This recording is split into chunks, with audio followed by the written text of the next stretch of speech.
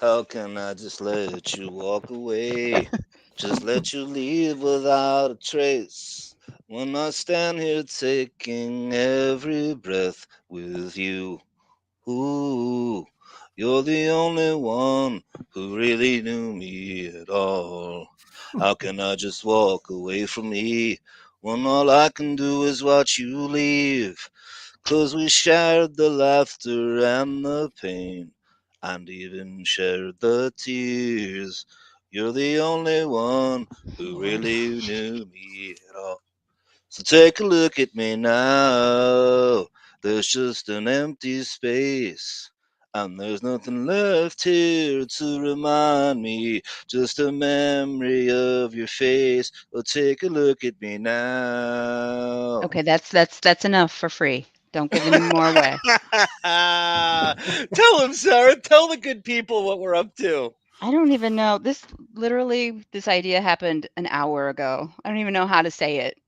But Before you ex- do, Sarah, can I quote? Can I quote why Jack don't Tripper? you do it then? No, no. Before, I just had nothing to do with that. I just want to quote Jack Tripper from Three's Company before I forget. Lana? Oh my God, it's Lana. Welcome, Lana L, who's kind of a newbie to the chat. Welcome, Hooper.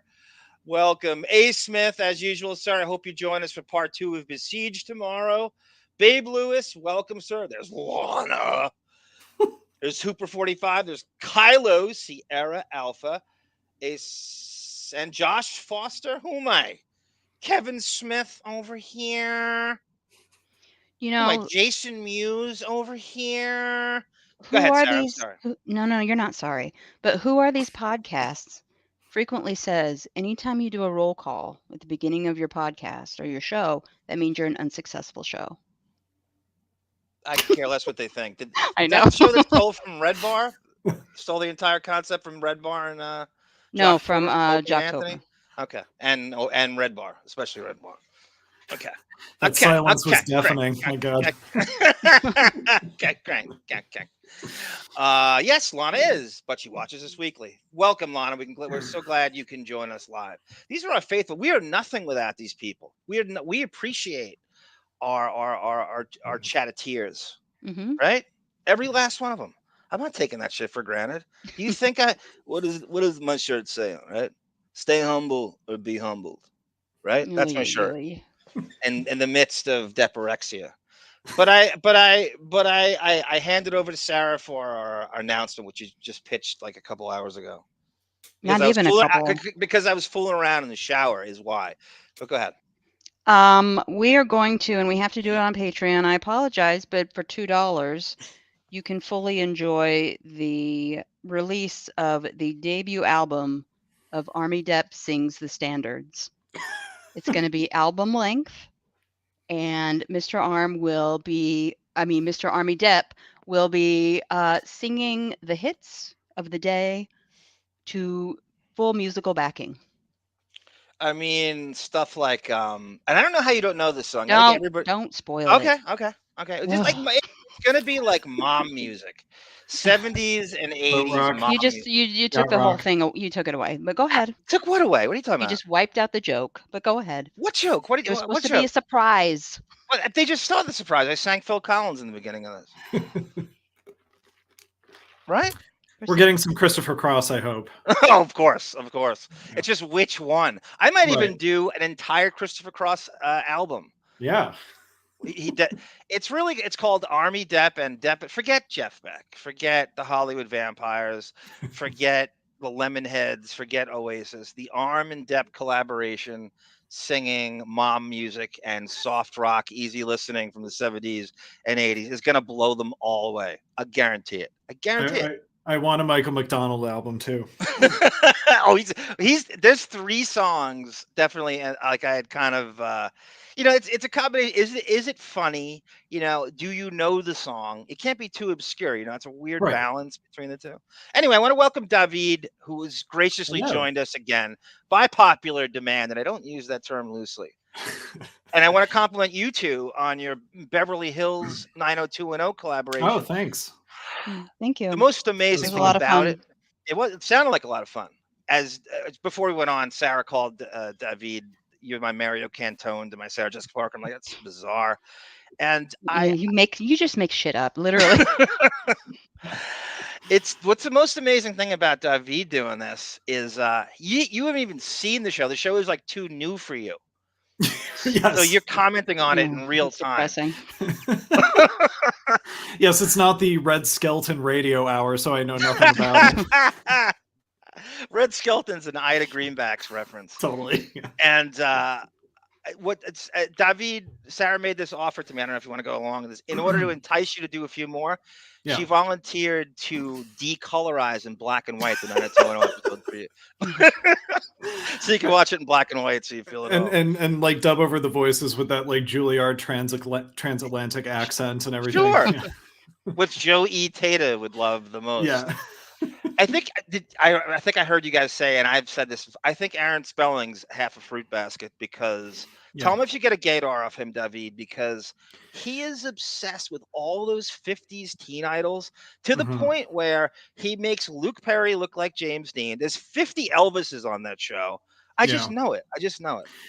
Yeah, he seems to be of that like Gary Marshall generation where it was just like the success of a show, like if he is going to make Luke Perry look like James Dean, he thinks that translates to money. You know what I mean? Like, so it could be a sexual attraction, but I wonder if it's just like, I will make decisions that seem like, you know, it makes me gay if it means that it translates into more money. But yeah, I think he's a weird, and Sarah and I were talking about like he seems to have this kind of affection, like beyond fatherly affection for his daughter, and you know, like he's just a weird dude. Yeah. The casting of Tori Spelling is a fascinating. They make up everybody does. They make up stories about just say you cast your daughter and you just wanted her on the set. That's fine. That's fine. Yeah. They're all horrible actors on the show. She's no worse than fucking Priestley is. He's not good. He's not a good actor at all. He's no better than Tori Spelling is, lest you think. Sarah decided the only two good actors on that show are what do you call her? The Zuck. Gabrielle Carteris. Gabrielle, she should be. She's got 35 years of acting experience under her belt before she did that show. And Shannon Doherty, you said. No, I never said Shannon Doherty. Jenny Garth. Yes, Jenny Garth, but I may go with Ann Gillespie over Jenny Garth. Oh, that's her mom? Yes. Jackie Taylor. Yes. Buckskin bikini, Jackie Taylor. I have to say, I think with the episode that we watched, Jackie, what is the actress's name? I'm sorry. Ann Gillespie. Yes. Ann Gillespie seemed to, she was the right level of, quote, overacting for the script. Yeah. I think everyone else seemed to be trying to play it kind of real, and the dialogue is not good enough for it to be like realistic acting. No. You know, so that's why I like Jackie's performance better. Sarah had a good point because she's the anti Cindy Walsh. Yes. That's why I like her. Yeah, she's not the super mom. She's like exactly what you'd think a Hollywood self-indulgent, self-absorbed, narcissistic ex-actress, or is she an ex-model? Yes. Would be. That's a good point. It's a really good point. Lives off alimony, multiple ex-husbands, you know. Wearing bustiers, right. Yeah. Yeah. I want to ride like the wind to be free again. And I've got such a long way to go to make it to the border of Mexico. That's for you, Hooper. Why, Dad? How old is David? You guessed it, 34. Talking about Red Skeleton. You guessed it. Welcome, David. Yes. Sorry, David C, for interrupting that. Hello. Did you see the Vanderpump Rules gossip today? Tom broke up, was cheating on someone he's dating. I don't even know his girlfriend's name. Ariana. They're the greatest couple. Okay, I haven't watched the show in the last couple seasons, so she might be a new for me. But yes, I saw that he was caught cheating. Pacey Armstrong. I feel like I'm growing a vagina over here listening to this. Yeah, let's pretend you don't watch this show and know exactly who I'm talking about. David showed me. Thank you again for offering us the tour of your Yes. area with all the Depp spots. We were watching the last episode of 90210. We spotted that fucking bridge that goes over I guess it's a In famous spot. Venice. Yeah. So that's Depp and fucking Heather Langenkamp in Nightmare on Elm Street 1, where they're having fast food. Yeah. And oh man, God, I love that scene. It's my favorite scene. And in the movie. that's pretty close. It's much closer to Torrance than Beverly Hills is. So they probably just stayed on the west side of LA and did any location shoots there. Yeah. But I'm sort of assembling a list of tour spots, and in the next month or two, I'm gonna take a day to do it. Yay! So Thank you. That'll be fun, of course. I was shocked in the Venice scene.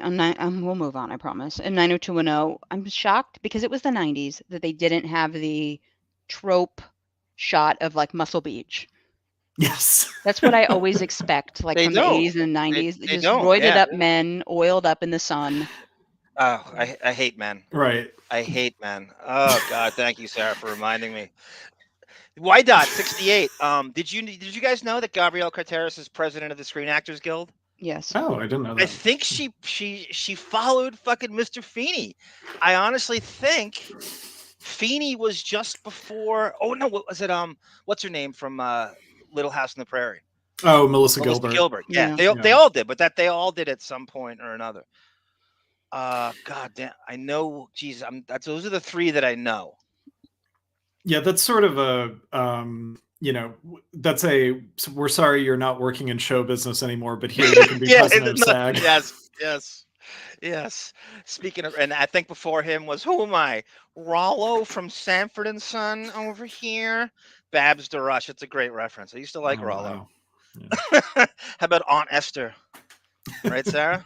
Remember Aunt Esther? Mm-hmm. I stepped away for a second. Did you think Josh? I did. Josh Foster. Thank you, sir. Speaking of TV, coolest sitcom character in all time is Rollo Larson. Who am I? Rollo Larson over here. And this is not up for debate. Of course, that's just my opinion. I could be wrong. He's older than Killed Goliath. All right.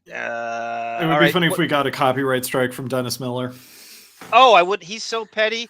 He's a Fox News fucking hand puppet now. I wouldn't put it past him. I really wouldn't. Nickel and dime the Deppening for his catchphrase. You don't mean residuals on Never Talk to Strangers aren't coming through, or Black and White special? How you do? Wow, I can't believe you know that. What was the HBO? God damn it! Jesus Christ, the horror fucking genre on HBO. What was the name of that old series, Sarah? Tales from the Crypt. Tales from the Crypt. Tales from the Bordello of Blood. Bordello of Blood. Oh yeah. So that was the movie. That was the movie he was in with That he Angie was in, Everhart. yeah, As a matter okay. of fact, Corey Feldman. Oh. There's a great YouTube documentary on that about what an asshole he was during the shooting of that. Yeah, it's great. It is the holiest of stories you'll ever want to hear. Oh, I bet. Yeah, you gotta watch it. You will love it because Corey Feldman's in it, Sarah, and I know you love choreography and you have his book and everything like that. And I want to start with I don't know, and I want to thank everybody in our WINO thread, Johnny Bye Bye and Great Lazarus, aka A Smith, and everyone else, and G Canada, and for just giving us a prize and a heads up on all the various things. Of course, I did see this.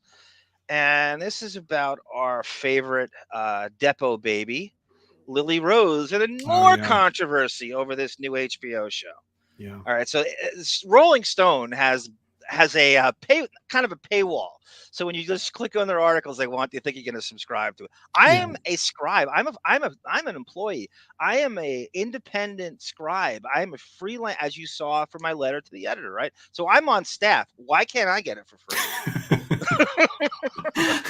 That's stupid. Like, do you want to subscribe? Like the bottom paragraph cuts off and they ask you if you want to subscribe. It's the New York Times does it all the time. It's infuriating. Yeah.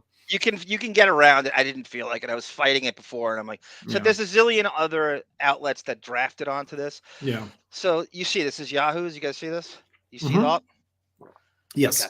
Okay. Mm-hmm. Written by Taryn Ryder. It's like they make these names up to make it Depp-centric. Ryder, sure. It's probably Horowitz for all we know, right, guys? Yeah, right. Yahoo writes, The Weeknd, Lily Rose Depp defends her new show, The Idol, amid torture porn, claims a look at the alleged, we say this on this show, shit show. We're not afraid. We're not afraid. We're fearless. We say shit show. There they are. This guy's name is The Weeknd. Apparently, he's like a current pop star. He's no David in terms of musical prowess, by the way. This is the problem. Why this guy gets signed and David doesn't. I know it's a crime. His- Someday. His knee-jerk, his big hit is ripped. The title is completely ripped off Bruce Springsteen and Manfred Mann. Yes. You can't have a title called "Blinded by the Light," you stupid hack.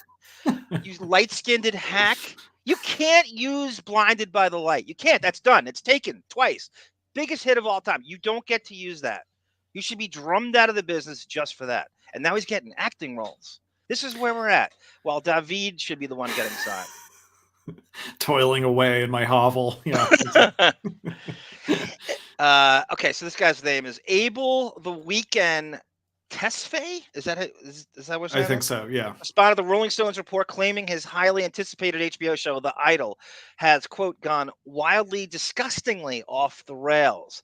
But the superstar did not refute some of the article's disturbing claims, like he and co-creator Euphoria's Sam Levinson are making a series depicting sexual torture porn, but instead fired off a video calling the publication uncool.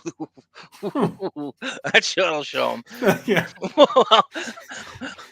While Rolling Stone closes tomorrow. Like they can't survive that slight. Pack it up, Jan Wenner. You're done. Right. He called you uncool. While sources tell Yahoo Entertainment that some of the content in the Rolling Stone story is actually pretty accurate, others paint a different picture of what's been going on behind the scenes. On Wednesday afternoon, Tesfaye tweeted a clip from The Idol of his and Lily Rose Depp's characters called Rolling Stone Irrelevant. Got him there. In the series, the singer plays a modern-day cult leader named Tedros, while Depp is Jocelyn, his pop star love interest. The clip shows them talking to an agent type, played by Dan Levy, who's trying to convince Jocelyn to shoot a cover for the magazine. I feel it might be kind of like past its prime, says Jocelyn. Yeah, nobody cares about Rolling Stone, says Tedros in the actual show. Right, so these are the characters. So they take a shot at Rolling Stone in the show, which they must have gotten an advanced screening for it and just went nuts on it, which Jan Wenner's a bitter queen, right? And he's always going to do that stuff. Tesfaye, who has over 70 million followers on Twitter, tagged Rolling Stone. 17. I said 17. You said 70. No, I said 17. All right. Did we upset you? So this is the clip here. About Rolling Stone. Well, I know a few writers over there that I think would handle Nice. them in a really careful way, which I think is important at this point. Rolling Stone has 6 million followers on Instagram. Half of them probably bots. Well, I don't know about that. And Jocelyn has 78 million followers. I am aware of her follower count. All real, I'd assume. Mm-hmm. So she does a photo shoot, she tags them, they get her followers, more money for Rolling Stone, nothing for Jocelyn. There's a lot for Jocelyn. Not on Rolling Stone. I've seen better acting from Suzanne Summers, and she's the sheriff. Depps shared the same video on her Instagram account. So what exactly got the actors all riled up? Let's unpack all the drama surrounding The Idol. Rolling Stone claims The Idol is in turmoil and the content is troubling. On Wednesday morning, Rolling Stone posted a story of The Idol. Next Euphoria became... Did I read this here? Did they rehashing this? The article features 13 I think members. they're expanding. Okay. While the article detailed how the production's been plagued by reshoots and rewrites causing serious delays, the disturbing accusations involved a shift in content. 4 sources, allegedly. Levinson's created a degrading love story that multiple crew members found, quote, offensive. Simetz's version was more about a troubled starlet falling victim to a predatory industry figure and fighting to reclaim her agency. Now, one production member claimed, it's like any other rape fantasy that any toxic man would have in the show. And then a woman comes back for more because it makes her music better. Here's one of the concerning excerpts. At various points, Levinson's scripts contain disturbing sexual, physically violent scenes between Depp and her godfather's Marilyn Manson and Tesfaye's characters. 3 sources familiar with the matter claim in one draft episode there allegedly was a scene where Tesfaye bashes Depp in the face. That's kind of crazy considering what we just saw in Fairfax, right? Right. And her character smiles and asks to be beaten more, giving Tesfaye an erection. Wow, HBO, you'll love it, David. Full frontal nudity on HBO. Yeah, I'm ready. There's nothing like a Tesfaye pup tent. There's nothing like it on HBO. In Tesfaye 4K. testicles. Very nice. This scene was never shot, the source says. Another proposed scenario is for Depp to carry an egg in her vajayjay as she dropped or cracked the egg. Tesfaye's character would refuse to, quote, rape her, which sent Depp's character into a spiral, begging him to rape her because she believed he was the key to her success. The scene was also not filmed because production couldn't find a way to realistically shoot the scene without having Depp physically insert the egg. Another source explains, yes, the idol's been pretty chaotic. One source with the knowledge of a production issue say over the past 2 years acknowledges to Yahoo, the set has been very chaotic at times, causing some cast and crew members to grow increasingly frustrated. Yahoo spoke with 2 people who called the Rolling Stone article pretty accurate, with one emphasizing, yeah, it's been a shit show at times. However, a network source pushes back and tells Yahoo that while some has been written for the show pushes boundaries, it's unfair to categorize this show as sexual torture porn. Sure, it makes good headline, but there's no way all of these 13 sources have seen any kind of finished product in Satirical. Levinson, okay, we'll end that there. Sure. Your thoughts? Well, first of all, my first thought is like, we can put Tom Hanks with JFK and Forrest Gump, but we can't CGI an egg between her legs. I didn't even think of that angle. Yeah.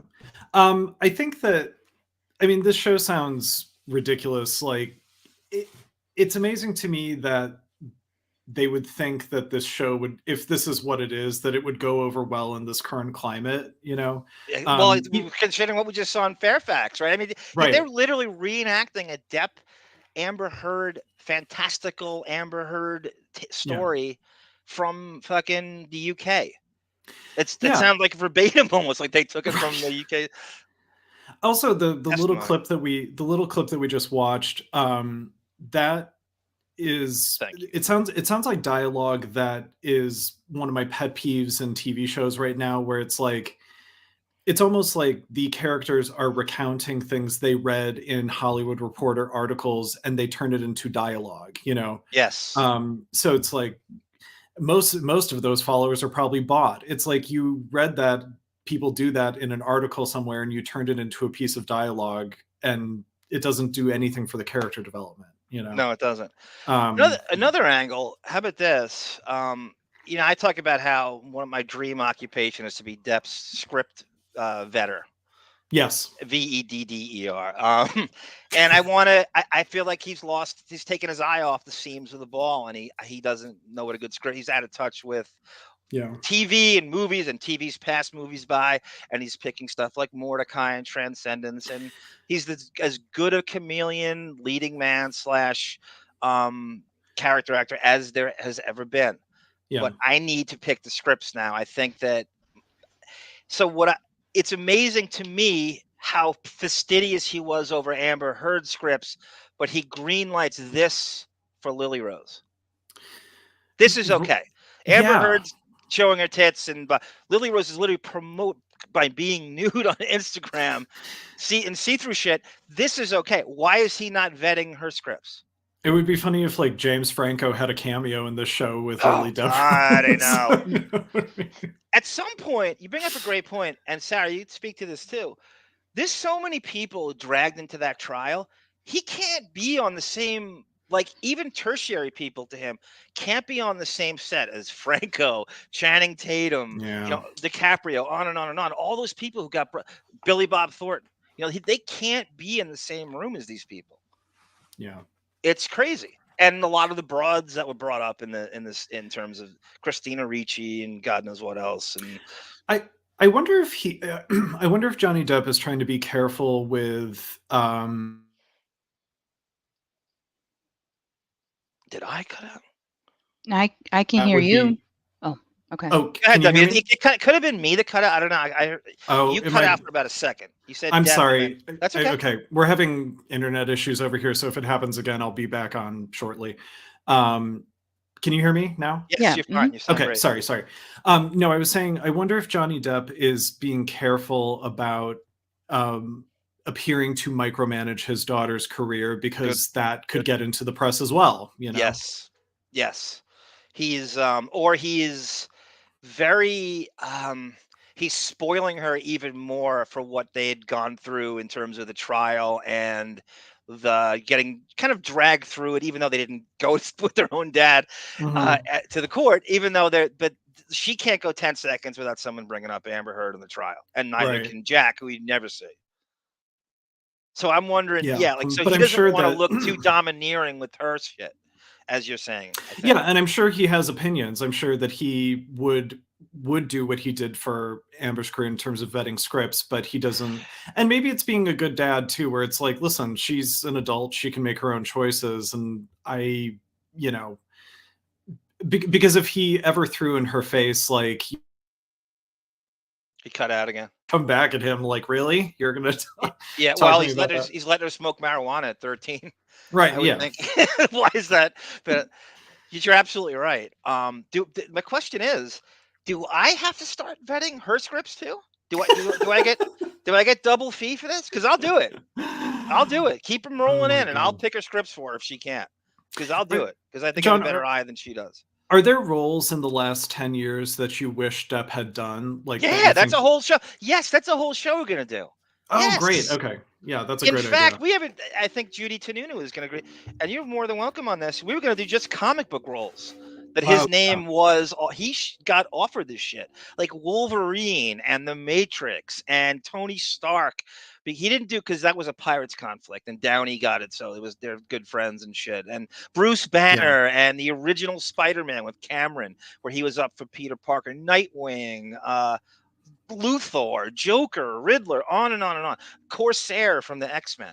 Just crazy shit. And then other roles that, Ferris Bueller and Back to the Future and all stuff that he was up for that, maybe Interview with anything Tom Cruise or Keanu Reeves or Brad Pitt had done in the 90s, he pretty much got offered first. Yeah. Has Depp played a grandfather yet in any capacity, or? I'm trying to think the closest he's come. Wasn't it the movie that he did with her where he's in makeup? That's like the closest he's come to that age. Oh, the Kevin Smith movie? You talk about Yoga Hosers? Yeah. Well, they're not related, and he doesn't really I'm not saying they are. I'm just saying age. Where he played like a senior. Supposed to be. Yeah, maybe that's a good one, Sarah. Yeah. She's literally 15 in the movie. Yeah. And he's like in his 60s. Yeah, and I'm thinking of my mother who just turned 60. Depp is not 60 yet, so but I'm that'll be interesting too. Like, does he get offered characters that are more senior citizen type characters, or well, I said this. This is an interesting thing. Have you ever seen Donnie Brasco? Yeah, a long time ago. Yeah. Okay. Depp is the same age as Pacino is now. Oh my God. That makes you feel. I mean, that shit. When you put it crazy. in perspective like that, I had this idea that you should flip it, do a Donnie Brasco extended, expansive series on one of the streaming channels. Really follow the book like to the letter. Right. Like, do like seasons and seasons, and he plays Lefty. Interesting. Mm-hmm. What do you think about that? Yeah, I like that. I'll greenlight that.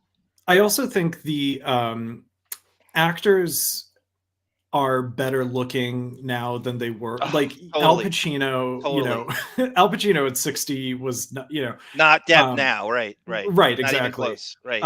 So it's a weird thing where it's like in the 70s where you have like Gene Hackman and all these kind of not very attractive people are the biggest stars, so they look older than they probably were in their prime time. Yeah, they were born 40 years old. Yeah, right, exactly.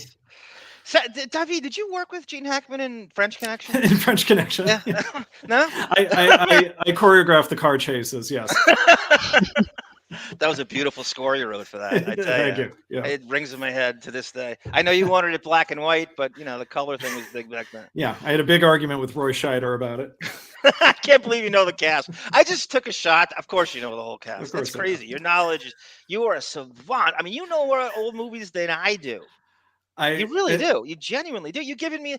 Time David texts me. He's like, "Hey, I got some ideas for the marathon you want to watch of the late '70s, early '80s, '70s and early '80s movies that are set and shot in New York." And he gave me this huge list. I'm like, "What? What?" My party trick, and we couldn't do this unless I was on camera, but I can name. If you name a year, I can tell you what movie won Best Picture. That's crazy. 81. So, the 81 is Chariots of Fire. No. That's like already in the World Series Exactly. Right. winners. Super Bowl. And yeah, both of them, Super Bowl and World Series. Yeah. I want to say welcome to our Nubian princess, Crazy Robin. Before we went on, we love Crazy Robin. We love some Crazy Robin. Right before we went on, David said to us, he goes, "Is she team light skinned or team dark skinned?" And I'm like, "What?" I'm gonna go dark skin. I'm gonna go team dark. Now to answer, I'm gonna answer for her, and you just spent like 10 minutes asking me about that. Like I was raving about it. Yeah. I'm proud to say that your precious Cleveland Rocks is a very chocolate city. It is. Yes. Yes. It's up in the top 5. I look every week. I look at the top 5 Black cities. It's the true chocolate. Your winter was the guy who took care of Eric the Midget. Oh, Jan. Yeah. So back to Lily Rose and the Rolling Stone and Depp. This feud has now spilled into her, and we think. I mean, it's a combination of things. I feel Rolling Stone got a preview of that and saw that shot like, oh, Depp's daughter. You know, they've been writing. Yeah. I mean, they consider that Stephen Roderick piece a hit piece, which he defends. And he had to go in, and when he went to GQ and did that huge piece, I think Jan Wenner said that now we're declaring war. Hunter S. Thompson's dead. You can't hide behind him anyway. We're gonna take Amber Heard's side.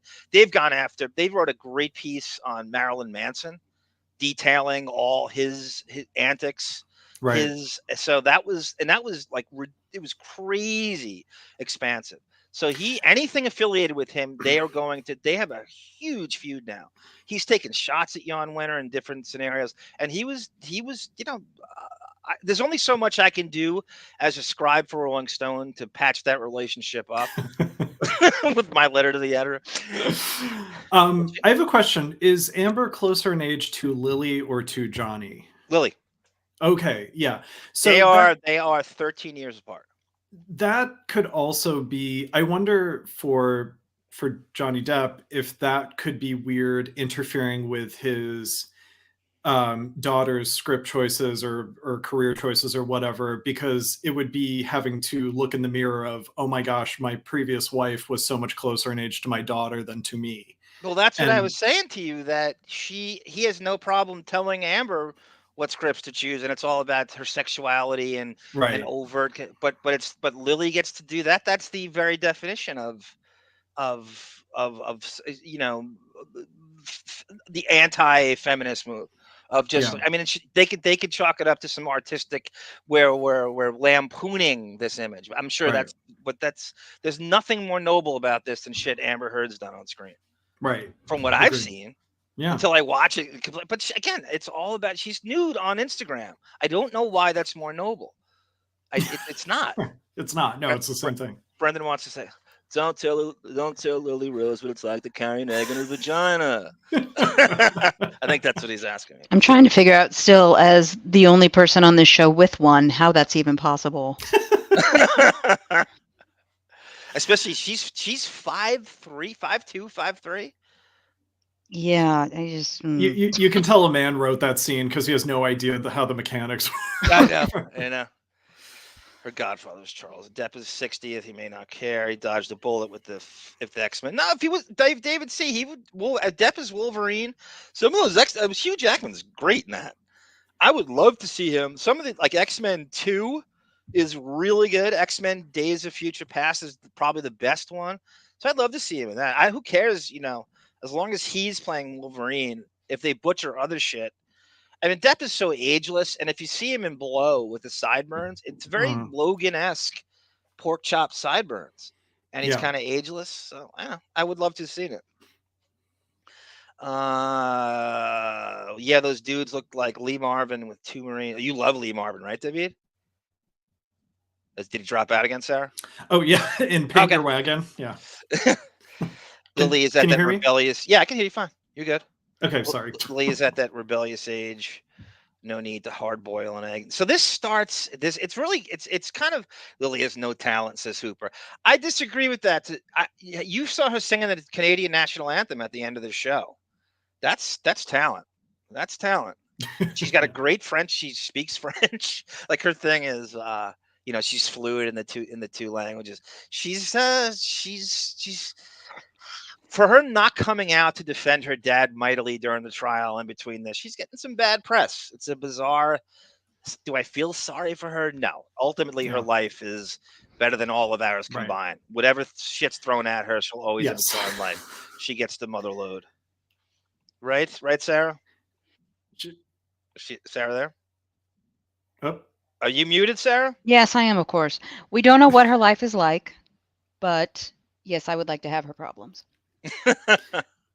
I mean, money just makes all the difference. It just does. Yes. It totally buys happiness. Every problem I have right now would be solved with money. Yes. They say throwing money at the problem, right? It was. Yeah.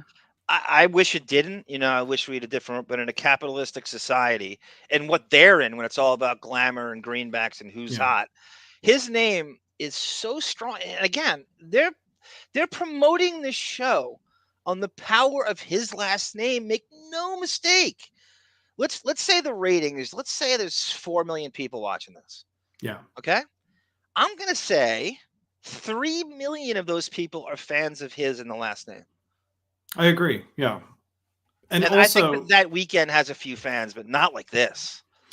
I also think that even because when I actually read that article before you showed it today, and I thought it was Johnny Depp at first because it says Depp over and over again. Yes, right. I was thinking the same thing. Yes. So that's like a sly journalistic way to, plant the idea that like, oh, is Johnny Depp somehow involved in this project? That's such a brilliant observation by you. Yeah. It really is. That proves your 190 IQ is great. I can't believe I had that same thought, but I'm supposed to have that thought because this is my bailiwick. Right. I'm always thinking. I'm watching the fucking Murdoch trial, and all I can think about is Depp and the similarities to the trial. And I'm looking for people in the background to see if it's similar, and I'm looking for parallels to. Sarah had told me to watch it, and I found something from the trial today that is eerily similar to the Depp Heard trial in Fairfax. It's gonna blow your mind.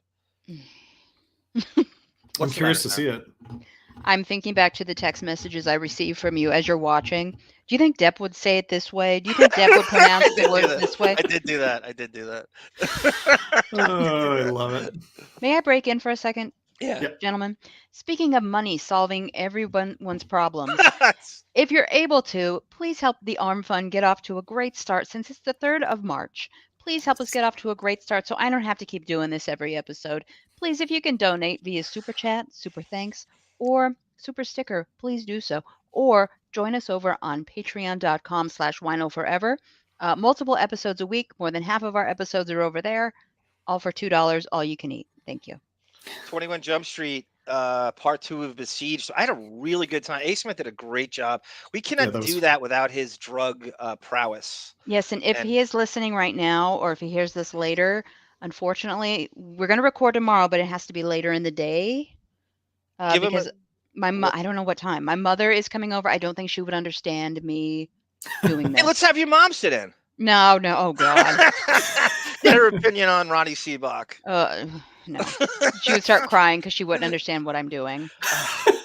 Are you dead? No, even worse. I hate men. I don't. I love men. Men are great. And they're quite attractive to me. So. Here's a guy, David C., and thank you, sir. Thank you, guy. David C. He's a guy I want to sit in on something we do. And just pick the project, David C, and you can sit in on a commentary or a watch or a Friday where we just do a random topic. Roles Depp should have taken. There was a whole comic book genre, like I said, but David, that's two different shows. Right. Roles that he should have taken, or I wish he took, blah, blah, blah. It was Boff wrote me an email. Yeah. About I got to thank him because he gave us it was fucking Nick. It was Nick Roustabout and Boff both sent me the James Dean documentary with Depp voicing it over. It's an audio too, by the way. We're going to do something like that. I didn't realize. Oh, sorry. I was just going to say, when you had said that he was maybe going to be in Back to the Future, I really want him in Back to the Future now. You know? I'd love to see that. I know. You were saying, I think it was you, that said that he'd make a better Ferris Bueller than Broderick would in terms of charisma. You'd be rooting for him more, that he could get away with that stuff and you'd still root for him.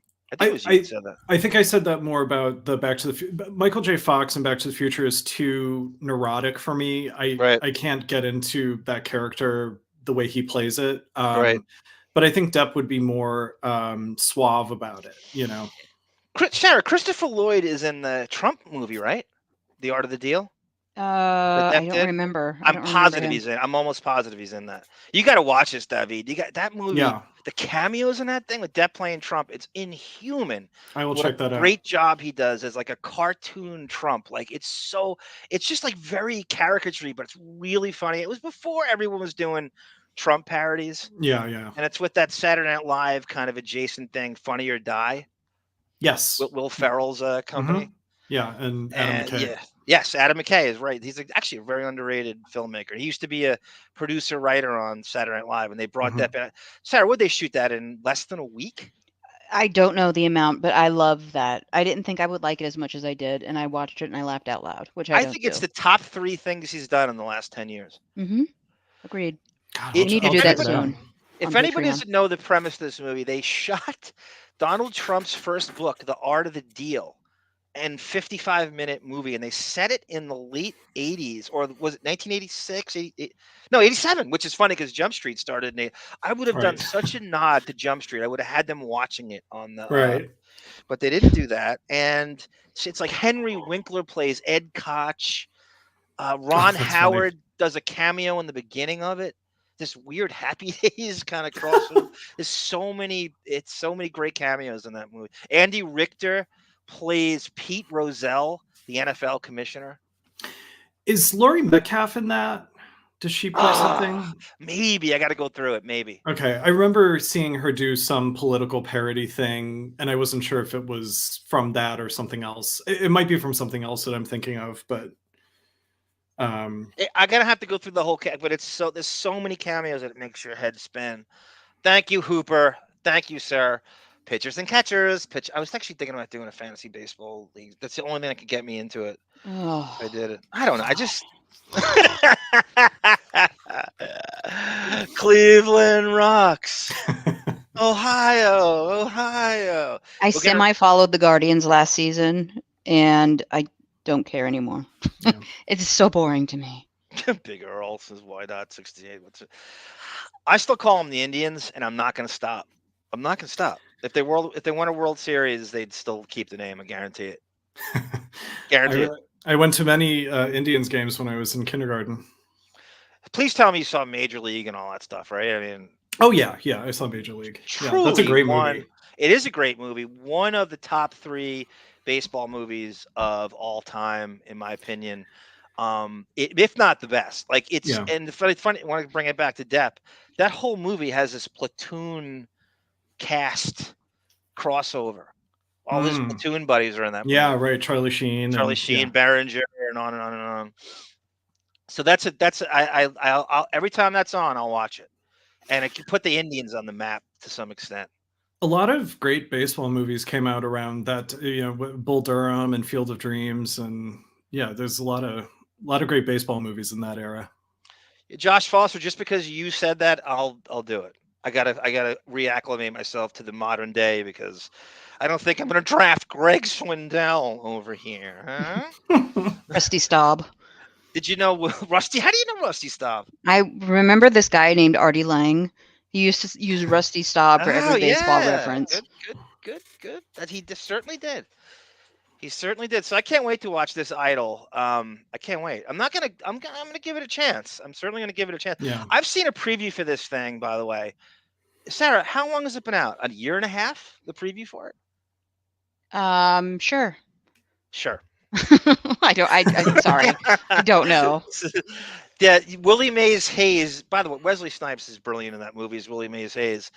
I think he's based on, I don't know if you remember this guy. He was an outfielder, you most hated team. That's a Jump Street line. Alex Cole. Cole. He was all he did was steal bases. I think. And Marta is a fucking Indians fan. She was in there talking about the Indians as well. He stole 6 bases in a game once, which is crazy. He was like supposed to be like the next Ricky Henderson, and it just didn't really. He just somewhat a flash in the pan. My cousin told me he's a broadcaster for them now. Is that true, Alex Cole? Anybody watch Indians games? I'm not sure if that's true. Steve Swisher. Good one, Josh. There he is, G Canada. If it isn't the king of testicular providence over there, huh? Welcome, G Canada. Welcome, sir. G Canada, I got a mission for you, and I think you'll really take one for the team for the Deppening. I want you to go on Depp Illusion Reddit subreddit, and you can call yourself the testicular providence, and I want you to just do your thing on there. Do your shtick. Do the hashtags, your anti-Depp rants, and then promote the Deppening as you do it. That's a great idea. It's so much fun to watch him go back and forth on there with people in his camp. They make G Canada look like Paul Bettany on this site. You've got to see this. It's crazy. Just for the entertainment of it all. Right. Get more of who's the girl from Australia that's like, or I guess she would be in the Duffered wife camp. Yeah. I mean, it's just they're crazy raving feminists on there and everything. You've never seen a bigger band of Amber Heard fans, worse than the Coachella con artists. Right. It is crazy. It's hilarious. It's just so entertaining to watch how they hate him so much that they know more about him than his Deptford wives do. And some of them are ex-fans, like we are with Howard, that have turned on him. Right. Yeah, some of them you can tell are like ex-fans that just aren't having it anymore. Fell out of love, as it were. I was trying to think of a parody name of Radio Gunk for Depp. I can't think of one off the top of my head. I think Testicular Providence is like the greatest, that's a good one. Yeah. For G Canada. Fresh Start Painting. That is a brilliant reference. Yeah. Willie Mays Hayes is either based on Kenny Lofton and or Alex Cole. Kenny Lofton had a better career than Alex Cole did, but they're both base stealers from the Indians, and that was his thing. What a great! Makes me want to watch that again. I wonder if there's a director's cut of that. There might be. Yeah. Sarah told me she likes Major League 2 better than the original. I have not watched either. Grease 2 is better than Grease 1. No, that's what Cookie says. That's what Cookie says. Got the Criterion Collection version of Grease 2. That's great. Who was it? Grease 2 had fucking Michelle Pfeiffer, right? Yeah. Who was with Depp in Dark Shadows. And who's the dude? Who's the Maxwell Caulfield? Oh, yes. Right. Where did we see him, Sarah? God, no, 90210. Yes. It was Brenda, right? Yes, he was wooing a very young Brenda Walsh. So he was like a lawyer in his 30s. Yeah, he's a very young lawyer, but yes, he's in late 20s probably. Okay. And she's 16. Right. I had not seen that guy. The only time I saw him really was on the cover of Grease 2, the fucking the VHS that you see in the store all the time. Yeah. He's just so boring looking to me. Nothing about him piques my interest. It's so interesting how sequels have become more prestigious. Like they can reunite the cast of The Hangover for 2 additional hangovers, but they can't get John Travolta and Olivia Newton-John for Grease 2. You know, it's just they thought it was so shitty. That's a great point. And Sarah and I were talking about how this, if, and I'm going to ask whether he wants it or not, I'm doing it. There has not been a proper 21 Jump Street documentary and or book. No one's touched it. I mean, I can gather all the. No one's you know, when the True Hollywood Stories would do every show, Married with Children, 90210, Jump Street never got one. I'm like, what are you doing? I need to spearhead that. I really do. We do not know enough about the show. Why do I know the most about that show? And that you should be the one to write the book. I should be the one to write the book. I wonder if it's because you know, Depp is so Depp is such a big and Depp is such a big star. Like, he's a bigger star than Christina Applegate was to Married with Children. You know, it's close. So they were definitely the prom king and queen of the Fox network. Right. Starting out, she was huge among pre-pubertal or teen boys at the time. She was every fucking, you know, horny Gen X high schooler's fantasy at that time. Very cookie cut. Like, even though I don't think she's a cookie cutter person, but her looks, you know, the blonde kind of heavy metal groupie looking chick at the time was the look. Totally. I don't know anybody who didn't like her at that time. I didn't. But Depp did agree to do the movie, the cameo at the end of the Jump Street movie. So it makes me think that there's hope.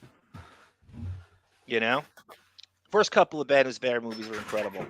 Do you know? I actually loved fucking goddamn Moneyball with Brad Pitt and Jonah Hill. I thought that was really good baseball because it was very, very inside baseball, and it's about the Oakland A's.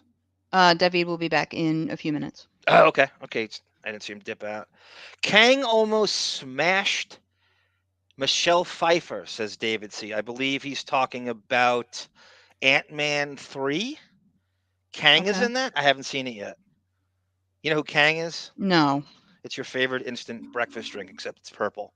Oh, okay. No, it's a supervillain in Marvel Comics who is probably, in my opinion, too similar to Thanos to fixate on him. I think they need to go in a different. If I were Kevin Feige, I would make it the Masters of Evil right now. No, I would get away from the despots and the demigods and Loki and fucking Thanos. They're all too similar. I would go to straight up supervillain 101 and the Masters of Evil with Baron Zemo and the Wrecking Crew and shit like that. I know nothing of what you talk of there, and you are a nerd. What? Who doesn't? You see, at least you can say that I was on this shit, as was Brendan and David C., before any humanoids knew who Black Panther was. I'll give you that. Like, I knew him as a B to C list character in Marvel that was teaming up with Captain America once in a while. He was in and out of the Avengers. He barely had a sustainable comic book. And now it's this massive, you know, you have the humanoid saying, you know, doing the Wakanda handshake and the chest bump. And yeah, I know. My question for you about this genre of your life, how pissed off were you that I got to see the first Aquaman movie a month before you did see it before me by attending the Amazon Prime premiere, and I barely knew anything about Aquaman? I mean, you know the base. Did you know who Mira was? Yeah, kind of. Yeah. David C goes, outside the 21 Jump Street wasn't beloved. How dare you, David C? How dare you? I had this little repartee with Xavier the other night, and I said I was bitter because Jump Street got bumped to Monday night and eventually canceled because of The Simpsons. Thrown into the abyss of Monday night. I swear to God. The Simpsons bumped it to Monday night. That's a true story. Because it was just, you see, if I were running that show, it never would have lost steam. They were so obsessed with that teen audience, they couldn't evolve it into what it could. It should have been like the Law and Order or The Simpsons of cop undercover shows. There's no reason you need to stay in high. I mean, literally, Donnie Brasco is what that could have been. Why do you have to stay in high school? Why? Well, and also to see them get promotions to be real police officers. Yes, there's a zillion things you can do from that. Oh, we don't have Depp, we have no show. Well, find a replacement. If you have Grieco and Booker, then cultivate something else. What, you can't do it without, you can't, I mean, it's so ridiculous. They moved Grieco way too fast to his own show. I think so too. That's a great point, Sarah. That's a great point. I missed seeing his Maybelline eyebrows, perfectly drawn on, I'm gonna like get so boomerangs on his annoying face. during the 90210 watch-alongs. All I do is try to create scenarios where Oh 21 Jump Street God! could do crossovers with it. I secretly want to Crowbarring reach. it in. When you're doing that, I secretly want to like slap you through the Wi-Fi. I warned you. I actually put a I know. disclaimer in the beginning when I started doing this. I'm like, I am going to, because you know that show has the same writers, it is the same directors. It stole its storylines. They literally spray painted Depp's Mustang yellow and gave it to fucking Jason Priestley. He wears the same clothing Depp does. He tries to do the same walk. He does this. You know how when Kobe Bryant came into the NBA, he's like backpedaling like Michael Jordan, snapping his gum like Michael Jordan. This is what they had Priestley doing on 90210. So Well, you get to pick which episode you're going to hang out with me on, either the beginnings of Brenda and Dylan or the Brandon driving drunk episode. You get a pick. I can't be on both. You can be on both. I'll be on both. Okay. They're both very, very paramount episodes to the continuity of that Yes. show. All right, good. And we got to my thing, if you are somebody in the Screen Actors Guild and you played a high school student and you're over 25, I will find out your age. I will find you. You can try to hide it. I will somehow find you. You're not going to hide your age from me. That's a warning right now to everybody in the Screen Actors Guild. Sarah, you want to reveal? I'm not going to say what the age is. I'll reveal it on the Jump Street watch along to Okay. A. Smith tomorrow. But you want to reveal to everybody the age I finally, all for 3 days straight, I was working on this and finally came up with it. No, you do it. Okay.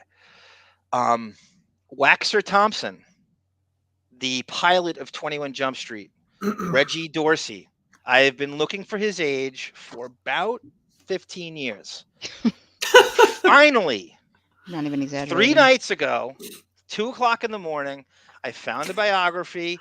I took the age of this movie that he supposedly was cast in. He was, and then I subtracted it from the year that it came out, and I came up. I did this twice with 2 different movies, and now I have his age pinned down. Let's just say he's not exactly Brian Austin Green on 90210.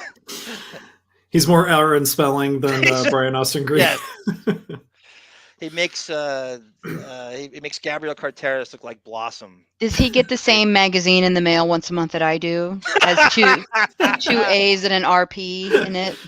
Sarah, you're like a sitcom wise ass. Uh-huh. You're like one of these sitcom wise ass with a snappy one-liner every 7 seconds. That's what you're like. Very What's the intimidating. big reveal? Well, I'll tell it. The age. I know the age. You want me to say the age right now? Yes. Go ahead. Reginald T. Dorsey, who played the high school student and the pilot of 21 Jump Street, Depp's nemesis, Waxer Thompson, was born in 1959. Oh, wow. 1959. So he's 28 when Jump Street started. He did a movie in 1973, and they said he was 14 or something when he did it. So this guy writes his biography for IMDb and all the shit, but he's hiding his age all over the year. He doesn't want you to know. He wants to stay ageless so you don't know. And if you watch it, you can tell he's older, but he's small, and black don't crack. So you just sort of fool. He's 4 years older than Depp is in the actual episode. All right. So yeah, Wow. 1959, Reggie Dorsey.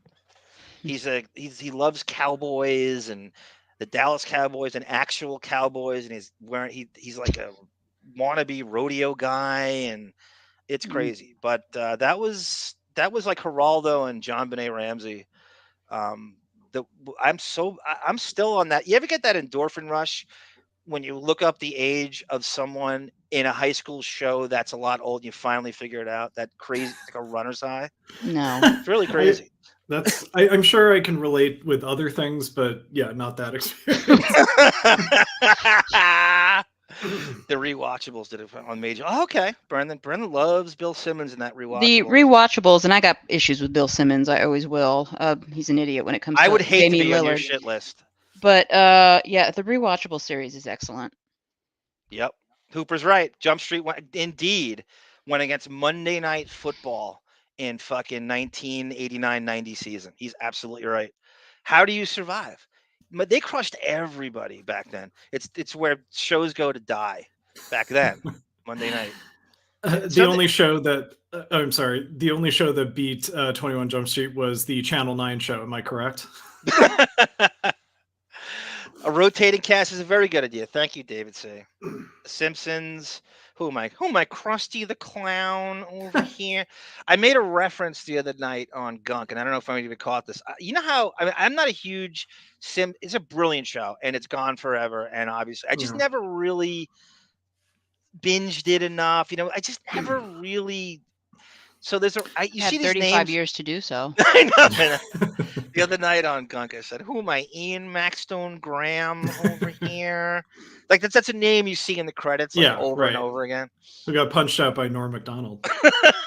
You know that story? I do. Yeah, Oh, I heard Michael McKean tell it somewhere. You tell it, David, because I think I want to hear you tell it. So Ian Maxstone Graham was a writer on SNL during Norm Macdonald's tenure, and Norm was smoking indoors. He was smoking a cigarette and during a writer's meeting.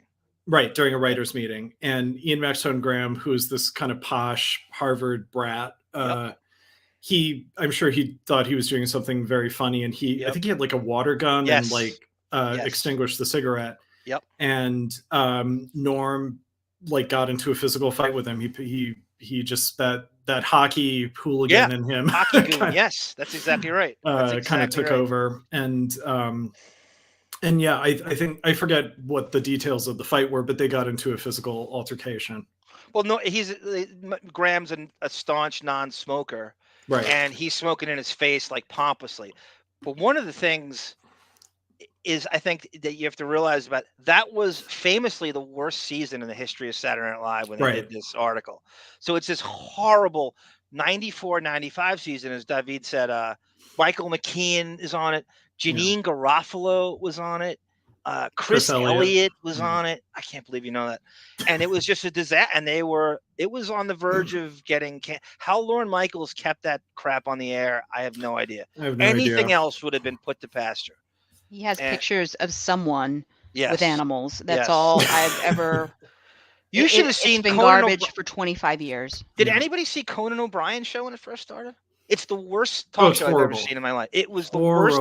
It took him 5 years to be able to deliver a monologue. Yeah, it's so funny because when he talks on his podcast about that first season was just we didn't know what we were doing, worse and I'll watch an episode from I was like the 99 season wasn't good either, David, literally, I think for 5 years it took him, maybe more, to deliver a serviceable monologue. And they were getting off on they had really strong people writing on that show, but he's the host, and you're hiring a host who's never had performing experience. What are you doing? What are you doing? Oh, it worked. The only reason it worked is because Lorne Michaels made it work, because Seinfeld and ER and Friends were on before it, so it had all that Nielsen shit spill over into late night. Right. It was the worst thing I've ever seen. Yeah, I remember I heard Tina Fey on Smartless or something, and she was talking about how, Lorne doesn't, she said something like, Lorne doesn't want to look past the inside of his eyelids to find new talent, so he just gives Conan a talk show. She said that? Yeah, she said did. That? Yeah. Oh, wow. I don't even know if she knows Conan. They were never on the same No, staff. and I don't think it was meant to be a slight against Conan. I think it's just it was more a slight against Lorne's laziness about looking for new talent. He doesn't want to look outside the NBC building. Yes, it was initially, the people that were up for that job, right? It was crazy talented names that I don't actually. Dana Carvey, right? Wow. Obviously, who doesn't want to watch him every night? Just there's nobody better at sketch than him. Right. Gary Shandling, who brilliant, is as funny as they come at doing anything. Yeah. He goes on, why would you do that if you could do the Larry Sanders Show, which is just a masterpiece? And Bob Costas. Oh, okay. So those are the three that turned it down. Costas went on to do that one-on-one interview show that was after, which I liked a lot, in fact. Yeah. It's a Tom Snyder-esque kind of show that he did. Yeah. Yes. and he just never looked past. And so like Conan was such a attention whore. Like you talk about Harvard entitlement. To think you've never performed an I Deserve Letterman's talk show. He's never done stand-up. He's never done like open mic night. And they give him this show. It didn't, I'll say it again. The only reason that survived is because of the Seinfeld Thursday night lineup. All the NBC was huge then. That's true. Yeah, Conan probably survived as the late night show because he was on the most successful network of the 90s. Right. So how could he fail? Yeah. I never got into The Simpsons. I wanted to, John. At the times I watch it, it's like a really clever show. It's phenomenally animated. Seasons 3 through like 8 or 9 are probably the only ones worth watching, in my opinion. That's what my friend Matt said. He's like a huge Simpsons fan. That's exactly what my friend Matt said. Yeah. And what happens after that? I think they got nervous about shows like Family Guy and South Park. So they leaned, The Simpsons is actually, the Simpsons, when it's good, I think is actually kind of a heartfelt show. And Family Guy and South Park are just straight, sort of satire. And I into that they tried to be more edgy, and it just doesn't work for that. For the precedent of the show that they had built up until that time. That's well said. I remember watching Family Guy debut because it was on after the Super Bowl. I think Fox had the Super Bowl that year, and I remember thinking how forced it was, and how they tried too hard to be edgy, and how much of a Simpsons knockoff it was. It was just like, I couldn't take it seriously because it was clearly biting off the Simpsons, and it obviously is very successful. But Jesus. And that's a weird game of tennis right there, where it's like the Family Guy ripped off The Simpsons, but then got its flash in the pan success, and so The Simpsons got nervous and started like almost ripping off Family Guy. It's kind of Like, well, we got to go in an edgier direction. I wonder if that's what they thought at that time. Yeah, I'll bet you Seth MacFarlane tried to become a Simpsons writer. I can't prove it. Maybe I don't know enough about him, but I just feel like at some point he probably tried to get on that writing staff, and all they do is hire Harvard people. Yeah. It's just like SNL. They just hire like Harvard Lampoon people all the time. He's a dickweed, I've heard. Seth MacFarlane. Nice use of dickweed. I haven't pulled out a dickweed in a long. I mean, you're talking about a guy in David, right? A man who uses arpeggiate, titular, dearth, idiom, tangentially, and he throws dickweed in at the end. I mean, it's versatility. My friend, I have some musician friends so Seth MacFarlane every year does a holiday party at his mansion where he hires a like 60-piece orchestra and sings like Frank Sinatra for the guests at his party. That's how much of a narcissist he is. Yeah. That's like Mark And Harris. I have friends who play it, it's crazy. It's Mark Harris. Hilarious. Right? Yeah. Now I could see having karaoke at your house. Everybody takes turns, but when you're doing that, that's like Dr. Evil on the piano and Austin Powers, where he's making everybody watch him gather around. That's so fun. Aren't there stories about like Liberace or I don't know? There's a bunch like just dudes who have a piano at their house and they forced everyone to watch them play. Yeah. I mean, that's old Hollywood 101. That's right. I know. That would be so funny to do that today, and you're not famous. Yes. Like you just have like a regular party, and you just get on there like, what is he doing? Yeah. Right. That's really funny. This is the only thing you need to know is arm get a new ice machine. Hooper, I'm fucking using the trays, and it's working well. I'm using the old school method, and I'm putting 10 ice cube trays in at a time. And if you keep the system going, if you crack it off and keep putting it in a huge bag, you can beat going to the store and buying a bag of ice. If you got to stay with it. You got to stay consistent. You got to keep filling the ice cube trays. We love you too, Crazy Robin. God damn it, we love you too. I hope you heard a thing where David wanted to know if is Crazy Robin team light skin or team dark skin before we went on. I said, I think she's team dark skin. So I can imagine how beautiful you are, Crazy Robin. There's no question. There's just no question. We got to think of celebrity comparisons for Crazy Robin. But something tells me there's a Vivica Fox in the Crazy Robin genetic. I don't know why I say that. It's my go-to for everything. She is the Deppining's chocolate queen.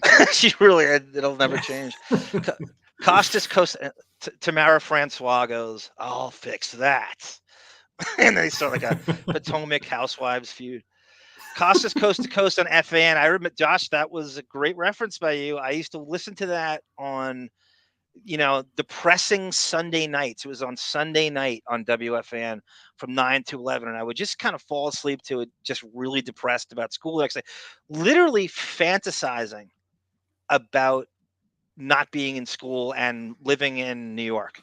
Like I didn't know if the show was live or not. I'm like, these guys are out on a Sunday night. It's 11 o'clock. What? I hear like glasses clanking in the background and waiters and shit. I'm like, God damn it. That's the city that doesn't sleep. They don't care if it's Sunday. There's no time. I literally was fantasizing about just living in New York just for that reason of just the sort of 24/7 aspect of it and the Sunday night blues that come along with listening to that show. Costas, as it turns out, lived right by where that place was, Runyon's. It's on the east side. Monique lived in the same fucking Beekman Place complex as Costas in the same apartment complex. Oh, funny. Okay. Swear to God. While that was going on, I think, too. Or in and around that time. Dickweed is very old school queen names are super. Are we talking the city or me? Yeah, I think just in general. Okay. Old school and queens use it, but I've not heard a gay man use dickweed. I say it all the time. Yeah, no, it's a good one. Wait till summer comes on. You need 20. I might have to up it to 20 ice trays. You're absolutely right. So for our next story. This will be our last one before we go to the main event. This is for David. I have this especially set up for you because you have experience with the man. This is Depps' experience with Michael Mann on the set of Public Enemies. So I went and I found some dirt. This is literally from 13, 14 years ago. Tell me if you see this. Yeah, I can see it. Okay, I feel like it's magic that you can see it. Said, did Johnny Depp and Michael Mann butt serious heads on the set of Public Enemies? Director Michael Mann is a notorious stickler for details. He painstakingly recreates scenarios and reshoot a scene over and over and over again until it is just thusly perfect and to his liking. It's probably what makes most of his movies, with some pointed exceptions, pretty great. Entertainment Weekly interviewed Johnny Depp earlier this year about his work on Michael Mann's upcoming Depression-era John Dillinger gangster movie, Public Enemies, with Christian Bale. I should say this, too. Depp and Christian Bale are only in one scene together in this movie. They're over the box. They're over the cover of the film, right? Both names. Right. But as is De Niro and Pacino in Michael Mann's Heat. And I wonder if that's a trope that Michael Mann goes back to where he takes the two stars and they never see each other in the movie. Right. I wonder. I don't know about that. We innocently made jokes that Depp's semi-diplomatic comments about the director were veiled code for, quote, obsessive asshole. Depp says in Entertainment Weekly, the man is about the details of the movie. They should just invent a word to describe it because it's not just about the details. It teeters on microscopic obsession with every fucking molecule of every moment, which is admirable, you know? I mean, I guess you got to salute that. And you can see the sarcasm in his voice. Yeah. The actor tried to put a positive spin on it all and said if we were feeling bigger assholes, we'd swear this quote was a Depp euphemism for Michael Mann is an anal twat. Oh, my God. How often? I mean, now, there is sarcasm in this next one, I think. Yeah. I mean, look, how often do you get to stand on a running board of an old 1932 Buick blasting a 50-round clip from a Tommy submachine gun? When do you get to do that without getting in some semblance of trouble? And with Michael Mann, you do it again and again and again. Maybe we weren't just reading too deeply into things, as Nikki Finky or Fink heard about skirmishes on the set between the two and wrote, let's talk about the constant battling I heard took place between always combative Michael Mann and Johnny Depp. And Fink wrote, was fishing around for stories to ostensibly to write about them. Google cache doesn't lie. And she originally wrote, on the other hand, if you've got details about the constant battling I heard took place between Michael Mann and Johnny Depp on Uni's Public Enemies coming out July 1st, please email me because I know. So this person's fishing for fights because she heard stories, and it's so prevalent that they want people on the set. I know this. He doesn't. They do. They're definitely not buddies. That's for sure. Yeah. He's not going to Deppstein Island, I don't think, anytime soon. And then she changed it. Maybe someone at the studio asked her to do so. Either way, it sounds like Depp wasn't kidding when he threw these veiled barbs at Mann. With Fink doing digging for Salacious Dirt, we're sure something will turn up soon. Oh, man, that's crazy. Giovanni Ribisi, Lily Sobieski, that day, and the other. Billy Crudup, Channing Tatum, David Wenham, Stephen Graham, Marianne, how do you say, Cotillard? Cotillard, I think. Is it Cotillard? I can never pronounce it right. And Stephen Dorff, who he defended Depp during his worst times. He came out and was like, he's great. The thing everybody says, the thing like Benicio del Toro would say. And so, Debbie, what was your experience with Mr. Mann?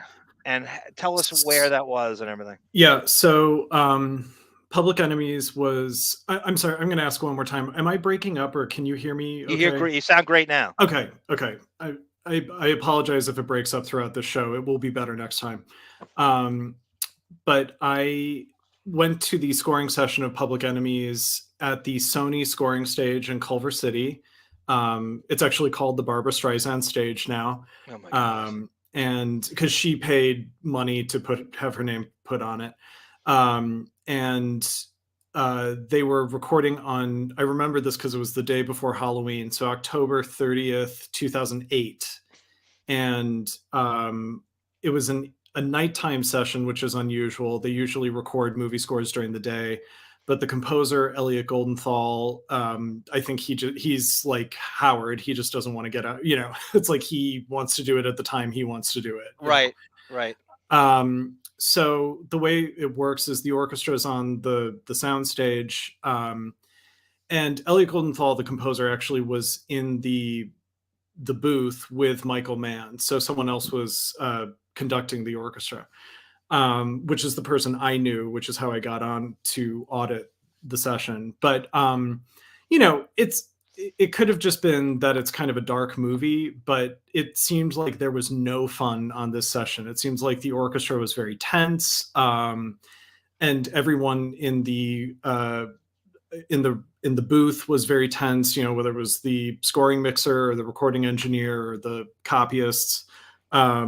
And Michael Mann, he was very soft-spoken, but it was one of those things where passive-aggressively soft-spoken. Passive-aggressively soft-spoken, yeah, exactly. So Elliot Goldenthal, I think, has done other movies of his. Elliot Goldenthal famously did the horrible late 90s Batman movies.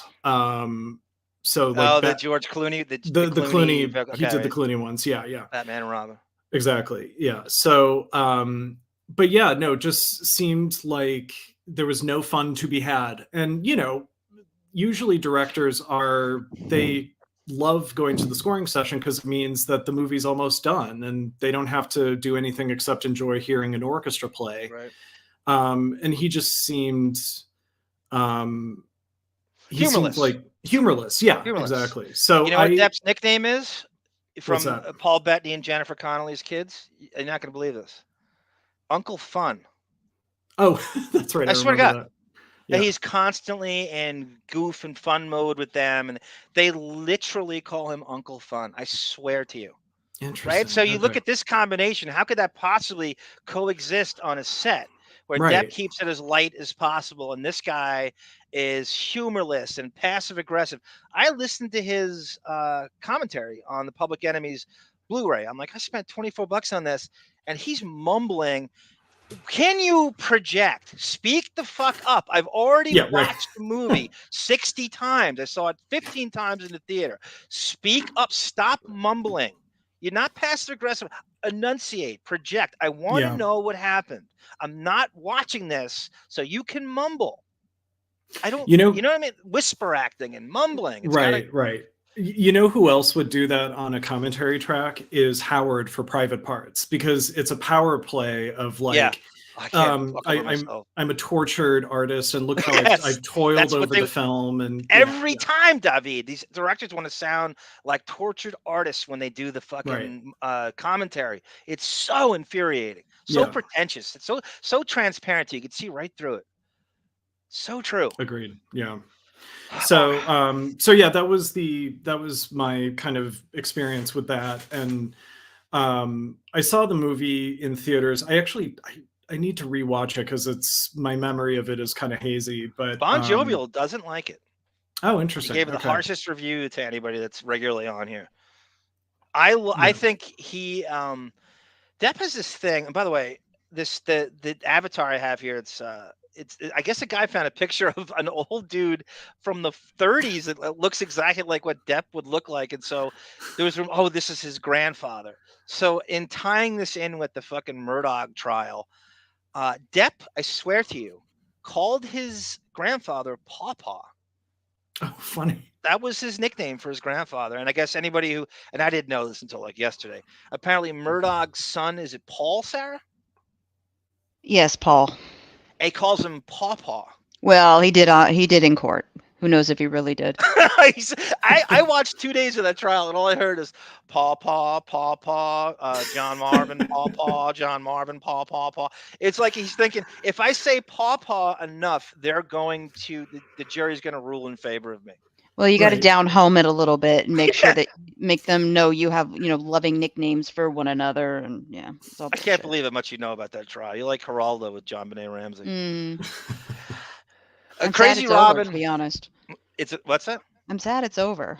I bet you are. What are you going to do to replace it? I don't know. I don't know of any other trial coming up. Crazy Robin is team whatever, honey, she says to us. That's which I think is like, she's whatever. She's a chameleon. Whatever we need her to be. Whatever we need her to be.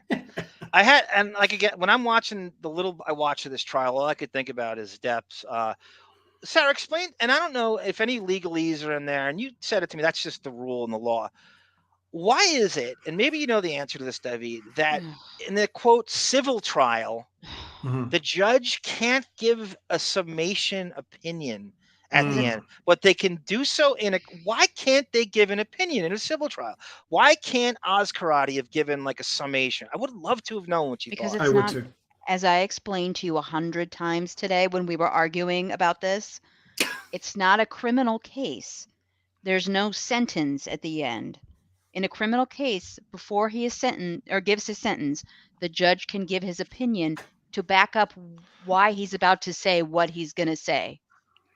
But they're levying money awards there too. It's not the same thing as going to prison for 2 life sentences. He's a judge. It's in the definition. I don't even want to. It's an opinion. I thought maybe I'm judging you. I'm giving you my. I'm judging you. It didn't. I'm giving my opinion. No, I know the rule. I'm saying what. Then there you go. I want it changed. I want Congress. I want them to change. You go, make a sign, and you stand outside of the court, and you pace up and down the sidewalk with a spiffy chant. Make sure it rhymes so people remember it, and you'll change it. Make a hashtag, and you will change the law. I don't promise. think I won't. Number one, you think? Would you not have wanted Oz Karate's opinion at the end of that? I would have. Thank you, David. I mean, you know my stance. I mean, I would want her to go on for 3 hours because know she has thoughts. It's so funny. I looked up other videos of her, and the only video I could find was her kind of. It it was almost like a video you'd watch on like an informational kiosk at the courthouse, like, welcome to the, whatever. Yeah. She did a like a PSA video for court decorum. Yes. And don't bring your electronic devices into the court. Right. Very weird video. Very strange video. Yeah. There's G Canada making fun of me for watching TV in high school. Like we all, I'm with the same age. I never watched these shows like you gay queer. I was always out doing stuff. But then again, you're such a bad boy. You never went to a bar until you were 21. That is true. I first went to a strip joint in Canada. They let you go at 12, right? G Canada was in bars before. We heard that the Canadian I brought up the other night. Canadian chicks have a Canadian cool factor. They do not play by the same rules as American chicks. They just are a little rougher. They have better. Black women have a much better sense of humor than white women do across the board. I don't know what it is. Black women, in my experience, know how to party comedically far better than the white woman percentage wise. It's not even thank close. you. As a white American woman, I thank you for that compliment. But the Canadian chicks, black or white, a black Canadian chick is some combination, have this kind of they don't play by the same rules as American chicks. They don't. They're not as histrionic. They call it like they're very. It's more of an even playing field. I know one good case that probably should be committed, but who? No, I'm not saying it. Okay. Go ahead and continue. Oh God! Welcome, Cindy Clausen. Welcome. Sausage Fest gets me every time. She says this chat is a sausage fest. Crazy.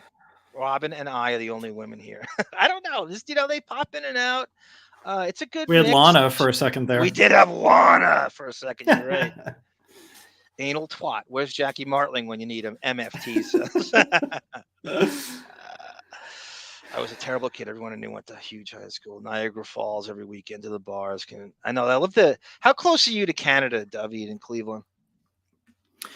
How close am I to Canada? Yeah, when you were in Cleveland, like how the border. Yeah, I mean, we share a lake. We share Lake Erie. So sometimes like on a very clear night, I could see Toronto across Lake Erie. Like I could see some lights. That's cool as hell. It's really cool. That's really cool. I had no idea it was that. That's excellent. I'm trying to remember like a drive from childhood to going to like Niagara Falls or something. It was probably 2.5 hours, maybe 3, something like that. Before we went on here, David was telling us about this. He says he calls it Niagara Bathhouse. And yes, we share a bathhouse with Toronto, which is crazy. I'm like, what does that even mean? And I should start that actually. That's a great idea. Cindy Clausen. I hate men, Cindy Clausen. I hate men. She says she loves men. Sarah, you love men, right? Sarah, you with us? You muted? Is it David Culver was all I knew? Barbara is such a whore. Yeah, so the Sony bought the old MGM. So it's the Sony, movie lot. Yeah, she knows a lot about. Yes, she knows a lot about the. She's by you, and she's right by you. Yep. Yeah, I think Crazy Robin, are you in Long Beach? So she would be close to Culver City, kind of, which is where the Public Enemy's score was recorded. I was listening to that song "Regulate" because I was looking at Michael McDonald's song. So I love that mix, that "Regulate." Warren G and Nate Dogg. Oh yeah. My favorite line of that song goes, "The rhythm is the bass and the bass is the treble." More musical terms. He says in LBC. So can you and Crazy Robin, I assume that means Long Beach. What does the C stand for? College? Or where do you see that? Isn't it California? Maybe. The LBC? Because in the Warren G, I think, says the LBC. I always thought it was California. I don't know. City. So just Long Beach City. Okay. Oh, thank you. Did Crazy Robin tell us that? Yeah, she did. Thank you. I did. Welcome, Principessa126. Very cool name. You don't think Depp told his kids to avoid saying about him in the trial? No, I don't think he did. To protect them from Principessa. If I'm saying that right, I apologize. You're never going to convince him. He's wrong, but you're never going to convince him. Nothing about the trial. Good luck. I think the legal team may have said, try to lay low during this. But if it's my father, I ain't staying away from that. I am right on the front lines, staring down fucking Bredehoft and Rottenborn the whole time, growling at them the whole time. You are not keeping me out of that courtroom if it's my dad. And I know you love your dad, Sarah. I know you'd be there right on the front lines, right? Yes, I would, but it's a different situation. Ironically, the kids have the most to gain from the trial because let's say Amber Heard wins $100 million. That's $100 million they don't get in inheritance, right? Yeah, that's true. Yeah, interesting. And it's supposed to be for the kids. And I say, if you're really a fan of Depps, you don't give a shit what the trial levies. You know what you thought. You have your own thoughts. You don't need 7 strangers telling you what the verdict of this. You have your own truth. He has his own truth. If 2 people voted for Amber Heard during that, is that going to change the narrative? The public sentiment was already in his. He couldn't lose anyway, even if 3 people voted for her.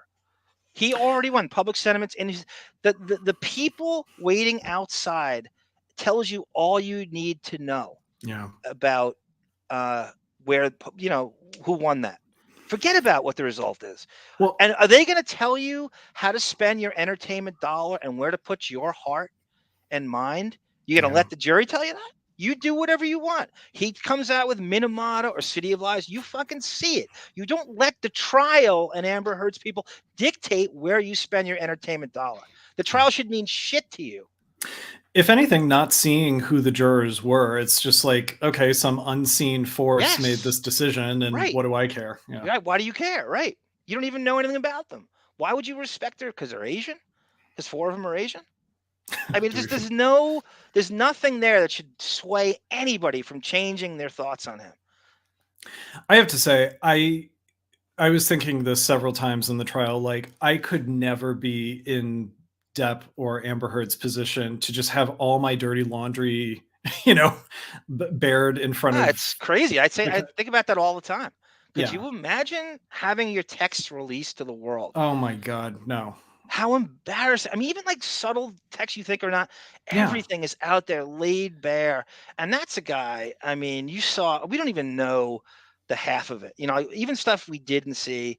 Some of that stuff, with Bettany and stuff, and whether it's we have so many we all have shit we're embarrassed about. I don't care who you are.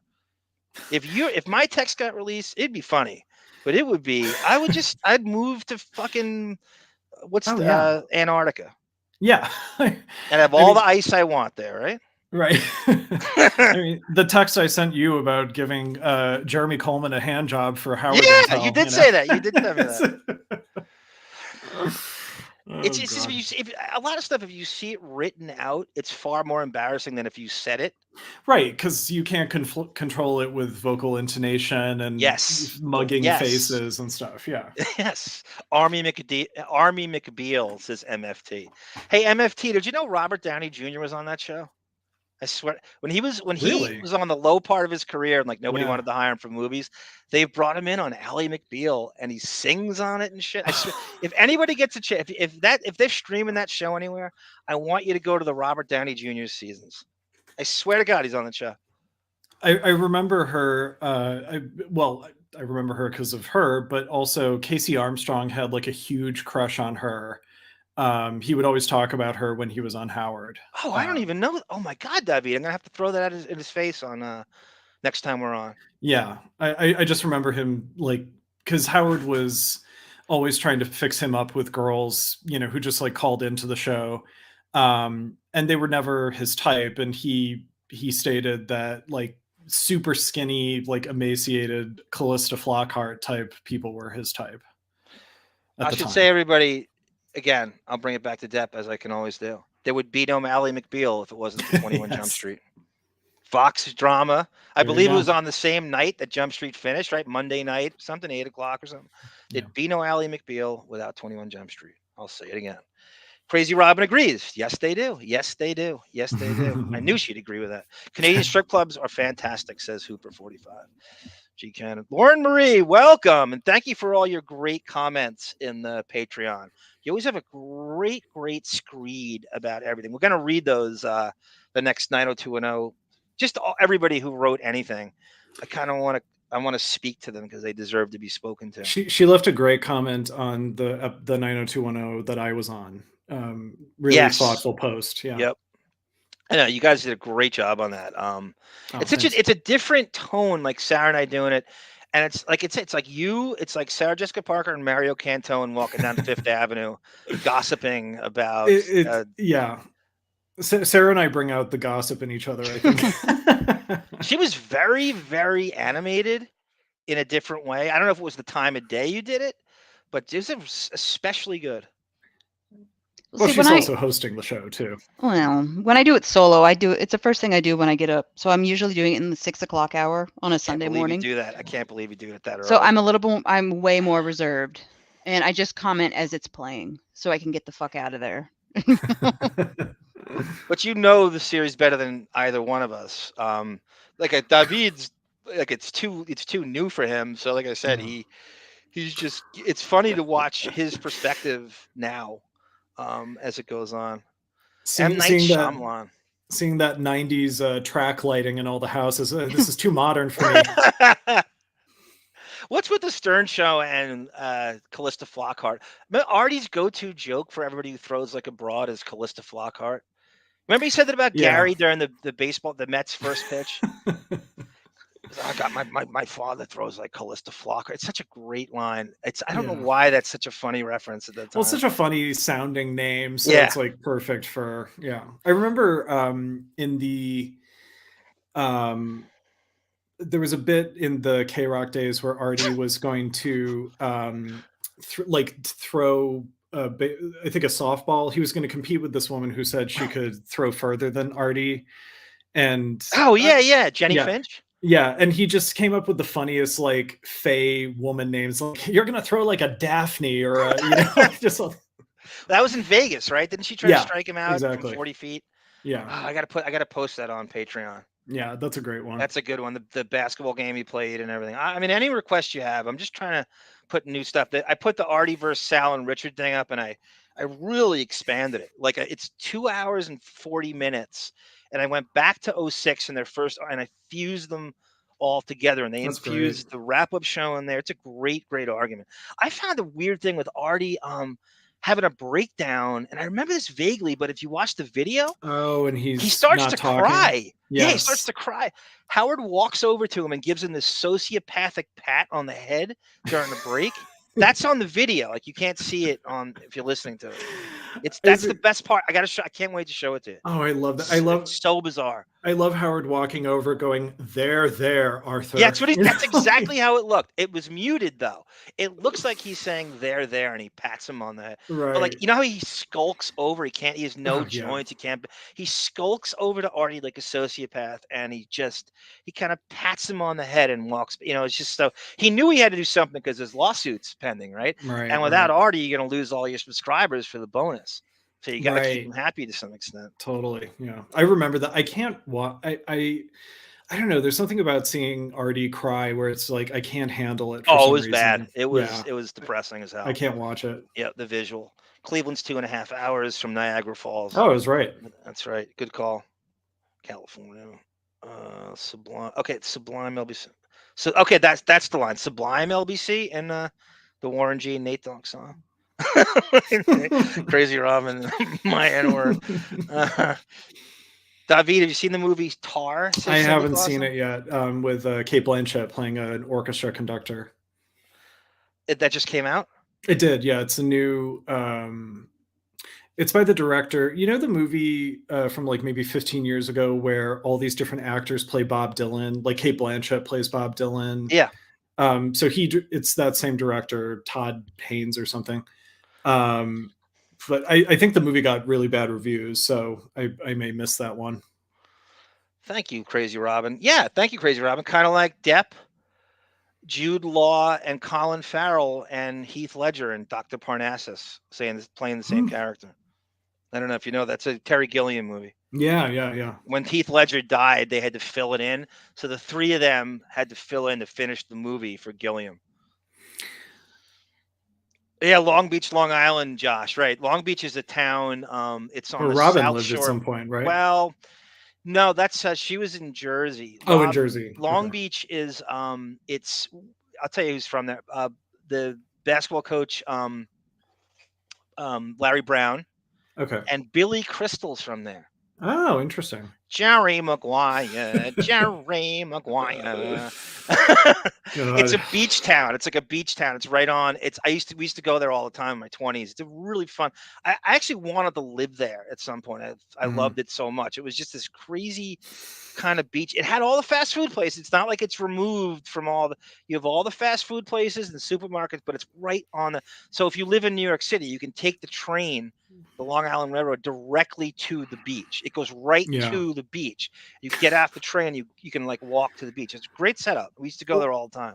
One of the few times Gary made me actually laugh was Robin lived in Staten Island at some point, I think. Yes. And Gary said, like, no other famous people, like you're simultaneously the first, second, and third most famous person living in Staten Island. I was like, oh, that's clever. Hey, Sarah, Josh Foster is an F, Marry, Kill for you. You have to answer it. I have an answer. Peter DeLuise, Simon Rex, and Bob Ostrowski, Dr. Bob Ostrowski, F, Marry, Kill from Josh. In my silence, I have been contemplating this the entire time. I know you have a good answer. Robert Ostrowski is dead. He never even came out of the birth canal. Okay. Peter DeLuise, I would marry. Good one. Simon Rex, I would fuck him because it's just a one-time thing. And then I will run back to the arms of Peter DeLuise. Now think about this, though, before you get a rash answer. You could be before I get a rash from Simon Rex. Yeah. You could be on house arrest with Bob Ostrowski and have tantric sex all the time and never leave. No. Oh, God. I need a provider and not one with a tracker locked on his ankle. While I go out and schlep real estate. I'm sorry. I want to feel the sun. I was like, oh, of all times we need that clip. Now is I know. I want to feel the sun. Oh, God. The whole podcast is the city that David saw across the lake was Detroit, Windsor. Okay. The whole podcast is a difference. It's crazy. I saw Ally McBeal a couple times in my early teens. It's more marked in my memory than Artie would use her as ammo to compare guys to her. That's so funny. Welcome, Zep. You're right in the middle, Zep. We're about to go. I'm going to play one thing before our Crazy Days and Nights gossip that I found because of Sarah from the trial today, which I find eerily similar. MFT, right? She's full of feminine traits, but I love the reference, would also make Artie sound like a dirty uncle totally abusing his nephew. So that's a really well said, MFT. I didn't think of it that way. Long Beach his uncle. Does anybody buy the Uncle Sonny story with Jew broad that fights Dracula? Do you really think she said that in the hospital? I love that story. I've actually ripped that story off for my own purposes. Sarah Michelle Gellar. I wonder if Sarah Michelle Gellar herself has heard that, or did it get by her? Because it's kind of something you gotta. Long Beach on Long Island, land of misfits. It is, Hooper. I didn't even realize that at the time. You're right. It'd be funny if Sarah Michelle Gellar was like as obsessed as Howard and Beth with their Google alerts, and she got like an alert from the Artie Quitter podcast of him telling that story. You kid? I bet you there's publicists out there that do exactly that. They're coming like the kind of low-level podcasts for any kind of dirt that might be out there. One of the psychotic conversations I had with Sarah was, she's like, you think, just asking like if Depp was aware of something or whatever. And I spent a half hour talking about how his PR team showed him the letter that I wrote to Rolling Stone, how I know he's aware of it because Thompson worked for it and there's no question they have it. It was psychotic. This is like a couple days ago. I mean, how many podcasts do you think are devoted to Johnny Depp? I would be shocked if nothing like this. Nothing like this. There were grifters that tried to latch on to the trial of the flavor of the month shit, and they're posers one and all. This we were doing with or without Fairfax. I also love that this is a Johnny Depp podcast where the name Melrose Larry Green has been uttered. I was thinking about him today. I was thinking about him today. I was thinking about doing an interview with him where I pre-tape it and show it on Gunk. And I wanted to ask him about the JD's job, because that should have gone to him and Big Black. Big Black, right? Because they did it for free from their house on a VCR. Right. Right. And I think that would have been way better to have either one of them on the show. Agreed. Or both. I know he's bitter about it. I would love to hear him. I want to stoke him. Long Beach I'm a misfit, Hooper, so I belong in Long Beach. I'm certainly a misfit. I belong there. 80% of Hollywood is from New York and New Jersey. David C., you are absolutely right.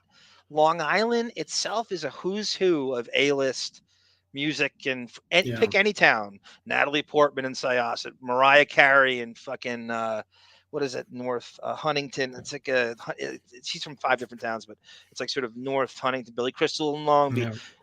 Fucking Roosevelt, right? Howard, Eddie Murphy, Flava Flav, Dr. J, on and on and on. Take any town, you're gonna find someone from. Don't forget Susanna Melendez. Massapequa in itself, the Baldwins, Seinfeld, Stuttering John. It's just insane. When someone says, "How does a kid from Massapequa, Long Island make it?" Because you're 5 minutes away from fucking New York City. The whole island wants to be famous. Right. And you're in between the Hamptons in New York, by the way. Hi, Pell. Welcome, sir. Oh, Pell. Jones Beach. Don't go. They have a band show. That's right. They have good concerts at Jones Beach in the summer. That's a good show. I went to about 3 shows there. That's about it. I didn't do much more than that. Simon Rex. Josh says, fair answer, Sarah. Simon Rex slander will not stand here. I'm interested in his love for Simon Rex and why. Oh, I know. He brought him up the other. What is with you and Simon Rex, Josh? We're going to have to keep that. I'm going to write that down. Fucking Josh Fall. Jesus, Josh Fall. Who am I? Jesse Camp over here. You sound like him, actually, with that impersonation. You remember that guy, the DJ? Yes. Remember the competition? Oh, God. Yeah. That's when you first got MTV. What year was that? Oh, God. It must have been mid-2000s. 94, 95? 95, like mid-90s. Yeah, that's about the time. You must have been going crazy watching all the grunge videos at the time. Well, no, what is that? That makes me a bigger fan because I didn't have MTV. Yes, it does. Yes, it does. Yeah, Hooper saw Motley Crue farewell tour at Jones Beach 5 years ago. Vince Neil, yeah, like that's like they're not going to come back again. Vince I saw them at Crew Fest in 2008 at the Moda Center in Portland, and Vince Neil did sound like a dying cat, and Mick Mars looked like he was being held up with ropes or string. Oh, speaking of being held up, did you guys ever see the TMZ clip of Vince Neil getting into a drunken fight outside? There have been many of those. Well, no, the Nicolas Cage breaks it up. Oh, probably. I haven't seen that. Oh, it's a bizarre clip. It's from like 5 years ago, or maybe more. It's a bizarre clip of him. And I got a text from Vince Neil. He told me right here. I said, I agree with you, Arm. You are a better rebounder than Tommy Lee is a drummer. I agree with you. Thank you, Vince. And does he go on to talk about how much he hates Nikki Sixx? Does he? Yes. Oh, God. Does he really? Yes. They hate each other. I think Alice Cooper will. Yeah, Alice Cooper supposedly has something coming out. And I'm sure Depp is knowing Depp's luck. Alice Cooper is going to be the next one to kick it. And I'm sorry for being negative, but I would have cared about Alice Cooper in 1972. You know how they met, right? Yeah, movie. What movie? Dark Shadows. Yes. Oh, interesting. So he's in the Dark Shadows soundtrack, and somehow Depp did not Dinosaur Rock ingratiate himself to Alice Cooper before that, and Depp's production team, Infinitum Nihil, is on the Dark Shadows. It might have been the first movie that production team got listed for. Good move going against Avengers 1 on opening weekend, guys. Good move. Good move. Glad you didn't bring me on board to I wonder how much control movies have over their release dates in terms of scheduling them, you know? I always think there's some way to change, because look at what Aquaman's done, right? They've changed it 5 times. That's true. Aquaman 2, I mean. So I don't know. That's a great question. I would love to talk to a producer in some capacity and say, what's the deal with how much? I think the bigger it is, probably the more. But they want to put it on a weekend where they're not going against something. Aquaman. Yeah. They need all the help they can get, apparently, from what I heard about the plot. there are 3 million people on Long. My nephew told me that he did I don't know if it was for school. He just did it on his own, perhaps. He said that Long Island by itself has a higher population than 15 states. Really? Yeah, there's a bit of notion to make Long Island its own state. Probably mine. Who knows? Imagine all those accents. Yeah. My nephew said, and I don't know if this still holds true, but he told me this is like a few years ago, that Long Island has a higher population than 15 states. Wow. Imagine all those calls to Dr. Agus. Allison Stern's got her own practice in Right. Roslyn Heights.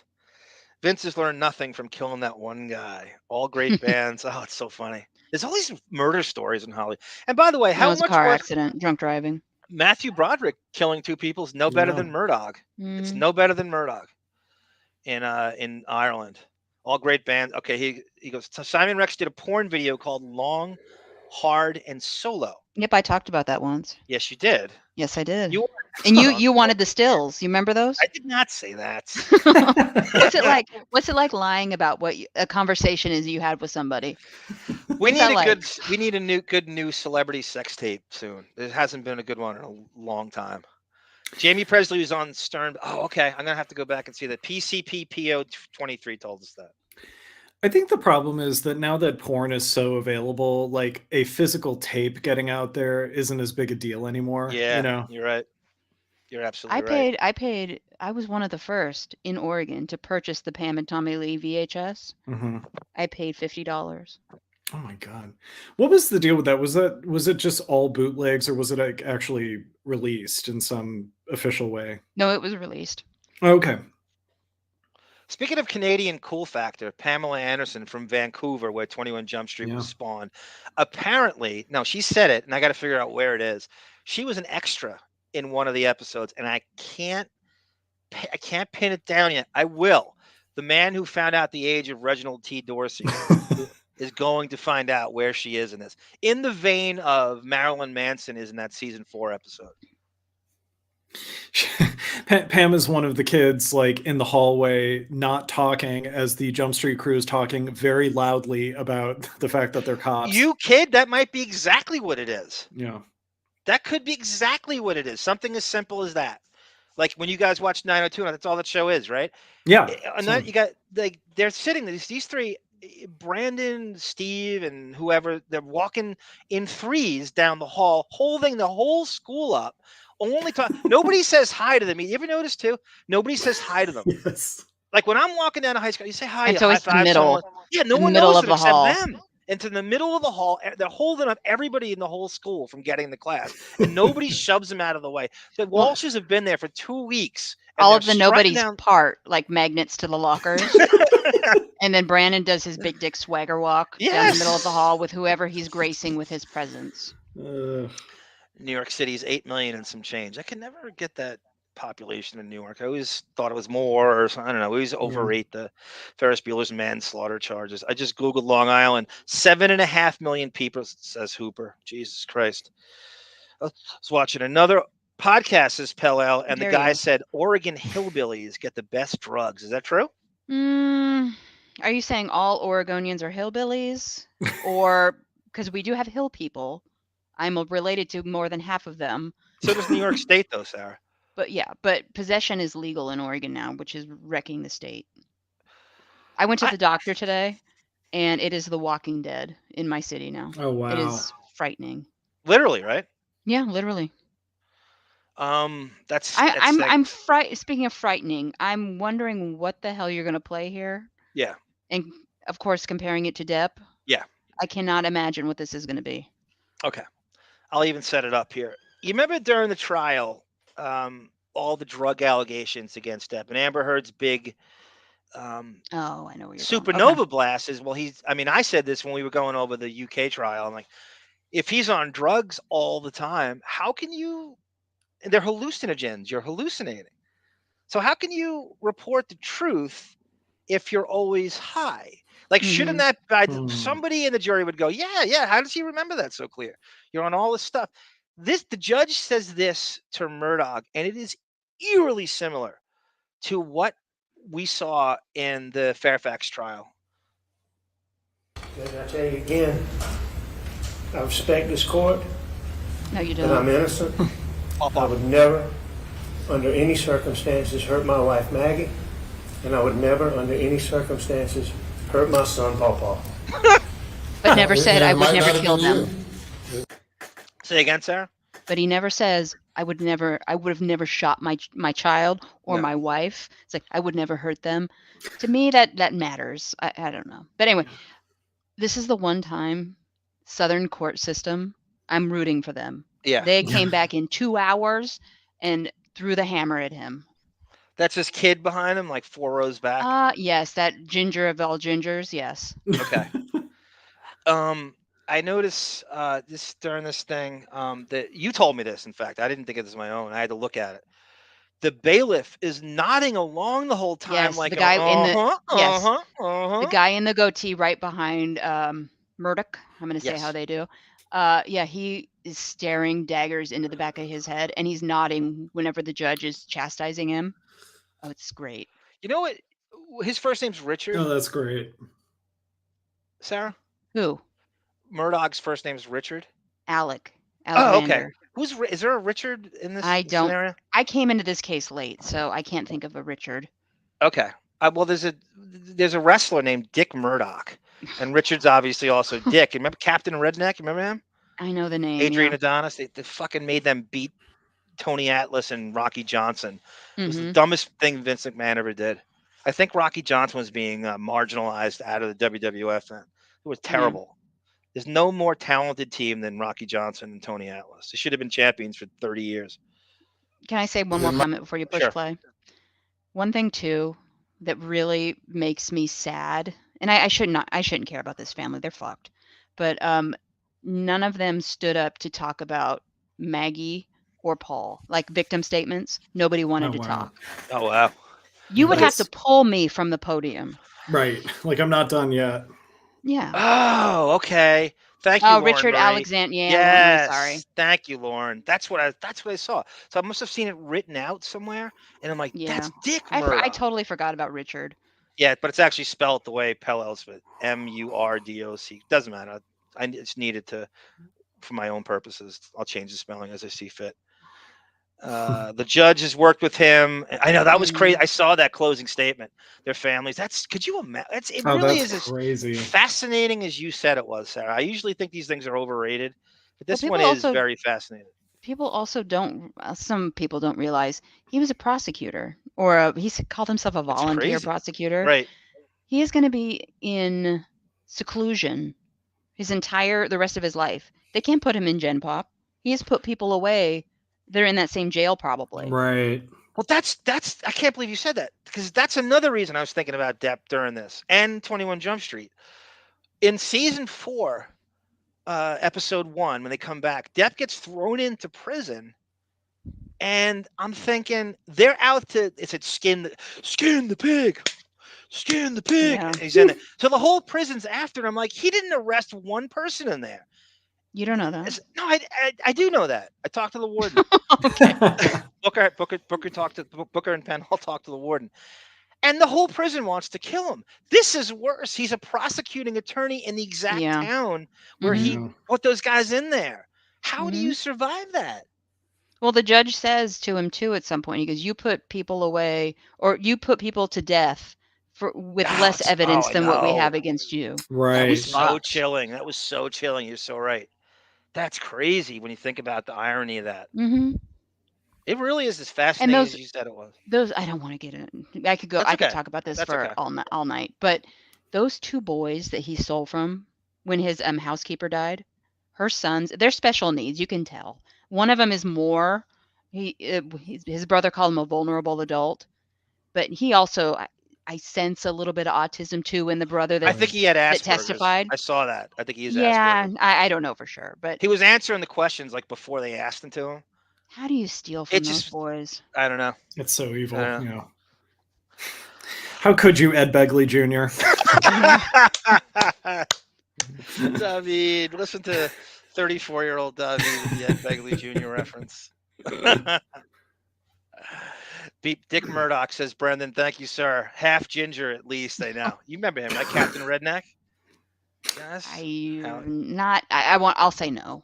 Total bullshit. He more ate no than 50, yes. 60 pills a day. I think I that's agree. bullshit too. I think that money went into some weird account on some island somewhere. Exaggerating his stats, right? More than Magic's Yeah. assists. Weren't they after Tango and Cash after they land in jail? That's a good one, Pella. Remember Tango and Cash with Russell and Stallone? That was. Oh yeah. Yeah, that did happen in that. Underrated prison scenes in that. It's kind Kurt of Russell's a goofy movie. effing hot in that movie. Kurt Russell's had a great career. He really has. He has, yeah. Like as a collective, no scandals with him. He's like a great dad. Yeah. You know, he's took care of those kids when they abandoned Kate Hudson and Oliver Hudson. And nobody else would. He's really had a great career, and I didn't think about it until it just hit me like a few months ago. I'm like, wow, he's really had a great career. Yeah. Still going. Too. I won't watch Captain Ron, but other than that, I love him. Yeah. I have, and Martin good choice. Short, right? With Kurt Russell in that. Yeah. Captain Ron. Oh, it's great. That's I've your watched it favorite because pirate. he's hot even with an eye patch on, but I agree with your decision. How about a Captain Ron and Captain Jack Sparrow crossover? Are they naked? Yeah. Okay. Sure. On Depps, then you go to Depps Island. Yeah.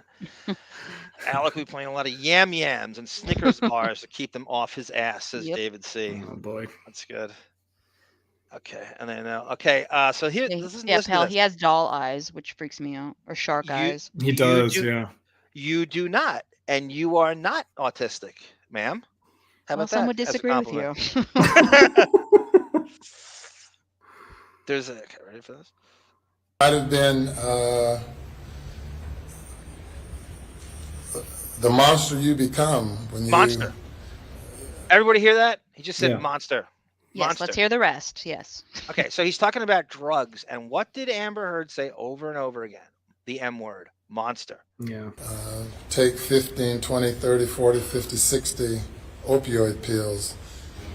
Maybe you become another person. I've seen that before. The person standing before me was not the person who committed the crime, though it's the same individual.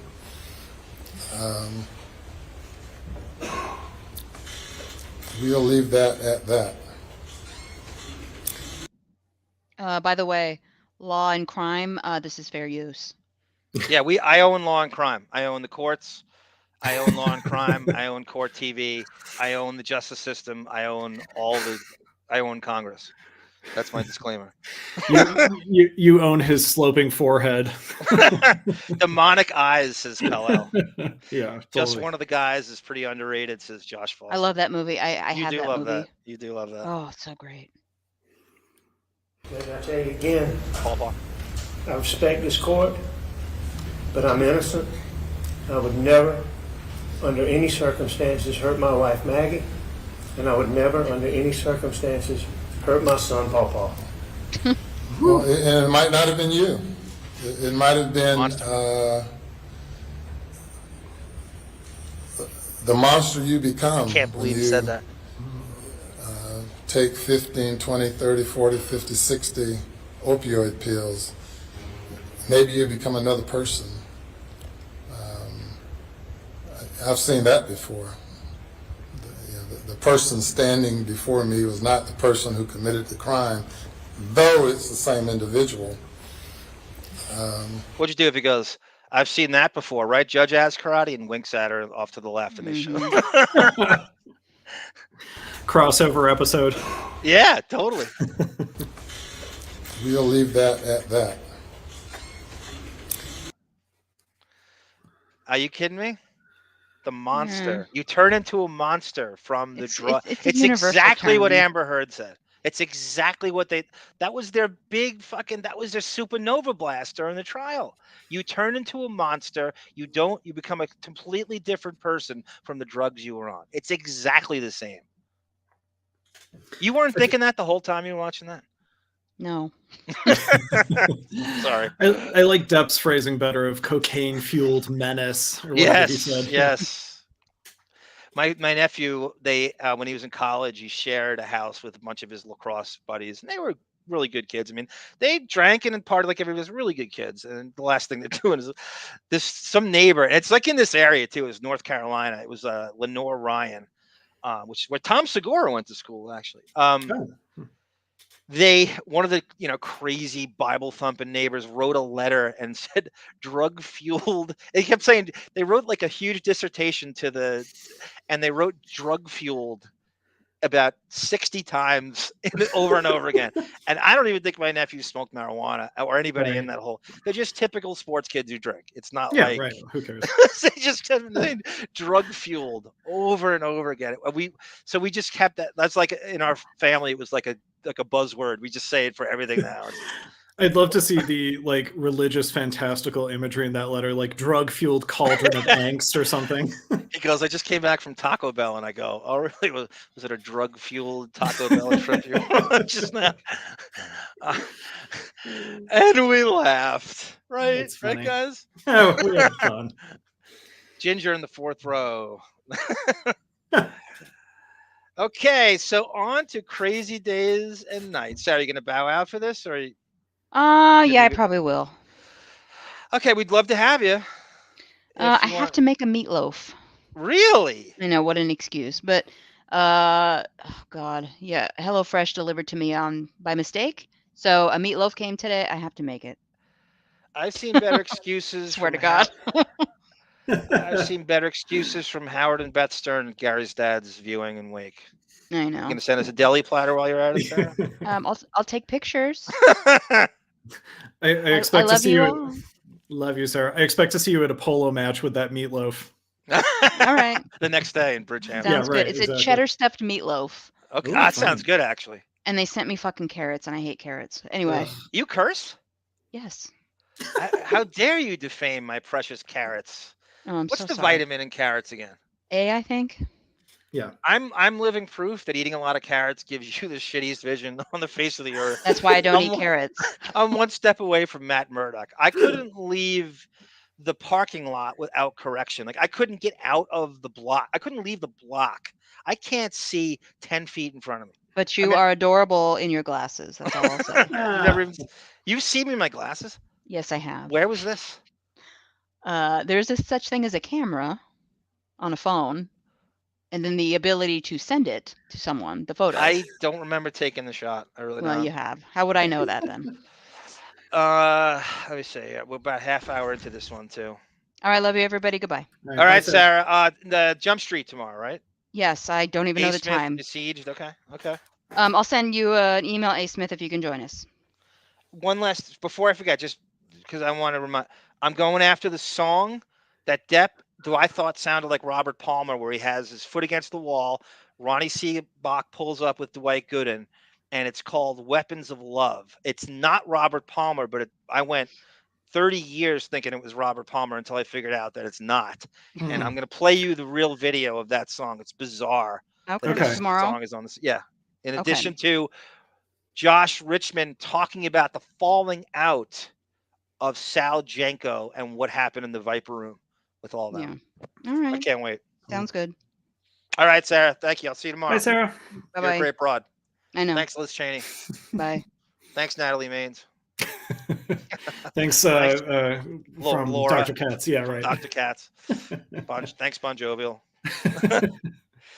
Lauren Marie goes, I found it hard to watch that verdict because the entire story is a tragedy. Yes, it is, Lauren. The man must have been desperate to destroy his life and family. The remaining son isn't out of the woods yet. No, he's not. That's a good point. It's very boss hog. All that Southern corruption is here. Yeah, right. Who's the fucking senator from Huckabee? South Carolina? No.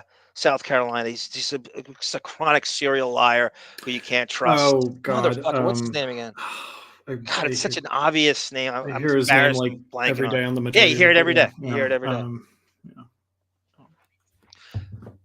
Lindsey Graham. Oh, Lindsey Graham. Yeah. Lindsey Graham. Like, is anything out of that guy's mouth not a lie or history. I've never seen a less trustworthy individual in my entire life. Just off one sentence, you don't believe anything that guy says. Oh no, yeah, and there's clips of him Like, from oh, like God. 10 years ago saying the contradictory thing of what he's saying now. Oh, I and, know. You can make a whole It's like Howard. Yeah, totally, yeah. You could make a whole compilation of him contradicting. He's the worst. He's the utter like wormiest of worms. You know, just like Yeah. you could see him just. I bet he's friends with him too. I bet, yeah. They all know all the closet cases know each other. Thank you, Josh Foster, Lindsey Graham, Heather Graham. Thank you, Lindsey Graham. So here is Enty continuing our Depp smear campaign and gossip. It's ridiculous thing he's on. This guy, you think Rolling Stone has an axe to grind? So this guy, Sarah and I theorized that both Amber Heard and Sal Janko have given him gossip Right. that he's going nuts on, and he's armed this guy with Enty. Hey everybody.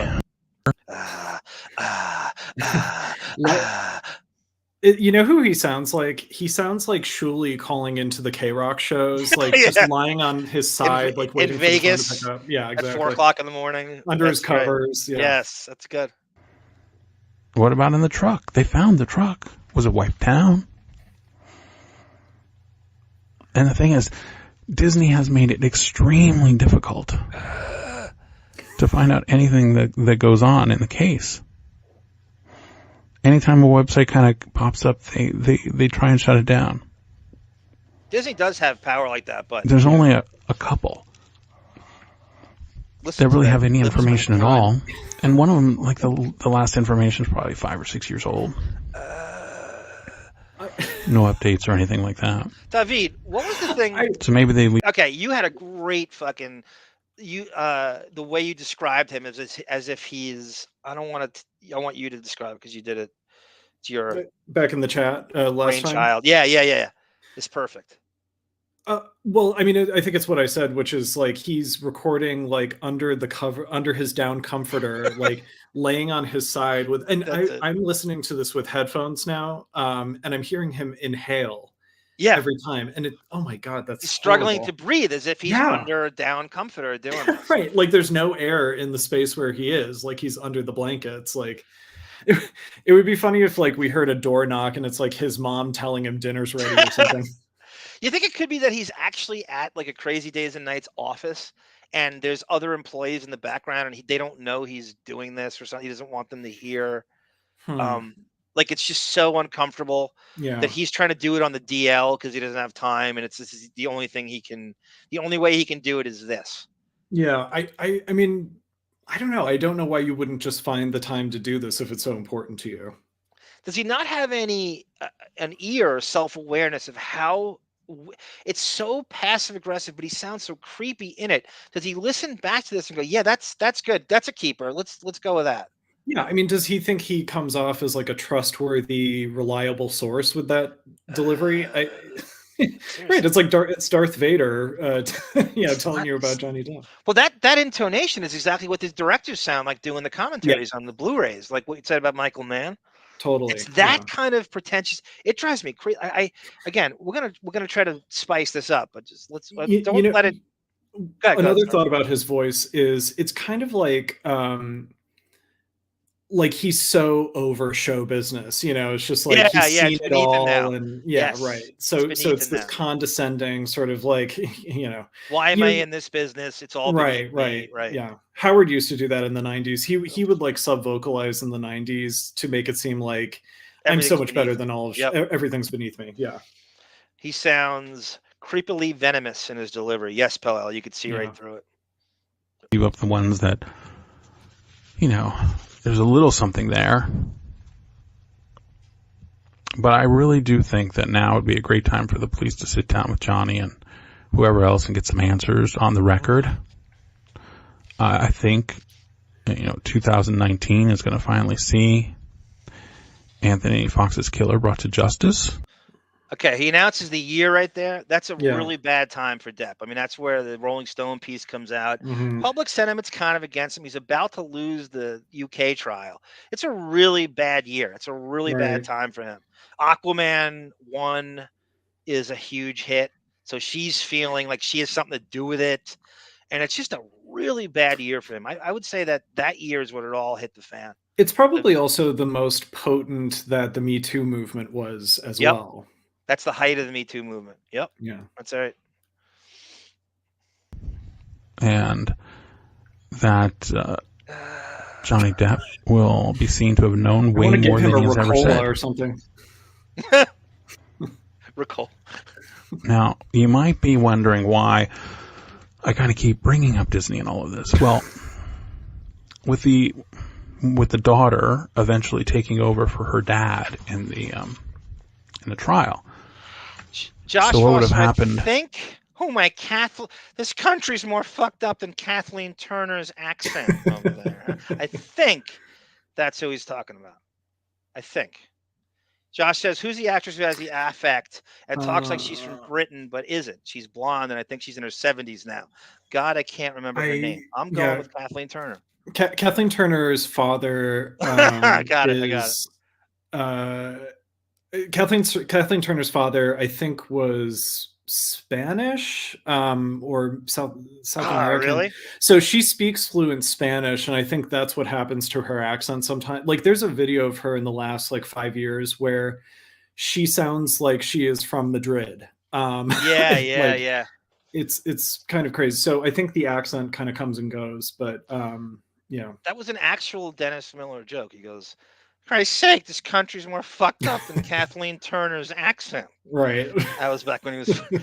By the way, speaking of another accent, do you guys remember? Does anybody remember Lauren Hutton?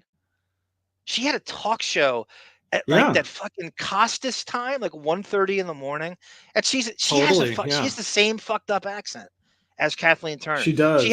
She also has the same Michael Strahan, Vanessa Parody gap in the tooth. Madonna too. They brought Madonna. She's the other one. Pella brought Madonna up. Lauren Hutton. God damn it. I haven't seen her. Well, Madonna has a fucked up British accent too, because she lived in England for a year and she came back, Dame Judi Dench. Well, Depp got accused of that too. Depp and Angelina Jolie got accused of that too, having this weird lilt to their voice all the time. Right. And once you've seen Angelina Jolie in Girl Interrupted, you know that she's not. It's like you're an American through and through. By the way, Lauren Hutton's talk show, it was a one-on-one show. It was Zoom before it was Zoom. She was literally coming from a TV interviewing her guest. So it was like the way Zoom looks now. Yeah. But this is the late 90s, I think, or early 2000s. It was so fucked up. It was on. Josh says 1:30 a.m. radio. Joey Reynolds. No, it was a television show, Josh. Lauren fucking Hutton, and it was on. I think it was CBS or NBC. She was a model. Yeah, I think she did infomercials too, if I recall. Lauren Marie and Lauren Hutton. That's what made me think of Lauren Hutton, because I saw Lauren Marie's name. It just popped in my head, and I'm like, she has the same accent as Kathleen Turner. Right. Yeah, she does. I never thought about that. I can't even remember the last time I saw her, whatever she was in. I don't even know if she's still alive. She probably is. The dad's estate would have had to do it, and then somebody acting for the daughter as the executor or something like that would have stepped in. But it took a couple extra years. So they were going to go to trial in January 2000. Josh Foster goes, did she come on between the Test Pattern and Rat Patrol? It's exactly that fucking later time slot, Costas and Carson Daly and Greg Kinnear and those things that are on. I remember Bill Maher was on one of those, and Carol Leifer was guest hosting. Carol Leifer, oh my God. And they were doing a rotating guest. It was kind of cool. They had David Allen Greer would do it. I remember watching once he had Mark Hamill on. And so Bill Maher was on. And Carol, I think they dated in their stand-up days in the late 70s. Before she came out. And he goes, oh God. He goes, Carol, it is so great to see you. It is so great to be here at 4 a.m. And I'm thinking to myself, it's like 1:45, and if you look at the clock, I'm like, what am I doing? Oh God. What am I doing? The only person watching is Robin Quivers. Too.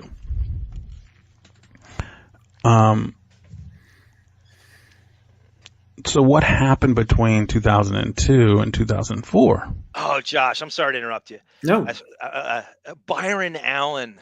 Oh God. Do you know that Comics guy? Unleashed? Yeah. Yes. That your life is over. Or you have to reevaluate everything. If you're even familiar with Byron Allen and you're watching Comics Unleashed, or he has these syndicated shows where he's interviewing, it's broken up into like 5, like a different celebrity interview. Yeah. I just remember going. Have you heard Norm Macdonald's jokes on Byron Allen's show?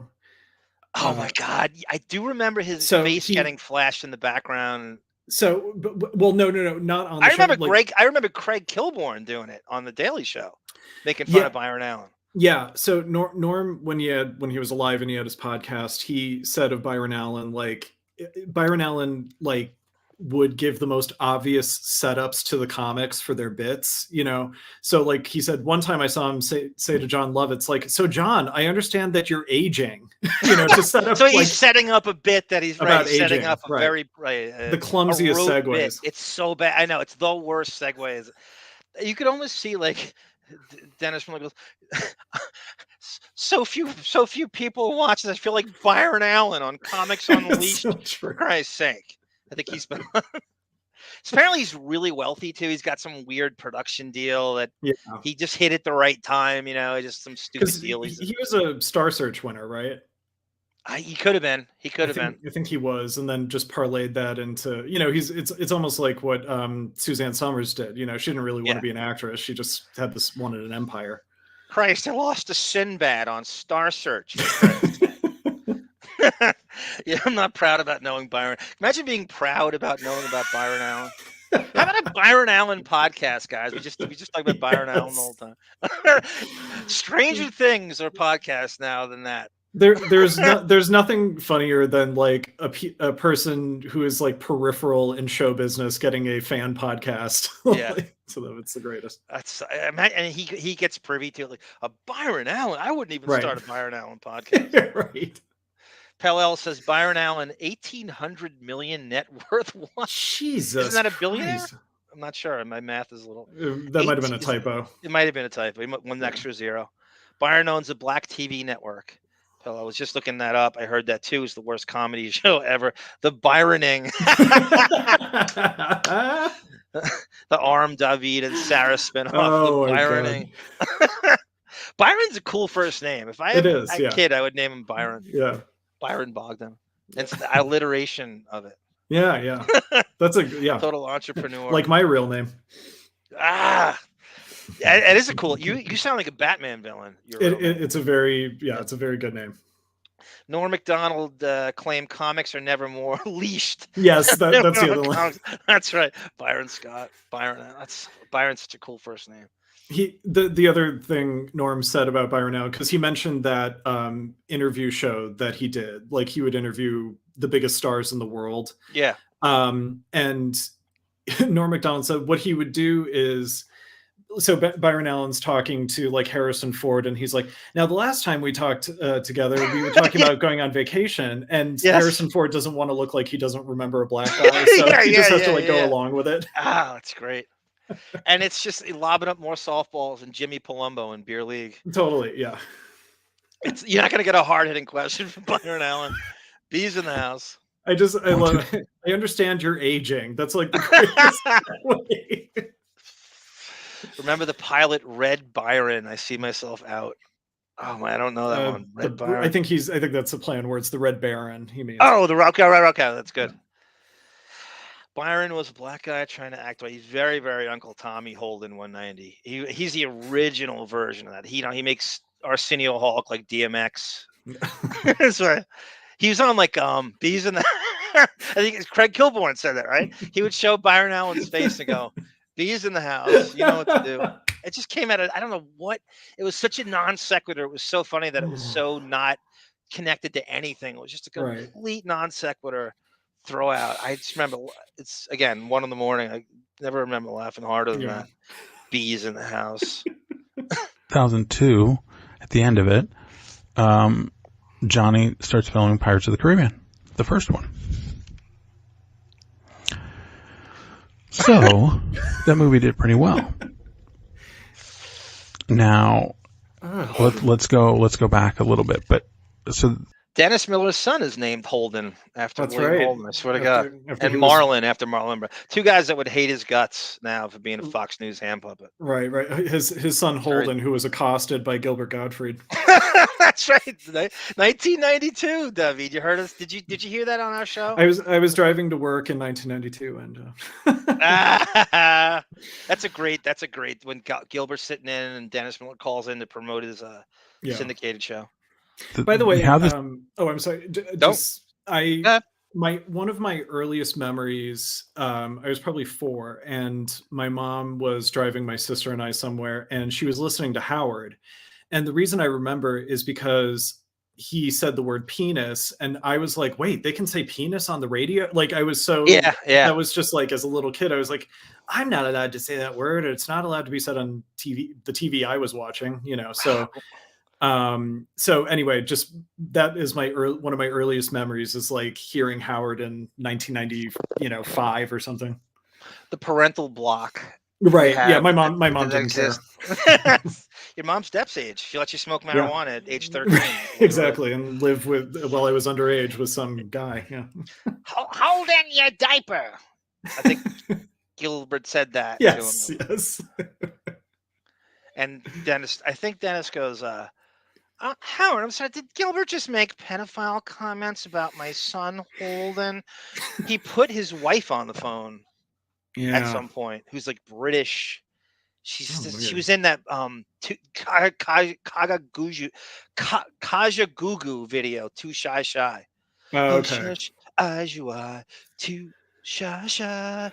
She just walks around. It's the easiest acting gig. It must have taken them an hour to shoot this. Yeah, like Beth Stern could have done that. Yeah, that's right. PC, they all know this stuff so well. PCPB goes, Holden, put your head in the diaper and rub. Or Gilbert might ask him. Yeah, that might put your hand on your diaper and rub. Dennis knows Gilbert, I think, briefly. I think Dennis was in the New York scene very briefly. Yeah. In like the late 70s, and he couldn't hack it. Hacking mean like it was just too hard. This was no, the money part. Right. And he had to move back to Pittsburgh. And I think he knows him from that time. Gilbert was on SNL in 1980. Oh yeah, really bad season with Eddie Murphy as David. The non-Lorne Michaels season. That's yes. Right. Yeah, Dennis Miller strikes me as someone who doesn't love show business in the way that you're supposed to love it in order to survive. Like he became a stockbroker. Yeah, like it's just money grab. Everything's money grab. Yeah. It's kind of like, I mean, as annoying as Martin Short can be, I think he loves show business in the way you're supposed to love it. Right. Like you can see it in his eyes. You can see it. Yeah. Right? It's like he hasn't hit with anything that big, and yet he still is kind of a perennial. Along, right. Yeah. Does this and that. Right. Right. Gets a lot of respect, and it doesn't really matter. He has because he's Canadian. Right. He's appreciative of it. He's the gleam in his eye. The best thing he ever did, in my opinion, was Jiminy Glick. I think that was the best thing. Oh, that's great. That's really good. That's really good. He should bring that back. And it was great because, like you say, when he's on his own, it's the Tracy Ullman thing of like, look at me, I'm so talented. Yes. But when he's kind of riffing with another celebrity, it's much better. It kind of waters them both down. Jiminy Glick interviewed Dennis Miller, actually. It's like I know. I saw that a bunch of times. It was great. I'm trying to compare it to like something that it's the hard he can I feel like it's the real Martin Short because he's voicing almost like what Howard would do, like the real guy is like not that he's getting like he gets vicious and it's a bitter show business guy, but Martin Short actually has that in him asking those questions. And that's what you do with your frustration is you turn it into some piece of art. You don't do what Dennis Miller does and like just find a place to be the old man yelling at clouds, and be yourself. That's gonna. Well, he became a Fox News hand puppet because at some point, I don't even trust his political leanings in a certain way. I feel like he said, "Oh well, Jon Stewart and Bill Maher are over here to the left. I'll be the right wing's Bill Maher, and I'll get all the gigs. I'll get everything, and I'll go on tour, and the conservatives will throw all sorts of money at me, and I'll tour with Bill O'Reilly and and I don't think it's genuine. I think agree. I think he's just a money grab huckster, a Fox News hand puppet. Yeah, I agree. I just don't. I mean, he hasn't. His talk show. It lasted HBO 6 show. months. It was good at the time. It was a hip attempt. I did like what I saw of it. I would love to get that whole run of it because it was kind of weird. Is that his HBO show? Or no, something? It was a syndicated, traditional talk show. Late night, the late night wars with like Arsenio and Leno, and his feud with Leno was that Leno was blocking guests from doing his show. They'd say, if you do Dennis Miller's show, you can't do my show. And the Tonight Show was so big, you had to adhere to it. Right. Arsenio was so big on his own, you couldn't do that to him. Yeah, right. Like Arsenio was huge. I don't think people realize how big that show was in the late 80s and early 90s. Yeah, because I remember you guys played the clip of Gina Davis and Bill Murray going on, and I was like, oh, I forgot about that. Big stars at the time. Oh, man, I forgot about that creepy interview. That creepy interview. Jesus. Oh, God. Back to trial. And not only did Johnny have to pay her back from what had been taken, he also had to give her his entire share of the club. The words, yes, grumpy, prickly to LL. He just is he takes himself way too serious, and he's just up. He just isn't warm. I've heard nothing but prick stories about him on set. Really horrible story. There's a story with, the Sklar brothers are like twins who do. I've heard that story where he they were going to pick him up at the airport. I'll let you tell it. Yeah. So the Sklar brothers, I think they were picking Michigan. Dennis Miller in Michigan because Dennis Miller was going to perform at their college. Yes. And they didn't make it to the arrivals gate in a timely fashion, and Dennis Miller chewed them out when they finally got there. Yes. Chewed them out and shoved one of them where they tripped over the luggage. Oh, someone's like he shoved them in the chest, and one of them fell over the luggage. And they're so starstruck. They're like, all right. I heard they were 3 minutes late, and they went to the wrong gate, and that happened. And actually, I think he turned around and went home. Okay, really? Yes, I think he canceled the whole thing. He called his manager and then canceled the whole thing. Conan O'Brien too. He on the Fly on the Wall podcast. He said, I heard that. I know where you're going. Go ahead. It's weird because I think Conan's trying to be diplomatic and no, I like Dennis, but he was giving me shit in the hallway, and I kind of gave it back to him for the first time. And Dennis Miller said something like, "So Coco comes to life," or something, something like that. Yeah. He was essentially, for lack of a better word, bullying him. Yeah, the whole time. You're this nervous guy. You're on Saturday Night Live. You're in your early to mid 20s. You're terrified. The show's huge, and Dennis Miller's bullying you the whole time. He's just making you, instead of just being warm. You think that happened to him when he first started the show? No. He got this red carpet welcome. Absolutely. And Conan, every time I hear Conan talking about, you could tell he hates him.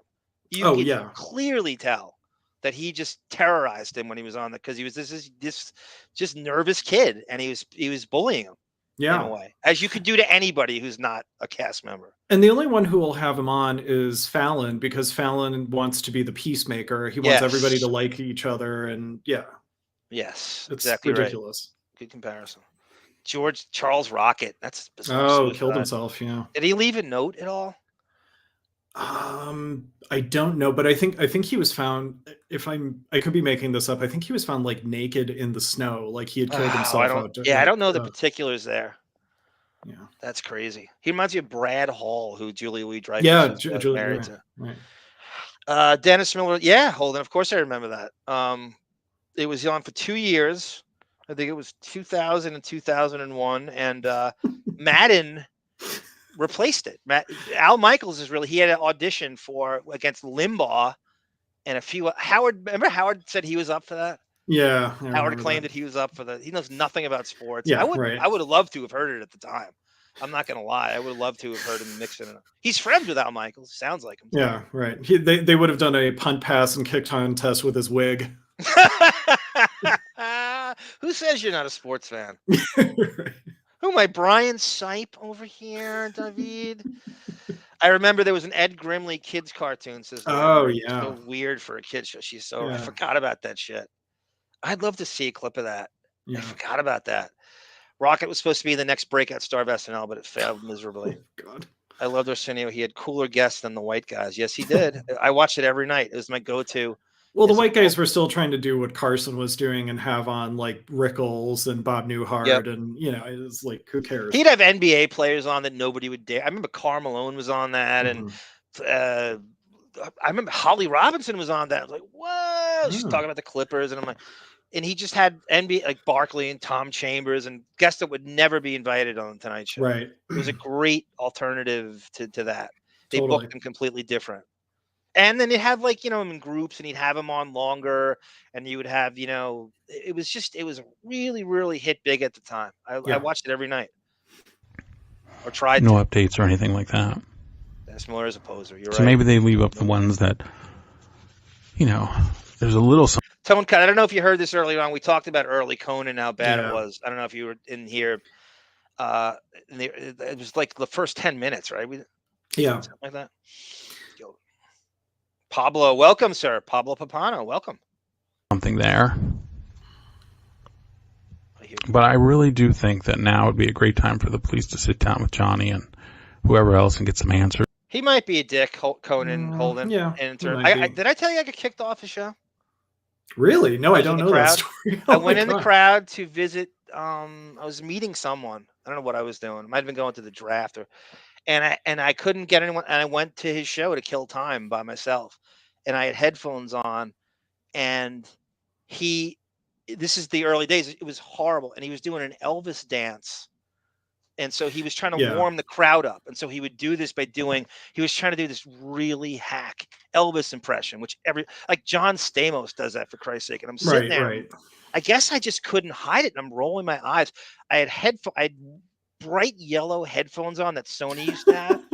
And I had this, and I just didn't take them off. I just kept them on because I didn't want to lose the headset or something. I don't know why I kept it on my head. And so he stops the thing, and he looks at me, he goes, wow, this guy obviously doesn't have any faith in this show. He's wearing headphones, right? It's like he was on Coke and Adderall and stuff. And I go, no, I don't have any faith. I just couldn't help it. I just go, no, I don't have any faith. I go, you are the worst monologuist I've ever seen. I go, have you ever done stand-up? I can't believe how bad you deliver. I'm going on this rant. And I go, and then for some reason, because he's Irish, I quote Phil Hartman as Frank Sinatra, and I go, "You're getting on my nerves, potato head." And they had security escort me out. It's not on. He starts the monologue off and goes, "I know we're one short in the audience tonight, but I don't mind if you don't mind." And it gets this rousing applause. Right. The guest was Chris Christopherson, and it's from like 1995 or something. Jesus, he must have been promoting that. I think it traumatized. I think he was in bad way. I think that hurt him, because the show is like just hanging by a thread. Oh, and that shit is, even though I'm not giving myself any kind of, but that negativity is the last thing you want to hear from people in your own audience. No, totally. And yeah, when he gets nervous, he doesn't like. The one thing, I'm not a fan of Letterman either, but the one thing I'm not either. He's a real dick. He's a real dick. I know people who've worked for him. Yeah. And they said that this guy, my cousin worked with a writer. He called him. He said Letterman's like a Mount Everest that you throw when you write for him and work for him. You throw a pebble off him, and it rolls down the mountain, and you don't know what hit and what didn't, and the pebble just disappears. You have no sense of what he likes. He doesn't. He's so closed off from his writers. He said he's the biggest asshole he's ever worked for. Yeah, but the one thing he does do kind of well is handle not talkative guests. He can make it funnier than Conan can, because Conan panics and he starts tap dancing extra hard to be funny when the guest is bad, and in his monologues too. He's gotten better at it, but he was doing that for years and years and years and years. Yeah, it's a wonder. Sure. He's so lucky that he's so lucky. Yeah, is still, and then that whole Leno thing. He gets gets bought out for $32 million, then goes on a pity party tour. Yes. After that, you're supposed to feel sorry for him. They paid him out $32 million, and then TBS double dips him like 2 weeks later, and you're going, what is this pity party you're on? You talk about stepping in shit. I do think Ed Norton in a sewer, for Christ's sake. Totally, yeah. The last thing I'll say about this, I do think Jay Leno is one of the most unfairly maligned people in show business. Agree, 100%. Agreed. From Howard, which we know is bullshit, to the Conan stuff, where it's sort of like he's supposed to just bow out and go, yeah, take my job. I'm getting better ratings than you. I'm good at this. Just take it. I'm good. I'm just gonna. I'm here to set you up. Yes. Why should he? Why should he? Conan was such a bait. He's complaining about Leno as a lead-in. Get your own audience. Why do you need him as a lead blocker? Also, Kevin Mack and Ernest Biner over here. Conan was too counterculture to host the Tonight Show. Jimmy Fallon is perfect. He's a kiss ass. He's like a basic bitch to the nth degree. He's perfect for that fucking show. Yep. And he's a great network suck boy. Lorne Michaels suck boy. He just does whatever you want him to do. No hard hitting questions, right? No one's ever going to be offended on there, ever, ever, ever. That was my first, when I loved Howard, it was the hard hitting questions in the 90s. I just couldn't believe. It's the best. Yeah, that was my favorite part of the Stern Show. Was the questions. Yeah. And Jackie writing them. Yeah. Thank you, Josh Foster. It would be great to study a list of Arsenio's guests for us today. And now Sinbad. On the record, I think 2019 is going to finally see Anthony Fox's killer brought to justice, and that Johnny Depp will be seen to have known way more than he has ever said. Now, you might be wondering why I kind of keep bringing up Disney and all of this. Well, with the the daughter eventually taking over. Josh, did the Jesus twins get tossed out of a late night taping? I don't know. That's right. Yes, they did. I don't know that story. I missed that. Their appearance when they go on to Howard with Jonathan Mendelsohn, I think that's at the beginning of the interview. Howard talks about how they tried to. God, I don't know if it was Leno or who it was, but they got They tried to make a scene like in some late night show to get publicity and got tossed out of it. So of course, where did they go? They go to Howard because on your way down. The best Jerry Seinfeld quote is, in show business, you do the Howard Stern show when you're on your way up and when you're on your way down. Yes.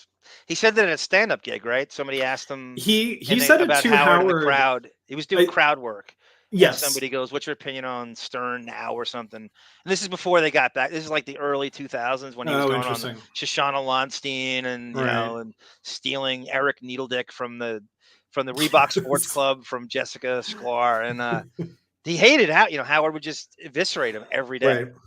And that guy went to I think an Atlantic City show and asked him about Howard. And he said exactly that. He said, "You do his show when you're on the way up." Right. Yeah. Or on the way. Yeah. On the way down. Yeah. On the way down. I think you posted this on one of your channels before, but Howard picking apart. Seinfeld went on Letterman to disparage the woman who was suing his wife over ripping off her. The cookbook. Yes. Yeah. Yes. That's the real Jerry Seinfeld in my opinion. That's exactly right. That's exactly right. He is an absolute. He's as prickly as they come. Yeah.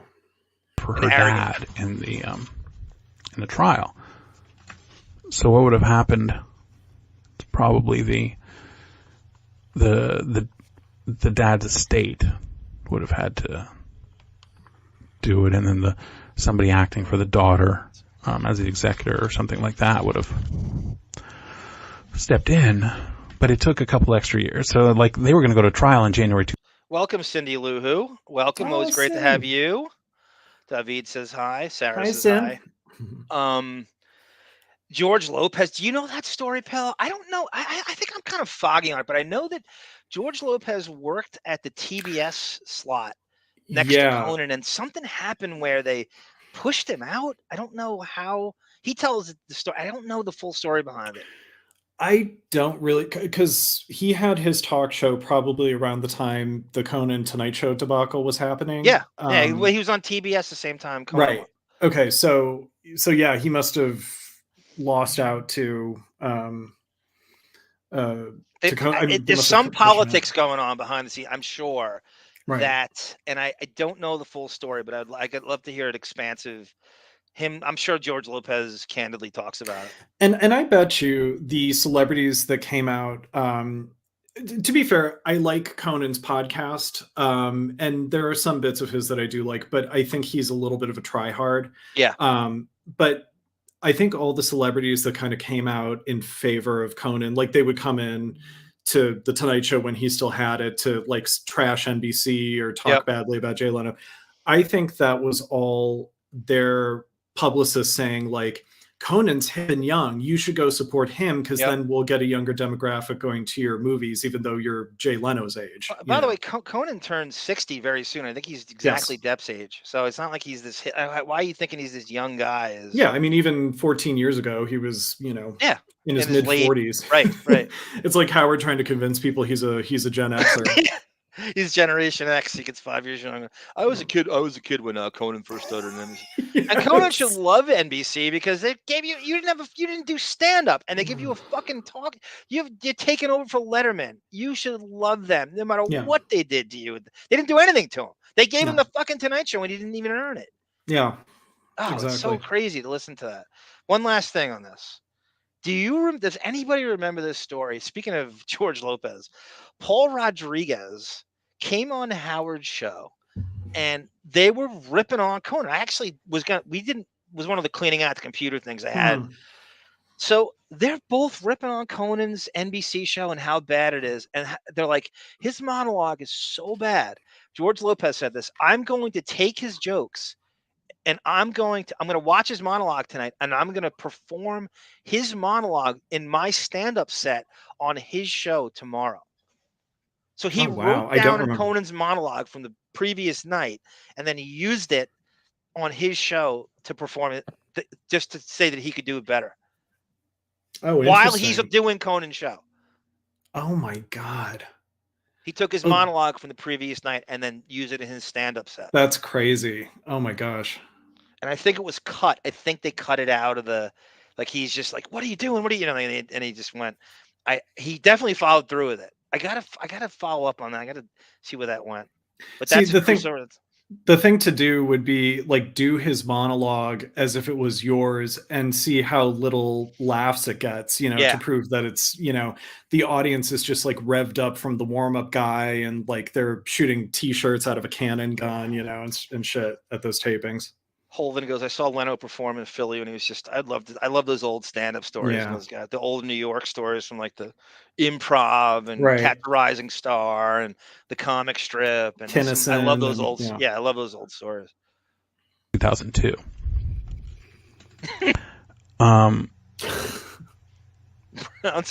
So what happened between 2002 and 2004? Well, in 2002, at the end of it, Johnny starts filming Pirates of the Caribbean, the first one. So that movie did pretty well. Deepest breaths. Now, let's go back a little bit. But so you have this trial, Leno, and not only did Johnny have to pay her back. So Pt.4 writes, the Jesus twins tried to jump off the stage from the balcony. Jesus Christ. That is crazy. It beats me. I went to a Tonight Show taping when it was still Leno when he got it back from Conan. Yeah. And I knew someone who I knew this older queen who was in the makeup department. And so he invited me on because he wanted to introduce me to Ricky Minor, the band leader. Yeah. And the guests were, this was probably 2013 or 14. And the guests were, the only guest I can remember is Louis C.K. actually. So I saw Louis C.K. on the Tonight Show. I think just before he broke and became super famous. Yeah, it was crazy. Louis C.K. confirmed that story my cousin told me about his friend Eric writing for Letterman. He brought it up on Howard. Oh, interesting. Yeah, Okay. he said it was like I don't know, it was like a famous quote or something that went around, and that's so Louis C.K.'s earlier days are fun. He wrote for everything. The Dana Carvey show, Saturday Night Live, Conan. You see him in every credits back then before he was like huge. Totally. What the heck was I gonna say? I had something keep jumping around. From what had been taken. He also had to give her his entire share of the club. L.A. cop killed his Jesus twin. Oh, jeez. And I know. I got a Depp story for you. Okay. Yeah. This is what I was going to say about Leno.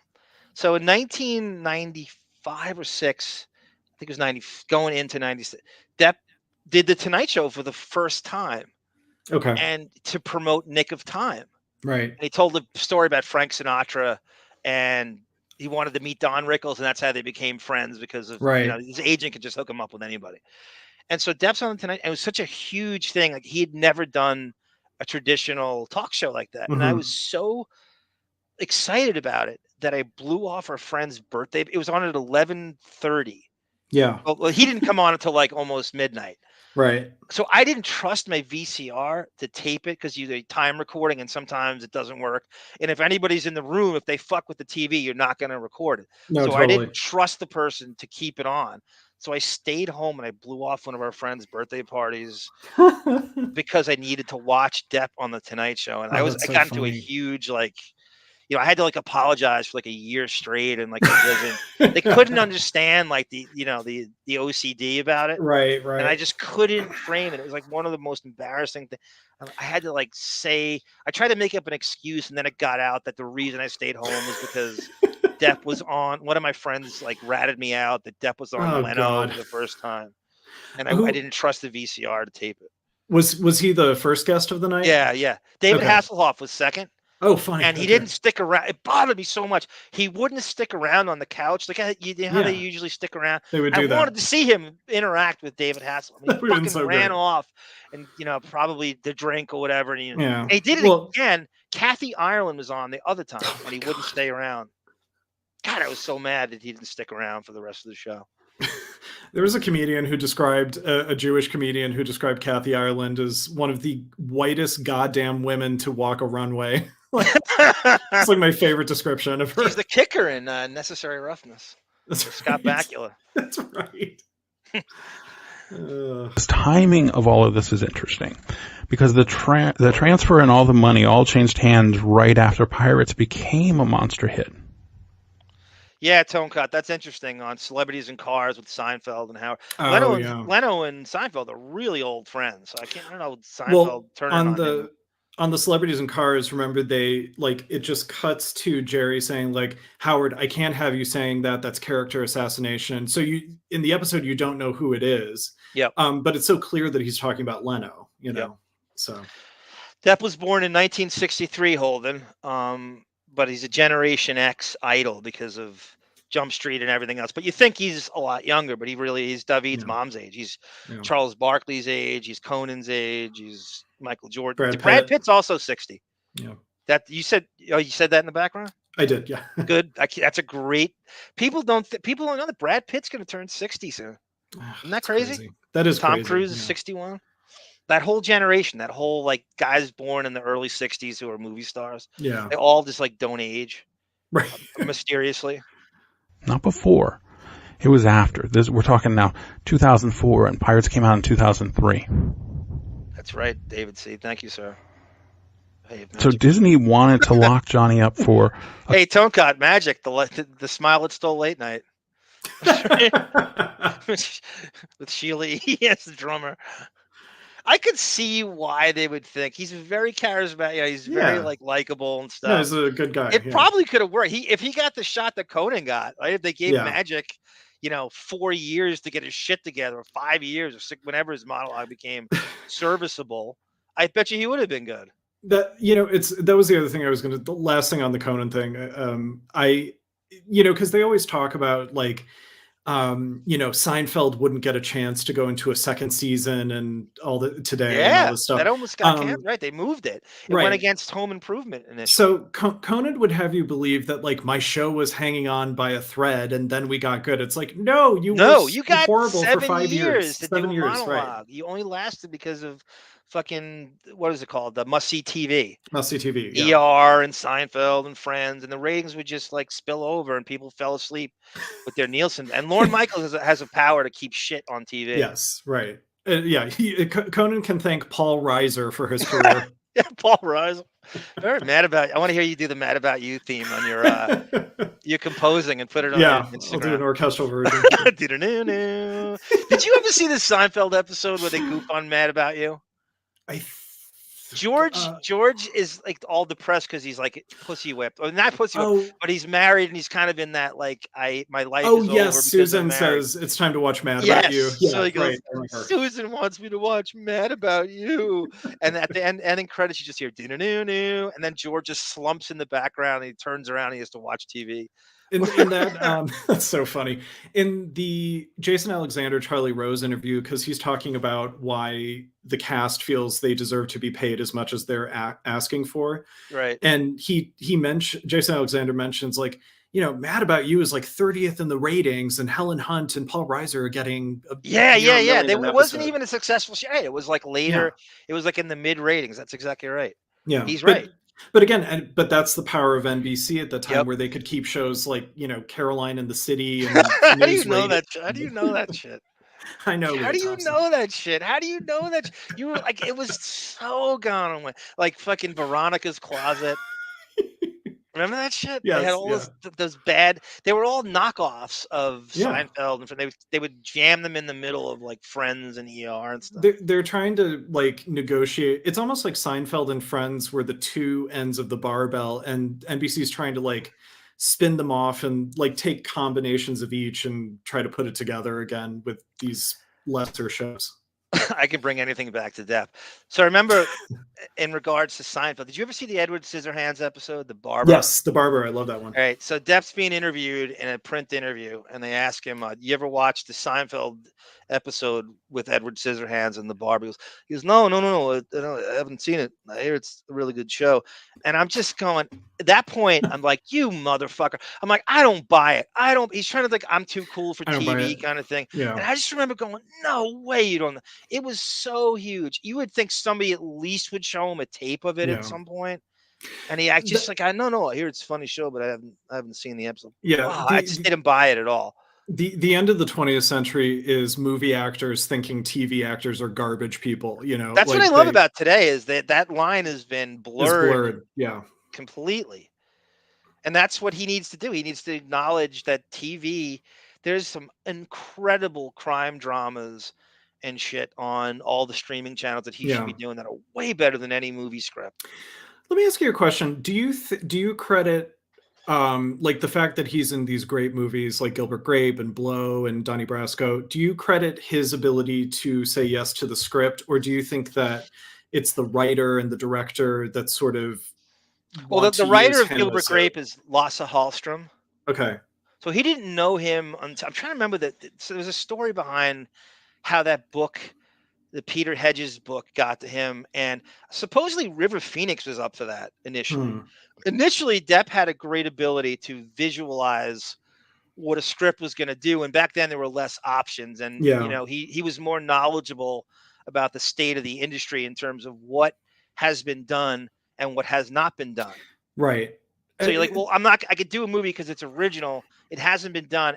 But now he's lost touch with what he always brags about humble brags about how I don't really follow movies. I don't know what's been made. And you have to know what's been made in order to not do it again. Right. And the reason I ask is because there are actors like Robert De Niro who's great in the movies, but then when he's interviewed, he's kind of dull. And not that Depp is dull in real life. I know what you're saying. He's He's way, he claims to be camera, like a stage fright situation.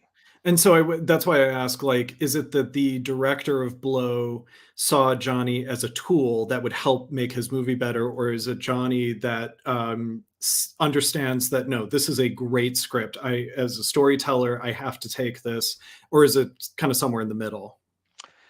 A movie like Blow, Ted Demme went after him because the movie would not have gotten made with a lesser person in the lead. So Ted Demme had seen his whole body of work, and he was like, all right, I know out of the actors that are going to get this movie made, this is the guy I respect the most, I want the most. So we went after Depp. Initially, Dennis Leary was supposed to play George Young in the movie. Dennis Leary is the reason the movie got even, because he introduced the book to Ted Demme, who got the movie looked at. That even they're like, oh well, no, well, there's no way in hell we're gonna have Dennis Leary as our lead actor in this production. You gotta, but honestly, Dennis Leary looks more like George Young than Depp does. He does, yeah. George Young is not exactly a Matt, and he naturally sounds like him. Right. So it's like, we don't care. We want Johnny Depp or Brad Pitt or all the names, the lead names at that time. And especially Depp was more capable than Brad Pitt of transforming. Yes. Brad Pitt kind of does the same thing every time, even though I do respect him in terms of he's very shrewd about what he does. He really picks a good script. He does not a lot of crap in his repertoire. That's very true. Yeah.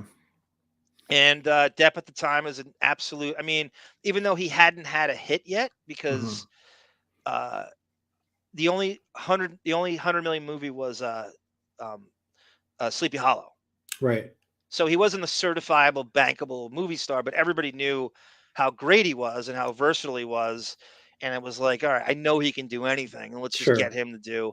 I don't know if Brad Pitt got offered it, actually, because he wouldn't have to do much. Yeah.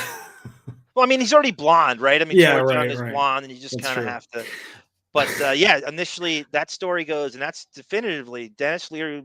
They wanted him to play it because he introduced the book and he's acting and stuff, and he knew the story backward and forward. Yeah. And they go, no, you let him be producer. There's no way we're releasing a movie with him as the lead. I love picturing an alternate universe where Depp is picking a fight with Greg Giraldo on Colin Quinn's show. But I never understood Depp's phobia for talk shows, because here he is touring with the Hollywood Vampires and these huge European stadiums, and he's playing, it's like, and now he's singing with Beck and stuff, and it's like, you really 7 minutes? You can't. It's a crowd that loves every bit of him too. Like, I think that with music, there's still a level of artifice between you and the audience, and he's probably more comfortable in performance mode, and on a talk show, you have to be kind of a prepared version of yourself, but it's still yourself, How about Keenan Wyatt's earpiece on the talk show? What, we'll do it Jackie Martling right in. Like Doug Stanhope's funneling him jokes as he's going. That's a very clever, funny guy. Like, he doesn't even really need it. I just wish. I know he could. He's a great impressionist. I would just do impressions all the time. Depp strikes me as someone who doesn't know that he's capable of being funny, and it's like you want him to just lean into that more. He's the only guy that can do a Don Rickles impression. Right. Don Rickles is huge comedy legend. You'd think somebody would have tried to impersonate him by now and do it well. Depp's on Kimmel, and he just flows out of him like, holy shit, that was really good. Yeah. And I'm not one to give it it was really good. Like, the tone and the cadence. I'm like, motherfucker, you got to do that. They did a Don Rickles tribute on Spike TV. Yeah, I remember. And a huge dais. Spike TV. And Depp comes out there and does this weird thing where he's talking about how much he loves Rickles, and it's almost homoerotic, and he's sort of just like, he's doing a thing with the drummer where he was like, and I'm going, do the Don Rickles impression the whole time. I would have killed. Especially because he was still with Amber at that time, right? Yes, she's in the audience. If there's a comedy nerd's biggest nightmare is to see her in the fucking Don Rickles tribute crowd, and you're doing 2 a.m. spots at the Comedy Cellar on Wednesday night. Is there anything worse than that? It's like Marcy Turk being in the presence of all these comedians at the 60th birthday show. Or Beth, right? Yeah. No, totally. Cindy Lou Who, that is entertainment lawyer from Crazy Days and Nights, who runs that whole thing with the gossip. and his name is Enti. That's who's talking. Talking from his futon. From his futon. Tone Cot goes, who's the dude on the left? It's Mark Harris. It's Charlie Sheen, and that's really funny, Tone Cot. And it looks like Emilio Estevez on the right, but it's actually Depp's publicist and Charlie Sheen's publicist, Jeff Ballard, who passed away 2 weeks ago. Oh, 2 weeks ago. He was the dude in that Marta documentary that you liked. Yes. Kid 90. The Soleil Moonfry documentary. The Soleil Moonfry, that he's a part. He was the conduit to all those people. Yes, that's right. Jeff Ballard. I can't believe he died. That's so weird. Very When Sarah was talking about how the Depp in memoriam for the next Deppie Awards. Mm-hmm. Oh, it's a crazy list. It's endless. Oh, I'm sure. You know, Marlon Brando, Hunter S. Thompson, Anne Heche, Ray Liotta. It's every day he has a new death in his life. He's got to really be rattled by that. Deaths in the year 2022 is so many people that he worked with. It's crazy. Just in 1 year, right? Yeah. You don't have to go back. We can almost like break it up into 6 different Deppie Awards. It's so Martin Landau. By the way, James Dean, we talked about the audio documentary. Mm-hmm. I believe the reason Depp did that, Martin Landau is best friends with James Dean. Oh, interesting. Who was in Ed Wood and won the Oscar for Bela Lugosi. So I think that Martin Landau made that happen. Because Martin Landau's in the documentary talking about James Dean. Oh, okay, cool. Yeah, and that's kind of a Depp move to, instead of collecting dinosaur rockers, he's collecting people who were near his And Marlon 50s, Brando was James Brando. Dean's idol. Yes, and maybe lover. I don't know. I've heard things. Funny, I've lived in New York my entire life. I never went to a TV show taping. I probably should have won. Yeah, it's cool. You know, it's not. Okay. I went to a few of them. I would never go to a. Oh, sorry. Go ahead. No, I just went to Geraldo once, and I asked the gossip. It was AJ Benza, Mike Walker. Oh my God. Cindy Adams and someone. Geraldo had this gossip thing on Friday, and I went there. We were hanging out in the city. I just went there to kill time, and I got tickets. And I asked the gossip panel. I said, "I go, you guys are way too obsessed with the royal family. Right. I don't think America cares nearly as much as you think they do. Right. You have to stop writing about and write more about Johnny Depp." I really said that. And AJ Benz is like, I'll do that. He's like, I love Johnny Depp. I love Johnny Depp. Oh, that's so funny. Cindy Adams was on Howard a couple of times, I think. Oh, I think it didn't go well, right? I'm trying to remember how. Oh, you know what? She was on the Fox pilot. She made a surprise appearance on the Fox pilot. Yeah. He had such a weird relationship with Gossip. He had them in his back pocket. If they said anything bad about him, he would kill them on the air for 3 weeks. So they started to give him all good press. Yeah. I'm learning. Andrea, yes, Pellel. Sarah will tell you, Gabrielle Carteris is 2 years older than Depp. And William Daniels, Mr. Feeney, and her, and from Boy Meets World. No. Knight Rider. No. I'm sorry. God damn it! That show with Michael Landon and Little House on the Prairie. Little House on the Prairie. Yeah. She's also Half Pint. Is also the Screen Actors Guild. Melissa Gilbert. Yeah. Melissa Gilbert. Yes. Yeah. Melissa Gilbert Gottfried. Who's married to Timothy Busfield, I think. Oh, really? Yeah. Oh, that's a great reference by you. Yeah. That's it. Who am I, Peter Horton over here? What is this, 30-something? I remember when the height of my depression is like when you sit in and watch shit you would never watch. You just watch crap all day. I'm watching 30-something at 2 p.m. on the old Lifetime channel for like 3 weeks straight. Oh my God.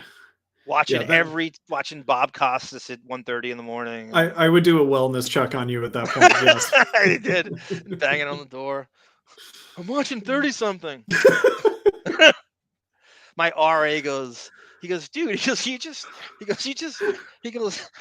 the only one in this door. I'm watching Batman the Animated Series every afternoon at 4:00. Because I would go running all the time, and I would sprint into the dorm, and he would see me. He's like, "Where are you going?" He's trying to ask me something. I was kind of friendly with him. Yeah. And I go, "Batman's on."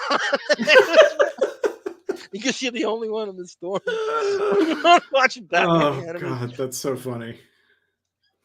Oh my God, yeah, 30-something. Fucking Timothy Busfield damn. Yeah.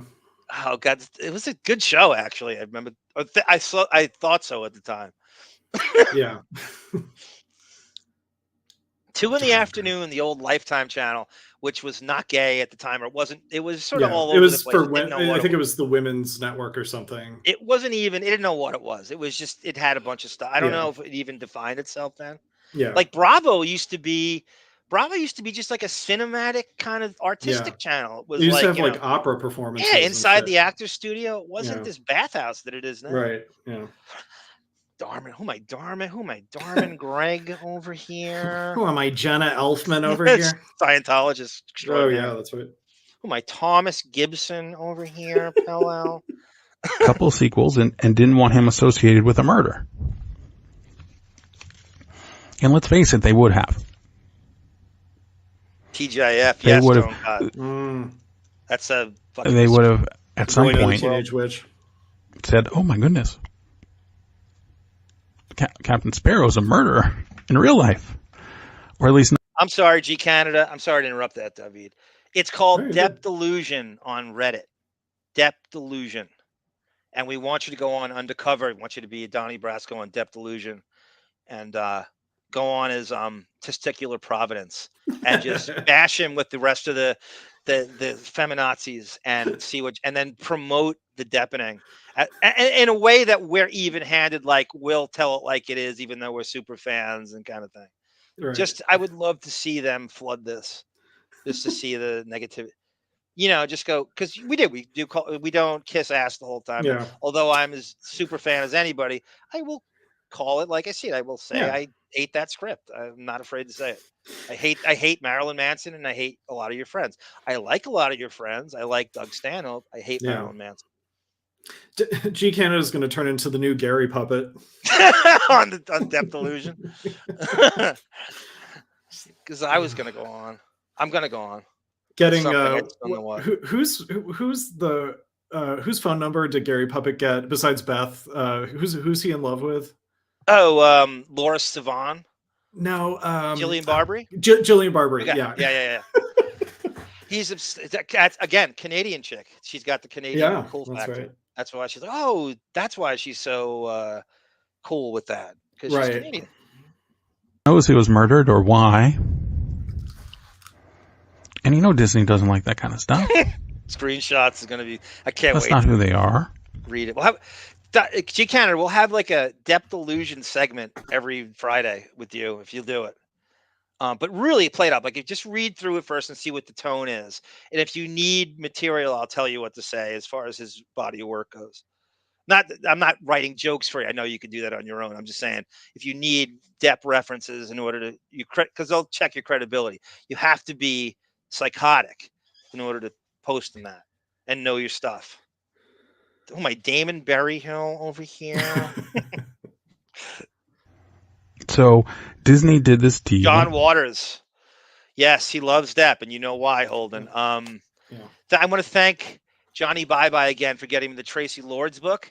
We're going to do a show on that, but I'm not sure if it's enough for a full show of her tryst with Depp on the set of Crybaby. Yeah, so I want to thank Johnny Bye again. Brad Pitt in Below is basically be like a character in True Romance. Yeah, it's good, Tonecott. That's good. What was his name? Floyd in True Romance with Michael Rappaport? I haven't seen that movie in a long time. It's a who's who of Hollywood. Like, Christian Slater is actually the star of it. Yeah, that's right. Christian Arquette. Christian Slater was at the height of his, you know who's a huge Bon Jovi loves Christian Slater. Oh, interesting. Yeah. And you're right. His character's name is Floyd. Yeah. Okay. Yeah, he's great in that. Oh, Val Kilmer's in it too. Thelma and Louise role, by the way. Oh, interesting. He turned it down because he had to take his shirt off. I forgot. Really, seriously. I forgot Val Kilmer's in True Romance too. Oh, it's a crazy cast. It's insane. Yeah. And Gary Oldman. It's maybe the most talented cast of that 10 years. If you look at it, who came out of that? Right. Depp goes, Tracy Lords is she's a nice girl. I could see him saying that. Yeah. And made everyone, including the daughter, sign NDAs. Now, it's basically why our only hope is for the police to get involved. Because if they come and get involved... He's more parched than Phil Collins in that Ronald Reagan Days of Confusion video. Listen to him lip Gulp, smacking. gulp, gulp, I gulp, thought I gulp. drank a lot of liquids with the ice clanking in the background. Just hearing his Adam's apple go up and down, like, oh, Let's just Christ. yeah, did the Adam's apple count? You're right. Then they can kind of, the NDAs don't really apply. Oh, it's 30-something. Because we're talking about a criminal investigation. Yes, she's right. It was set in Philadelphia. So is the Boy Meets World. Interesting. Oh, yeah, that's right. Or outside of Philadelphia. Or so I hear. Yeah. Or so the legend goes. So the legend goes. Another Tom Sizemore death. Is this really? This is the fifth time he's died this week, Bell. Yeah, right. Is this for real? Exactly. Just in That's case, crazy. I downloaded. No, I had it on my hard drive. Tom Sizemore's video. Tom Sizemore calling into Howard while Heidi Fleiss is on. Oh my gosh. So I haven't gone through it yet. I'm just looking for some crazy shit to take out of that. Right. I can't remember what year it was. I think it was like 01 or something. And he calls in, and Heidi Fleiss is the the Hollywood man, and she's on, and they dated. They were actual couple. Did they really? Wow. I bet. Did you know Tom Sizemore lived in Depps in your Eastern Columbia building? Oh, did he? Yes. Wasn't it you that? No, was it Melvin? Melvin looked it up. Melvin must have told you. Melvin looked it up. Yeah, we miss you, Melvin. Yeah. No. Stamos and Tom Sizemore. Interesting. Yeah. Depps building. Oh, damn. If he's dead, I would have loved to get the real story on the Denise Richards. Oh God, who's the comedian? Yeah, Pauly Shore. Yeah. Yeah. Like, Hollywood sign. Yeah, it's a great story. Because Denise was allegedly working for Heidi Fleiss at the time. Yes. I wonder if he tells that story in that. You know, Pauly Shore's been on Howard a few times. I wonder if he got that out of him. I don't know. I'm not like encyclopedic about Pauly Shore appearances. Yeah. So maybe I could go back and look at that. That's crazy. That's a great tie-in by you. Tom Sizemore is a great character actor. Yeah, love him in really Saving Private Ryan, and he's good in everything. Yeah. He's obviously, you can see that he's always been unstable, and like I said, that's what made him great. He's from Detroit, I think. Yeah. He's great at everything. He was in what was this? Did we just brought Stallone up in was it Lock Up with Stallone? He played his sidekick in that. Stallone loves prison movies. Yeah, I'm not a big Stallone aficionado, so yeah. Stallone, huh? Guy's got about as much range as a Daisy air rifle. You can talk. As a quintessential thespian, huh? I would like to hear what the daughter has to say. It's actually a lot of people I would like. Thank you, PCB Pt.4. He was about to write Tom Sizemore a note. Howard was. That's exactly right. With the Mont Blanc pen and the rigor mortis hands that have no joints. And then Beth came down to the basement and told me Tom Sizemore just died. Like she knows who he is. Yeah, right. He's the opposite of the basic bitch proclivities. Yeah. Timothy Busfield, yes, Tone Cop, was fucking Poindexter in Revenge of the Nerds. That's a great poll by you. That's exactly right. I didn't know that until way later. I want Johnny. I want to hear the daughter. I want to hear the partners. We're going to trace it out to the mafia. And you know how we're going to... The thing is, the club is back in the mafia. That's a made man, by the way. He's talking about the mafia. When you're friends with Joseph D. Pistone... Yeah. You are a made man. The man who beat the mob. The man who's responsible for the takedown of the mafia. Almost single-handedly. He's a made man. I'm surprised there's not a target on Depps' head from Joe Pistone's bounty. Tom, Josh, that's on my list. Mr. Robot. I hear that's really good. I hear it's a really good show. You know what that's about, David? It's about he's like a Robin Hood. He's like a cyber Robin Hood. Okay. I think. And he gives money, like he steals money online and gives it to disadvantaged. I think that's the premise. Okay. Something like that. They have like a headquarters out of Coney Island. I saw like 5 minutes of it. And I've always managed to circle back to it, but I never do. And it's great. I like the premise. Yeah. Okay, thanks, Cindy. Tom Sizemore died. Rest in peace. TS. Jesus, it was coming. Another guy that died before Artie Lang. Yeah. Sizemore was in True Romance, Tone Cott. He was. I think maybe both. Okay. Maybe both. Did Quentin Tarantino write the screenplay for Natural Born Killers? I have a sense that he was involved. Yeah. I'm looking it up right now. Do you remember Robert Downey Jr. in that? He played like a Geraldo type. I've seen part of that movie. Rodney Dangerfield molests Juliette Lewis in that. Okay. Yes, Tarantino did write Natural Born Killers. Okay. Yeah. I thought, what a role he was on back then. I mean, that's definitely, he might be in both Sizemore. He's got such a filmography. Yeah. I haven't seen him in a long time. I haven't actually seen him in anything in a long time. Yeah, I agree. I mean, the other thing too is like I'm not looking for Tom Sizemore, so if he's not going to open a film. But I just remember thinking in the '90s, that's a great career. He was in so many good things. So many good things. He wrote the screenplay. Oliver Stone changed it. That's right. God, Oliver Stone pisses so many. I can't wait to do the Platoon document, Charlie Sheen document with Depp trying to piss on Oliver Stone from a scaffold. You should try to get Sean Young on for that one because she was in Wall Street for she has some horrible story about I think it's just like he was rude to her and sent her home early. She's from Kentucky, like Depp is. Oh, is she? Oh, fine. Yeah, swear to God. We're gonna wrap up soon.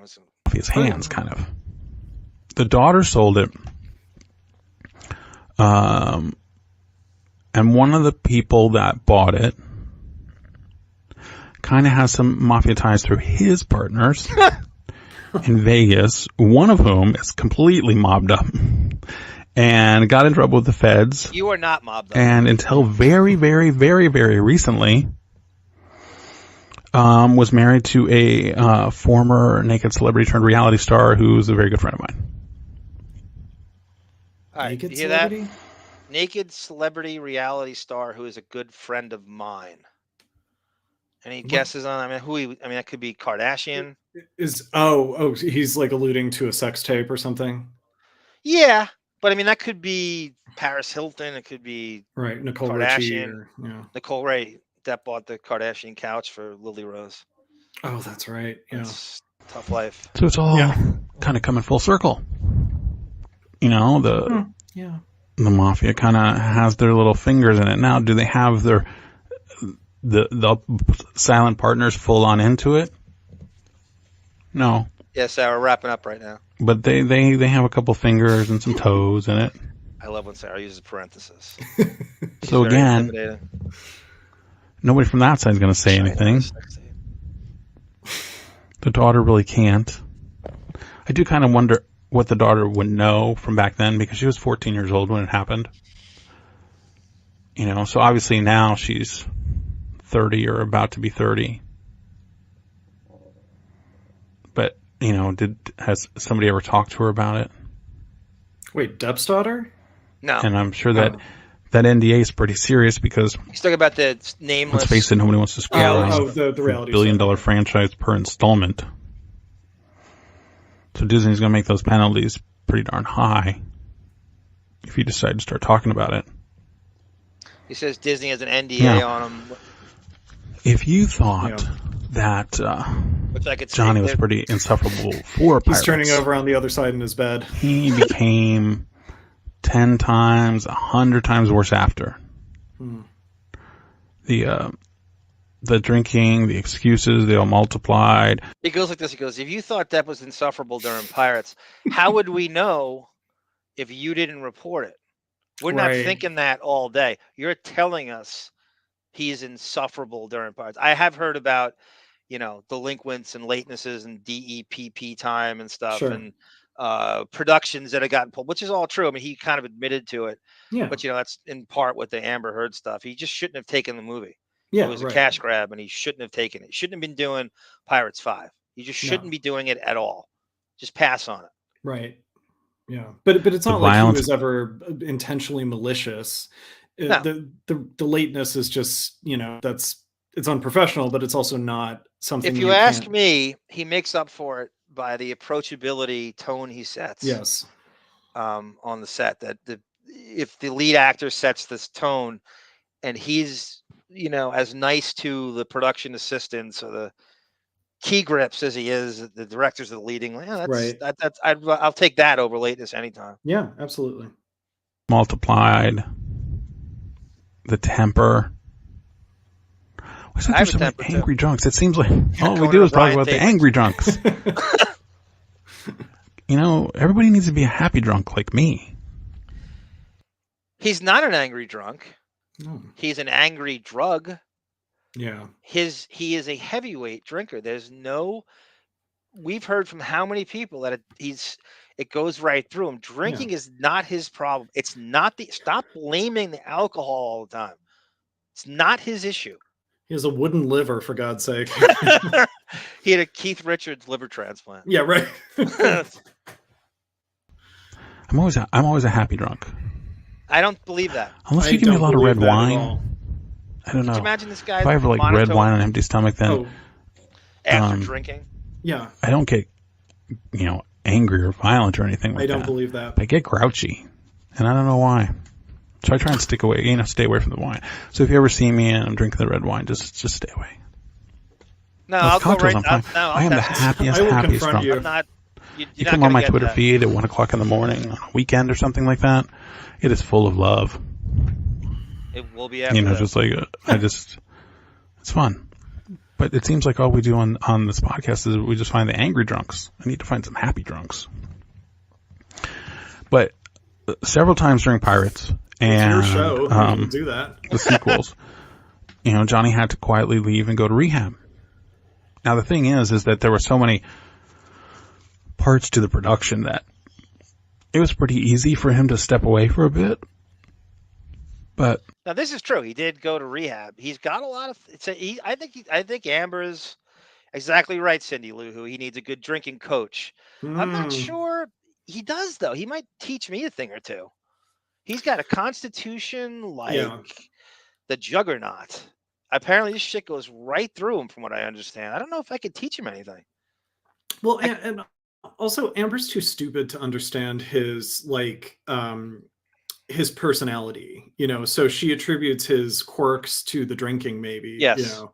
And which she's drinking 10 times more than he is, apparently, to anyone in the know. Right. Yeah. And on his dime, and he's got full movie schedule, so she's drinking with the Coachella con artist friends while he's filming something for 4 months, in his penthouses while binge watching 21 Jump Street and goofing on him. Yeah, and then laying her own kidneys in the bed, I mean, Jesus. Still, the fact that Disney must have not loved that. And so then I think that contributes a whole lot to now him being fired, because there's been a gap, right, between the Pirates movies. And they were like, oh, it was pretty bad before. But think about how much worse it is now than in 2003. Mostly it was just drinking and some party drugs. But now, he's just full on get off my lawn. It's just an angry. Which lawn? He has 7 residences. Which side of Sweetser? Yeah, right. Get off my island is more like it.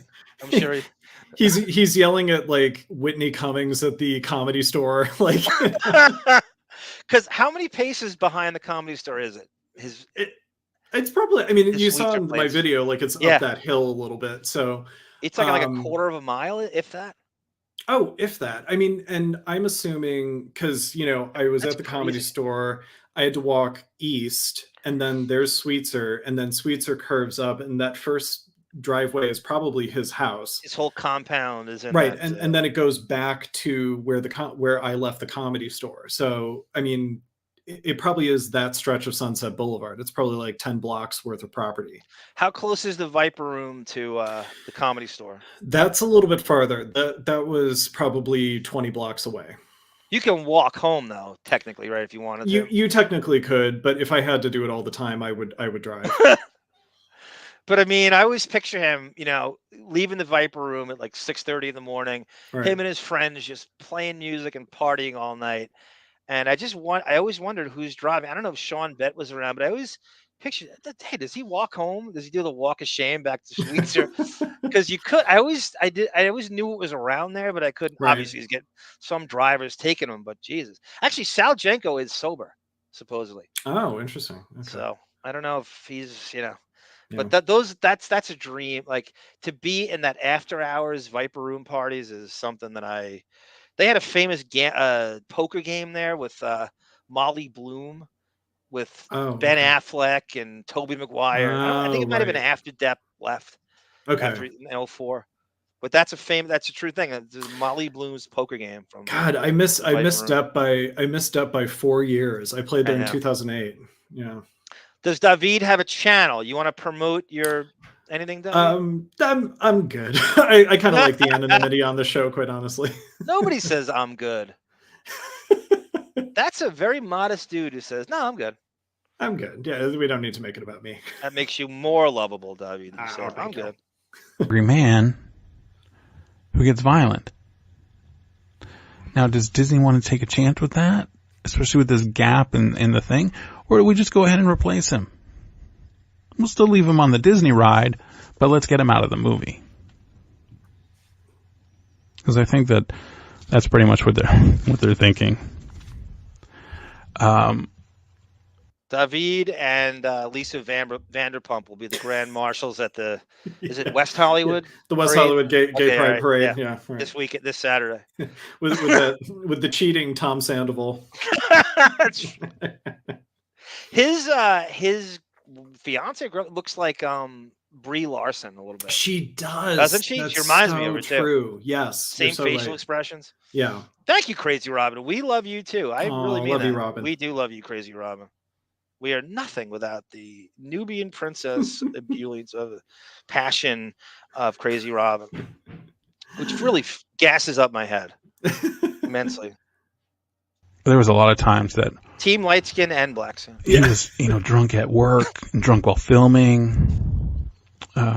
He's been drunk so many times on television. It's on live television. Don't cut. That's the brilliant question. Brilliant. Yeah. Who's angrier? Maybe we should post that on do a poll. Either Twitter or YouTube as a poll. Who's angrier at Disney? Johnny Depp or Governor DeSantis? That's so funny. That's so funny.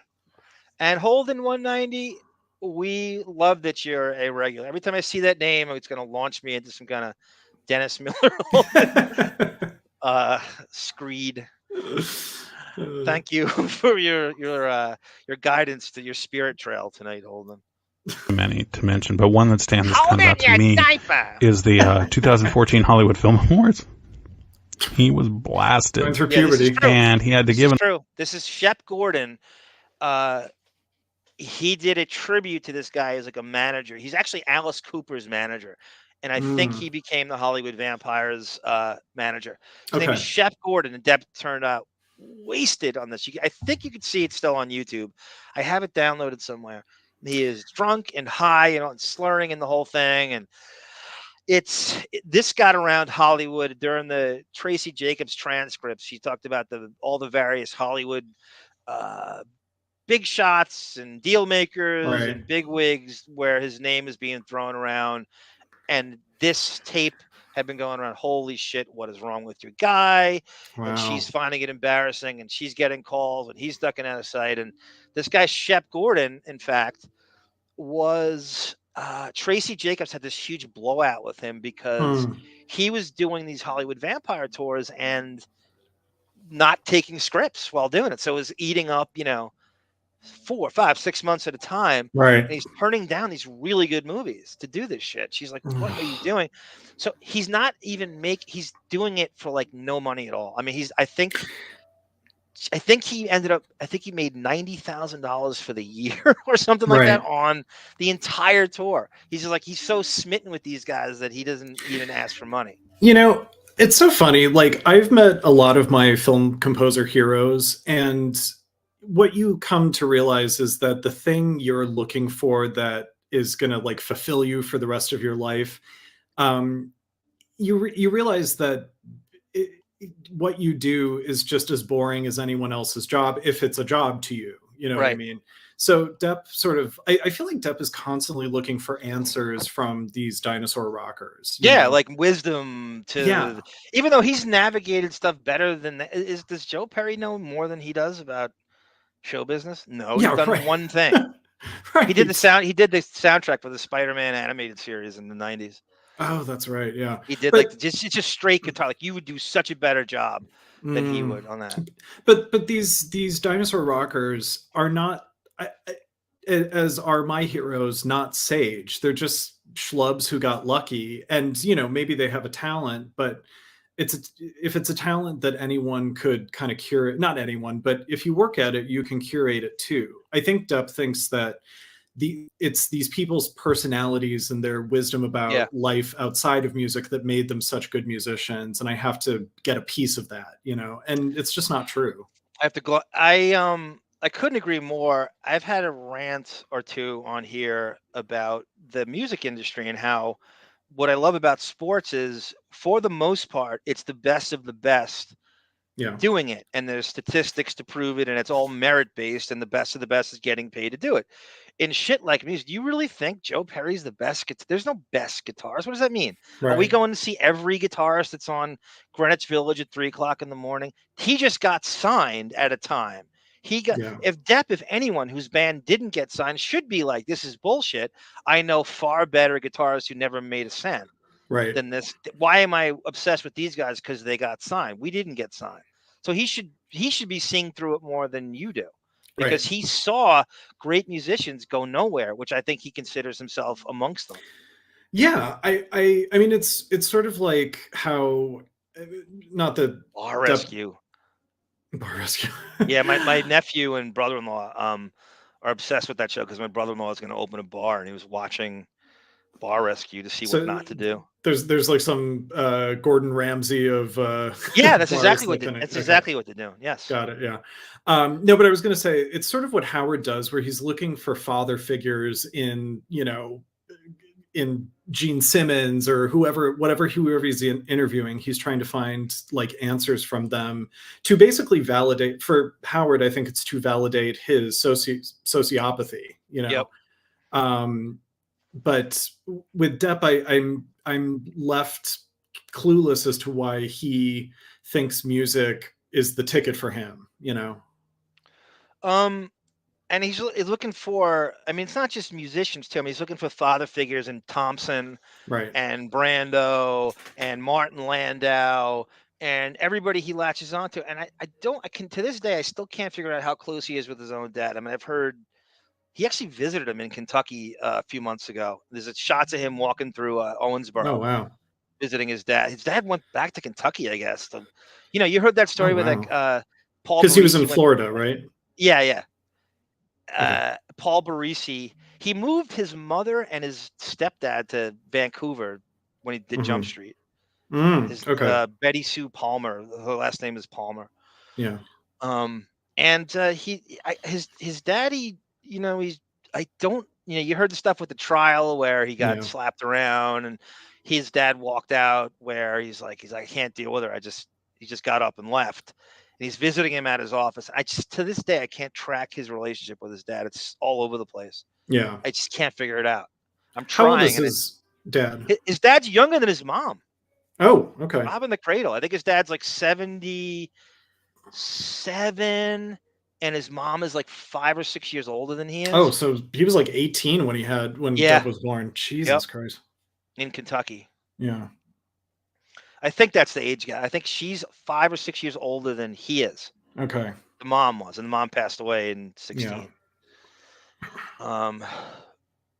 Yeah, David is the best, Crazy Robin, as are you. So knowledgeable about everything. And if he doesn't, he'll eventually master it in no time flat. But the music industry it's not merit based. It doesn't. There's no best guitarist. It's the stupidest thing in the world. There's no best actor either. Doesn't make it. It's who got in there, and then you're comparing the people who are in the industry. It's not that they're the best. It's just they're connected. They have the right timing. Yeah, it's not merit based. You're so right about that. You know, sometimes you can be good at both, where it's like, you know how to play the game and you happen to be talented. Yes. You know. But if you're a true artist, you don't know how to play the game No. because that's your thing. Is you're interested in the art. You're not interested in politics. And by the way, that was Depp's thing. That's why you need an agent. A guy like him needs Right. a tenacious, like pit bull agent.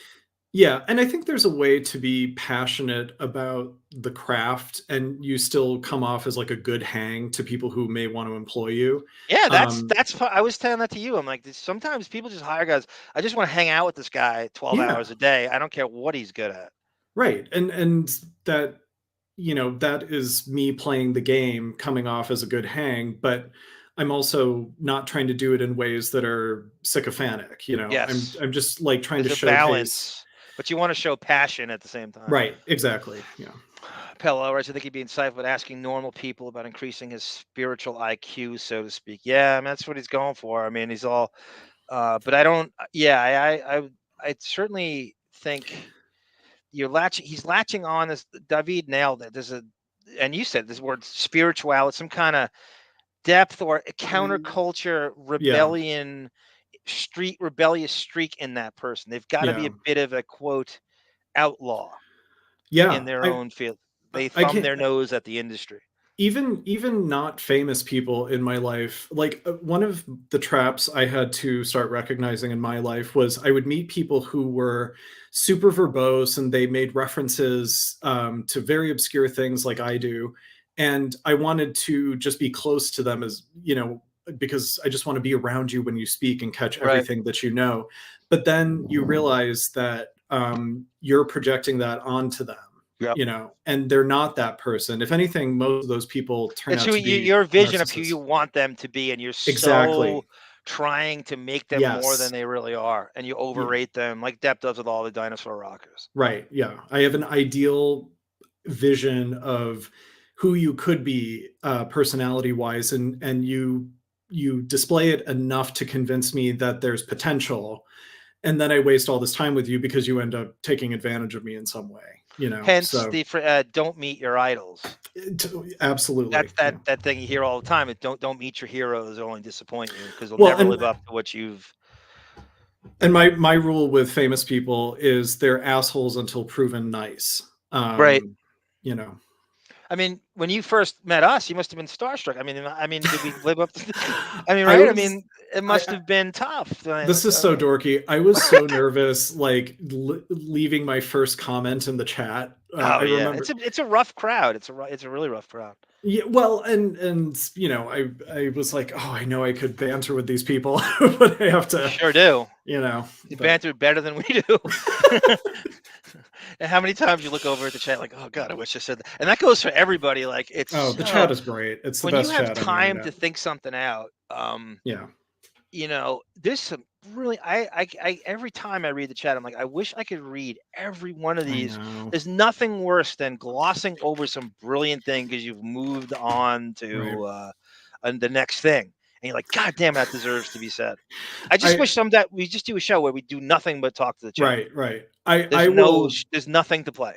I will pay for super chats on Gunk if I think I have something particularly brilliant to say. Everybody does. King Norris and Stuttering John's band. You know what, Pell? The thing is, they did that in front of Simon Cowell. Simon Cowell said John was better than them. Yeah. John was better than Fred. According to Simon, I agree with him. I mean, I don't know what guitar means. I don't know what that means. Is it amount of chords? Is it? It's all in the ear. I don't know. I don't know what that means. Best guitarist. You know, it's almost like because sometimes people ask me, like, what do you think? Do you think that the music is the most important part of a movie? And my answer is always, the most important thing about a movie is the movie, because it's the sum. It's greater than the sum of all of its parts, where everybody working on it, you're not working with each other, you're working with the medium of film. Right. And the movie you start to make is not going to be what you get at the end, but you have to pay attention to what it's becoming so that you can make it reference, you know, like, oh, this is starting to remind me of this movie that we have a precedent for. So let's go in that direction because that will sell better, you know? But I think the same is true of guitar playing, where it's sort of like, it's the overall product. There are people who have amazing dexterity and technique, but maybe their songs are super boring and indulgent. And then there are people who are more accessible with their music. And, you know, you never know how lightning is going to strike. These names that G. Canada rattles off, Clapton, Slash, Tommy, Pete Townsend, Eddie Van Halen, because we're told to say those names over. It's a safe thing to say the same names over and over again. You never go outside of those names. You have to. No one's gonna criticize you. No one's gonna push back when you say Eddie Van Halen is my favorite. Because it's just everybody says the same shit. There's a zillion. The world has enough comedians. The world has enough guitarists. Everybody plays guitar now. I knew people who didn't make a cent. Bands that these guys would play in bars all the time. They were just as good as any of these guys. There was nothing they couldn't play. There was nothing you threw at them they couldn't fiddle with and play it eventually. Yes, right. And they just never got. They didn't get in at the right time. Yeah, they just got signed. Not saying they're not talented. It's just that it's just the same names. And if you don't say Eddie Van Halen and you don't say Eric Clapton and you don't say, you're gonna it's the easiest thing. Yeah, because no one's going to push back on it. It's like saying, I'm a Beatles fan. Well, who's not? Yeah, I'm friends with an actor in New York who he was. It came down to him and this other guy for the lead in this Broadway show, and the other guy, not my friend, got the role, and it skyrocketed him to pretty big stardom. You know, and my friend is not as well known. I mean, he's kind of known in that circle, but it just goes to show you, like, it can come down to one moment where it either tilts in your favor or it doesn't, you know? Yep. If Depp doesn't meet Nicolas Cage in the early 80s, does anybody see him? Does he go on that track? Does he get introduced to the agent? And then he just makes the most out of the opportunity, and then his charisma shines through and he gets passed on. If he doesn't meet Nicolas Cage, what happens to him? That's a great Marvel Comics what if, right? Right. Well, and the opposite is true with Howard. If the domino row hadn't fallen just right for him to meet Mel Karmazin and Don Buchwald, would we have ever heard of him? No. Buchwald's the pit bull, getting him all that shit he doesn't deserve. Marilyn Manson, right. Trent Reznor, right. Trent Reznor is his conduit to everything back then. And now he hates him. Trent Reznor is he's a sworn enemy. Right. It's crazy. Award for best documentary. And he tried and he tried and he tried. I mean, go look, see if you can find it on YouTube. 2014 Hollywood Awards, Johnny Depp documentary award. Oh, I've seen it. And just look at the guy. I mean, an absolute mess. And you know you're a mess if you have to present an award on a television show. I don't care if it's only shown in Sheboygan. You know, do you really want to go on there and just be that person? It's like in the reality shows when everybody gets hammered, wasted. That's why you Two go. drinks, 2 drink maximum. That's the Golden Globe. Otherwise, you just look like an idiot. No, you don't. You look great. And when you're Johnny Depp and people expect something of you, and then you go on an award show. I mean, Ricky Gervais made his hay drinking on stage in front of this crowd, and then used Depp as a punchline, and he went along with it. This dude is not in on the joke. Like, it's so strange. No, he's the epitome of not in on the joke. Yeah, right. Exactly. He just doesn't get it. Everything's so literal. Everything is so uptight. So he just doesn't get it. I mean, Depp got grilled by Ricky Gervais about the tourist at the Golden Globes, and he just went along with it. Right. And he eventually became friends with him and did his show. And you basically, by you doing that, you're basically saying it doesn't matter. I'll do what I want. And that's basically what Johnny Depp's life is that I don't care what you say or do or ask. I'm going to do what I want. David Pellel is absolutely right here. Oh, yeah. In some cases, like a 90210 or the original 21 Jump Street, you have to have the original music because it sets the tone and it takes you back to that moment in time. Yeah, that's absolutely. Yeah. No. That's why we owe Boff so much. And I want to thank Canada, G Canada, and Gina Bovina, because Canada, as G Canada tells us all the time, is very, very liberal copyright laws about stuff. They don't give a shit. It's great. And the copies we're watching are a Canadian airing of 90210. Oh my with gosh. the music fully. I looked up what the company was. Yeah. I forget what it's in the bottom right. It's some weird name I'd never seen. I looked it up. It's a Okay. Canadian TV station. Yeah. And No, fully restored music. But the music is obviously, I personally, in the secret pit of my soul, think the music is the most important part. But I will say this, sometimes, and this is kind of a thought I had with 90210, where it's like, are they trying to make it sort of like you take it seriously, or are they trying to intentionally do kind of cheesy, a cheesy show where we know the people are tuning in to look at the good-looking actors, you know?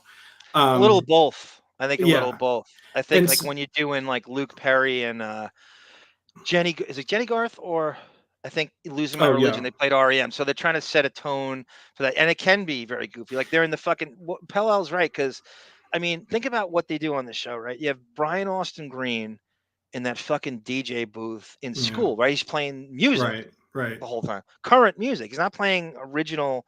He's playing stuff that's on the radio, and they're promoting those artists' song. And then the fucking Peach Pit jukebox is also playing current music. Right. Or any music. So you have to have it. It takes you completely out of the show if you strip the music away. Yeah, I think that with the music that isn't songs, like the original score, sometimes there is a danger in overscoring your movie or TV show. Where like it does like take Reality Bites, right? Or singles where the music is more important than the actual movie, right? Or Breakfast Club, or Big Chill, or something. Yeah. Yep. So, and I say this all the time, like I don't understand the music rights shit, because you're doing the artist a favor at the time. You know how many albums they probably sold for being on that show? And Jump Street had like I didn't even know anything about REM until I saw them on Jump Street. And it's like, so I'm buying the album because of the show. You owe that show. Right. You keep your music and you tell them, no, you can use it. That's bullshit. You had no problem cashing those checks when they use your promotion. You promote on that show to sell CDs and tapes when it was fashionable to do so. Yeah. You let them use your music. Bullshit. Well, and you know, my dream is like, at one point they thought it was legal and fine to download one track for 99 cents on iTunes. Sell me a Jump Street episode and just tally up, you know, how many songs I'm buying. And also, they're not the whole song, so it should be less than 99 cents if you're going to go by that metric, you know? Yes, good point. G Canada say get to see him live. I did see the best guitarist live. I saw Vernon Reid from Living Color twice, and George Lynch from Dokken at Sundance in Bayshore when they washed on. I don't know. And I'm looking at him even at 16 and going, is he really the best guitarist? Or I don't know what that means. What does that mean, best? Yeah. At least Depp didn't slap him on stage like Will Smith did to Chris Rock. I wish he would. I wish he would. They could. That's what they was. That's so funny with Ricky Gervais and Depp. That's exactly what should have happened. Yes, they could have staged that. It almost like Depp went up there and like stared him down. So they were teasing that actually when Ricky Gervais was goofing on him and Angelina Jolie. I vaguely remember that. That's right. You got to check. I think it's still online. I'll find it somewhere. Yeah. Peach Pit was kind of creepy to me. He was always way too. I always say this, Josh, at the 90210 was basically Happy Days in Beverly Hills. Happy Days meets 21 Jump Street. Fonzie is Dylan, Brandon and Brenda are Joni and Richie. The Peach Pit is Arnold's. Al is Nat, and the Cunninghams are the Walshes. Yeah. It's the same show. It's just updates. There's no question. I did not download it on, but I could. It would spin off of Laverne and Shirley and Melrose Place. I wanted to do same show. Fear of repercussions, you know, makes you want. Yeah. I did not download, but I wanted to. I could do it. Right. I know what you mean, G. I remember one episode of 90210 with a band called Diesel Stone, and the Waste Management playing at the Peach Pit was so corny. Wow, is that real? Sarah would know. I wish she was here. Diesel Stone. Jeff Healey was incredible and used to own a book. Was he in Roadhouse? Jeff Healey. I don't remember. Yeah. I'm trying to remember if I'm thinking of something else. I'd love to hear. I'd love to hear Heather Locklear say "Schlemiel Schlemazel" with supposedly Depp's ex. And I didn't hear about this until Courtney Thorne Smith. Oh, that's right. I'm not. It's funny because she was on 2.5 Men, so she seems to be friends with Sheen, and maybe that goes back. Basically, what judges or divides, I guess not judges, what divides the good from the bad. Thank you, guys. G Canada and a celebrity.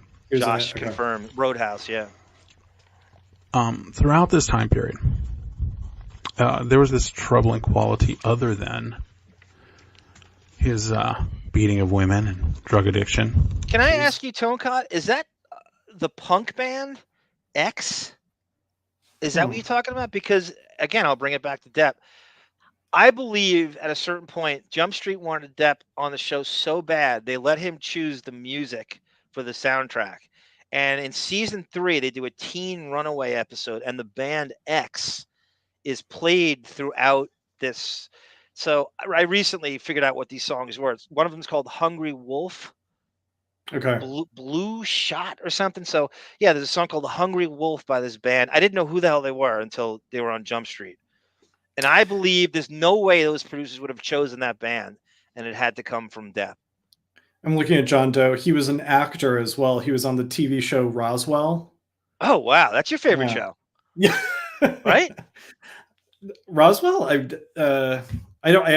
know the title, but I don't know. What was the WB reference you made? The CW. Everwood. That's right. I confused Everwood. Pardon me. I confused Precious Roswell with Everwood. Sorry.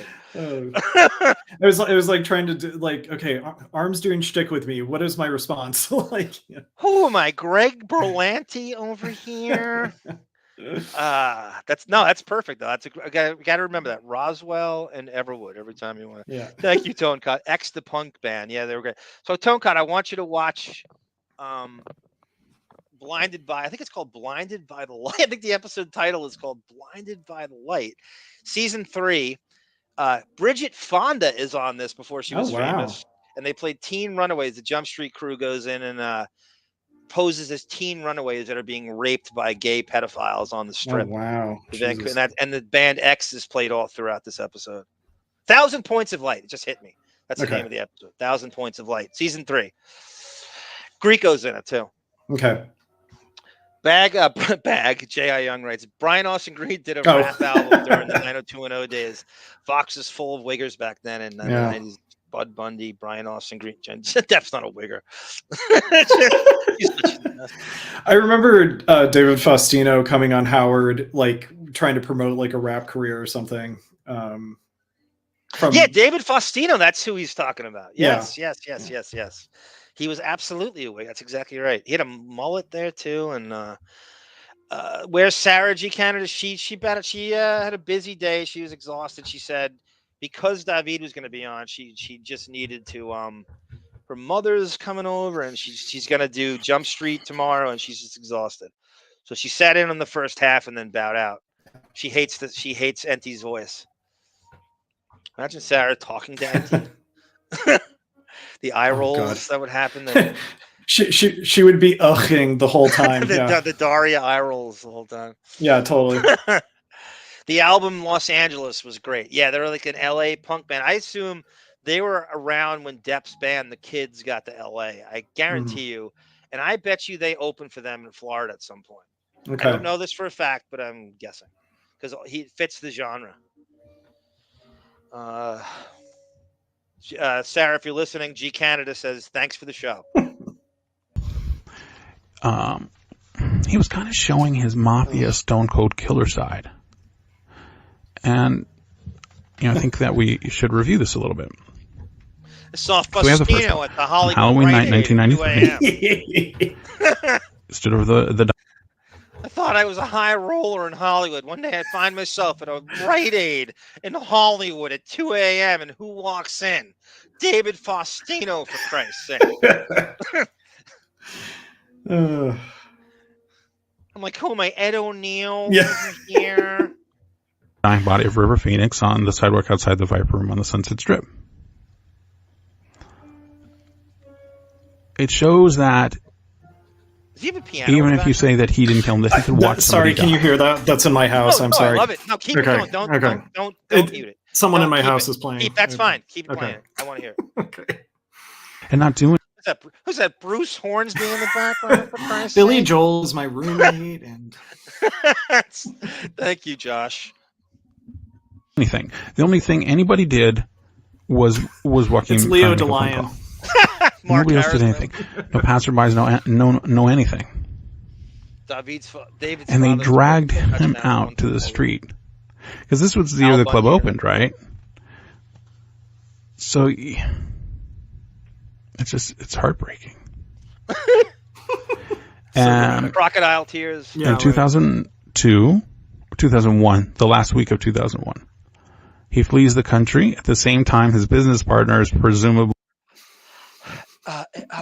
Mark, if you come back, take a few days off, come back on the show, and I think you'll find that you probably overreacted. No, you won't, Gary, because I won't be in the country. No, you won't see me next week because I won't be in the country. You ever said that to Gary? Yeah. No, you won't because I won't be in the country.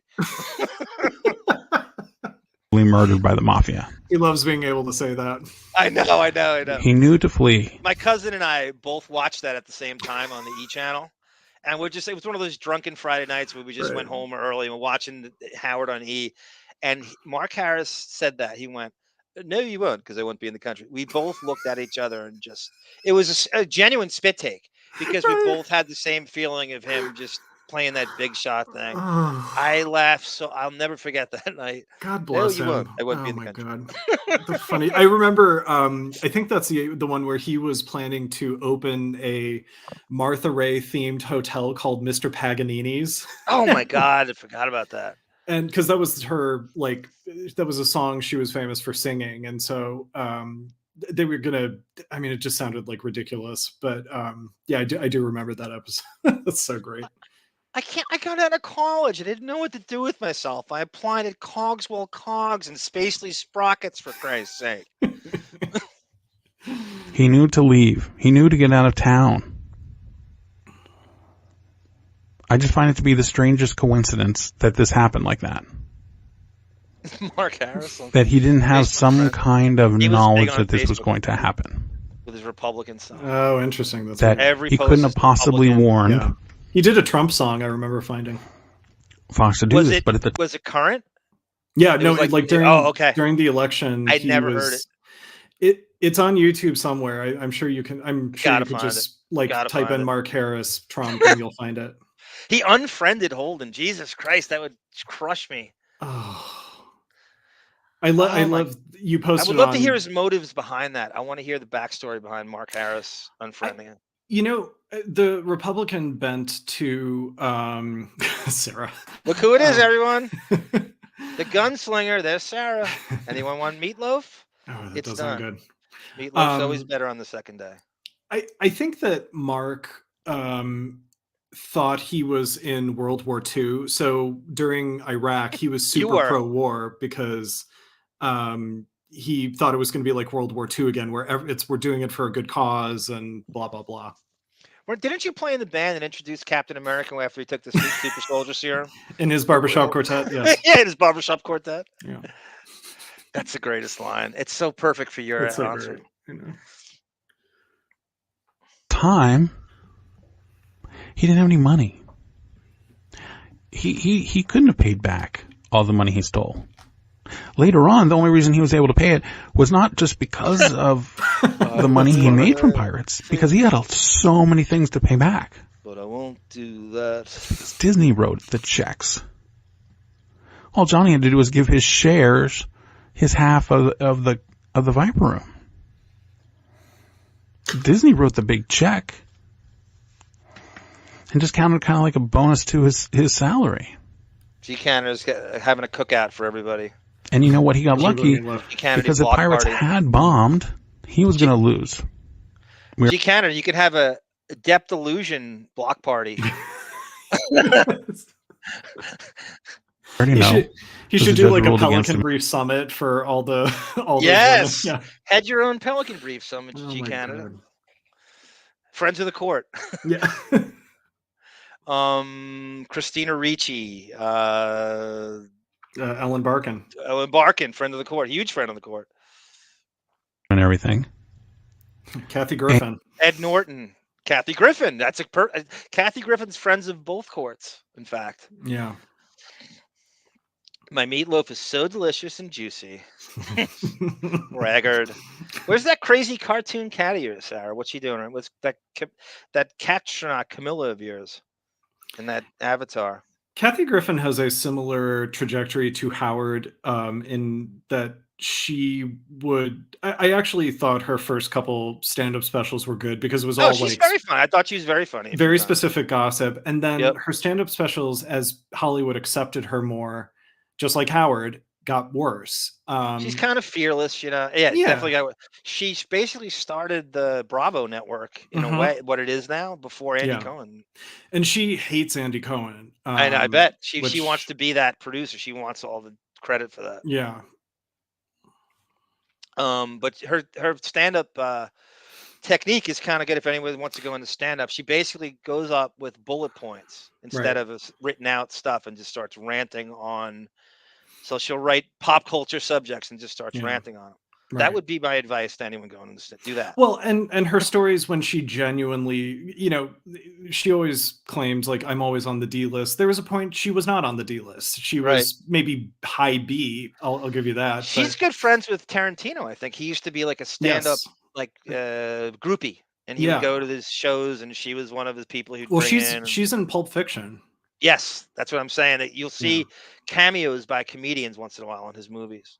Yeah, you heard a thing we talked about Depp in Pulp Fiction, right? Where they had him cast in 5 different things.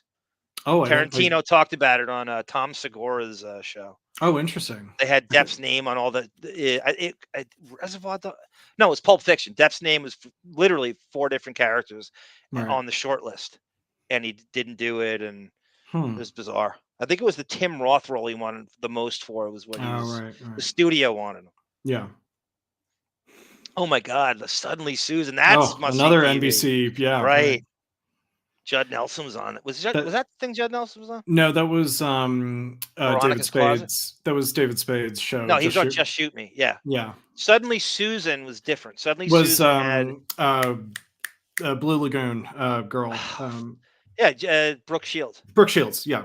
Shields. Judd Nelson was on. I think it was something on that Thursday. He might have been, yeah. It could have been Veronica's Closet or something. There was a Kirstie Alley was the star of Veronica's Closet. Yeah, that's right. There was an actor on Suddenly Susan who committed suicide between seasons. He had like a drug overdose. I forget his name. Hispanic last name, I think. I can't remember his name anymore. Yeah. Yeah, it was a big. That's right. That's exactly right. All right, we'll end here. David, I want to thank you so much. Oh, thanks, John. On. I think. Are you doing a 90210 with Sarah soon? I don't know.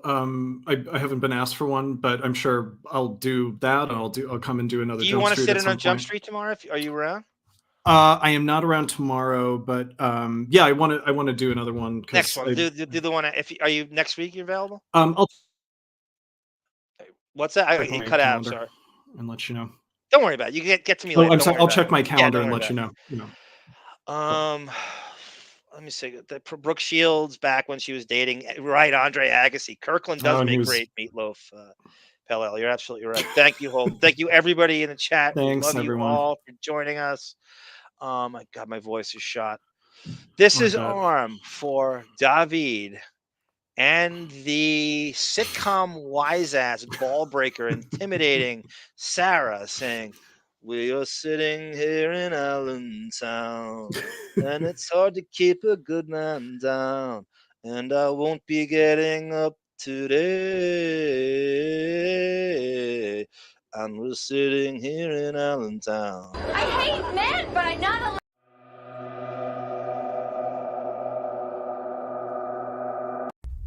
Moo! Moo! Moo! I'm a loser! Eh?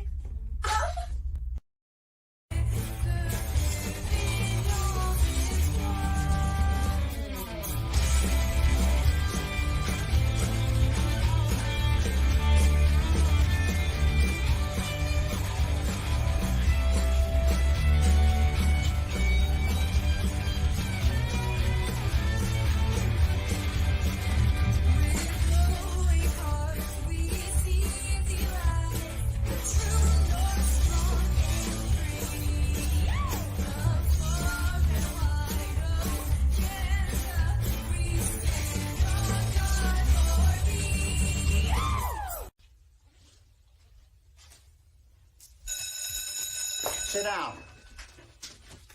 Stay where you are. For the first time, I choose to walk out on you.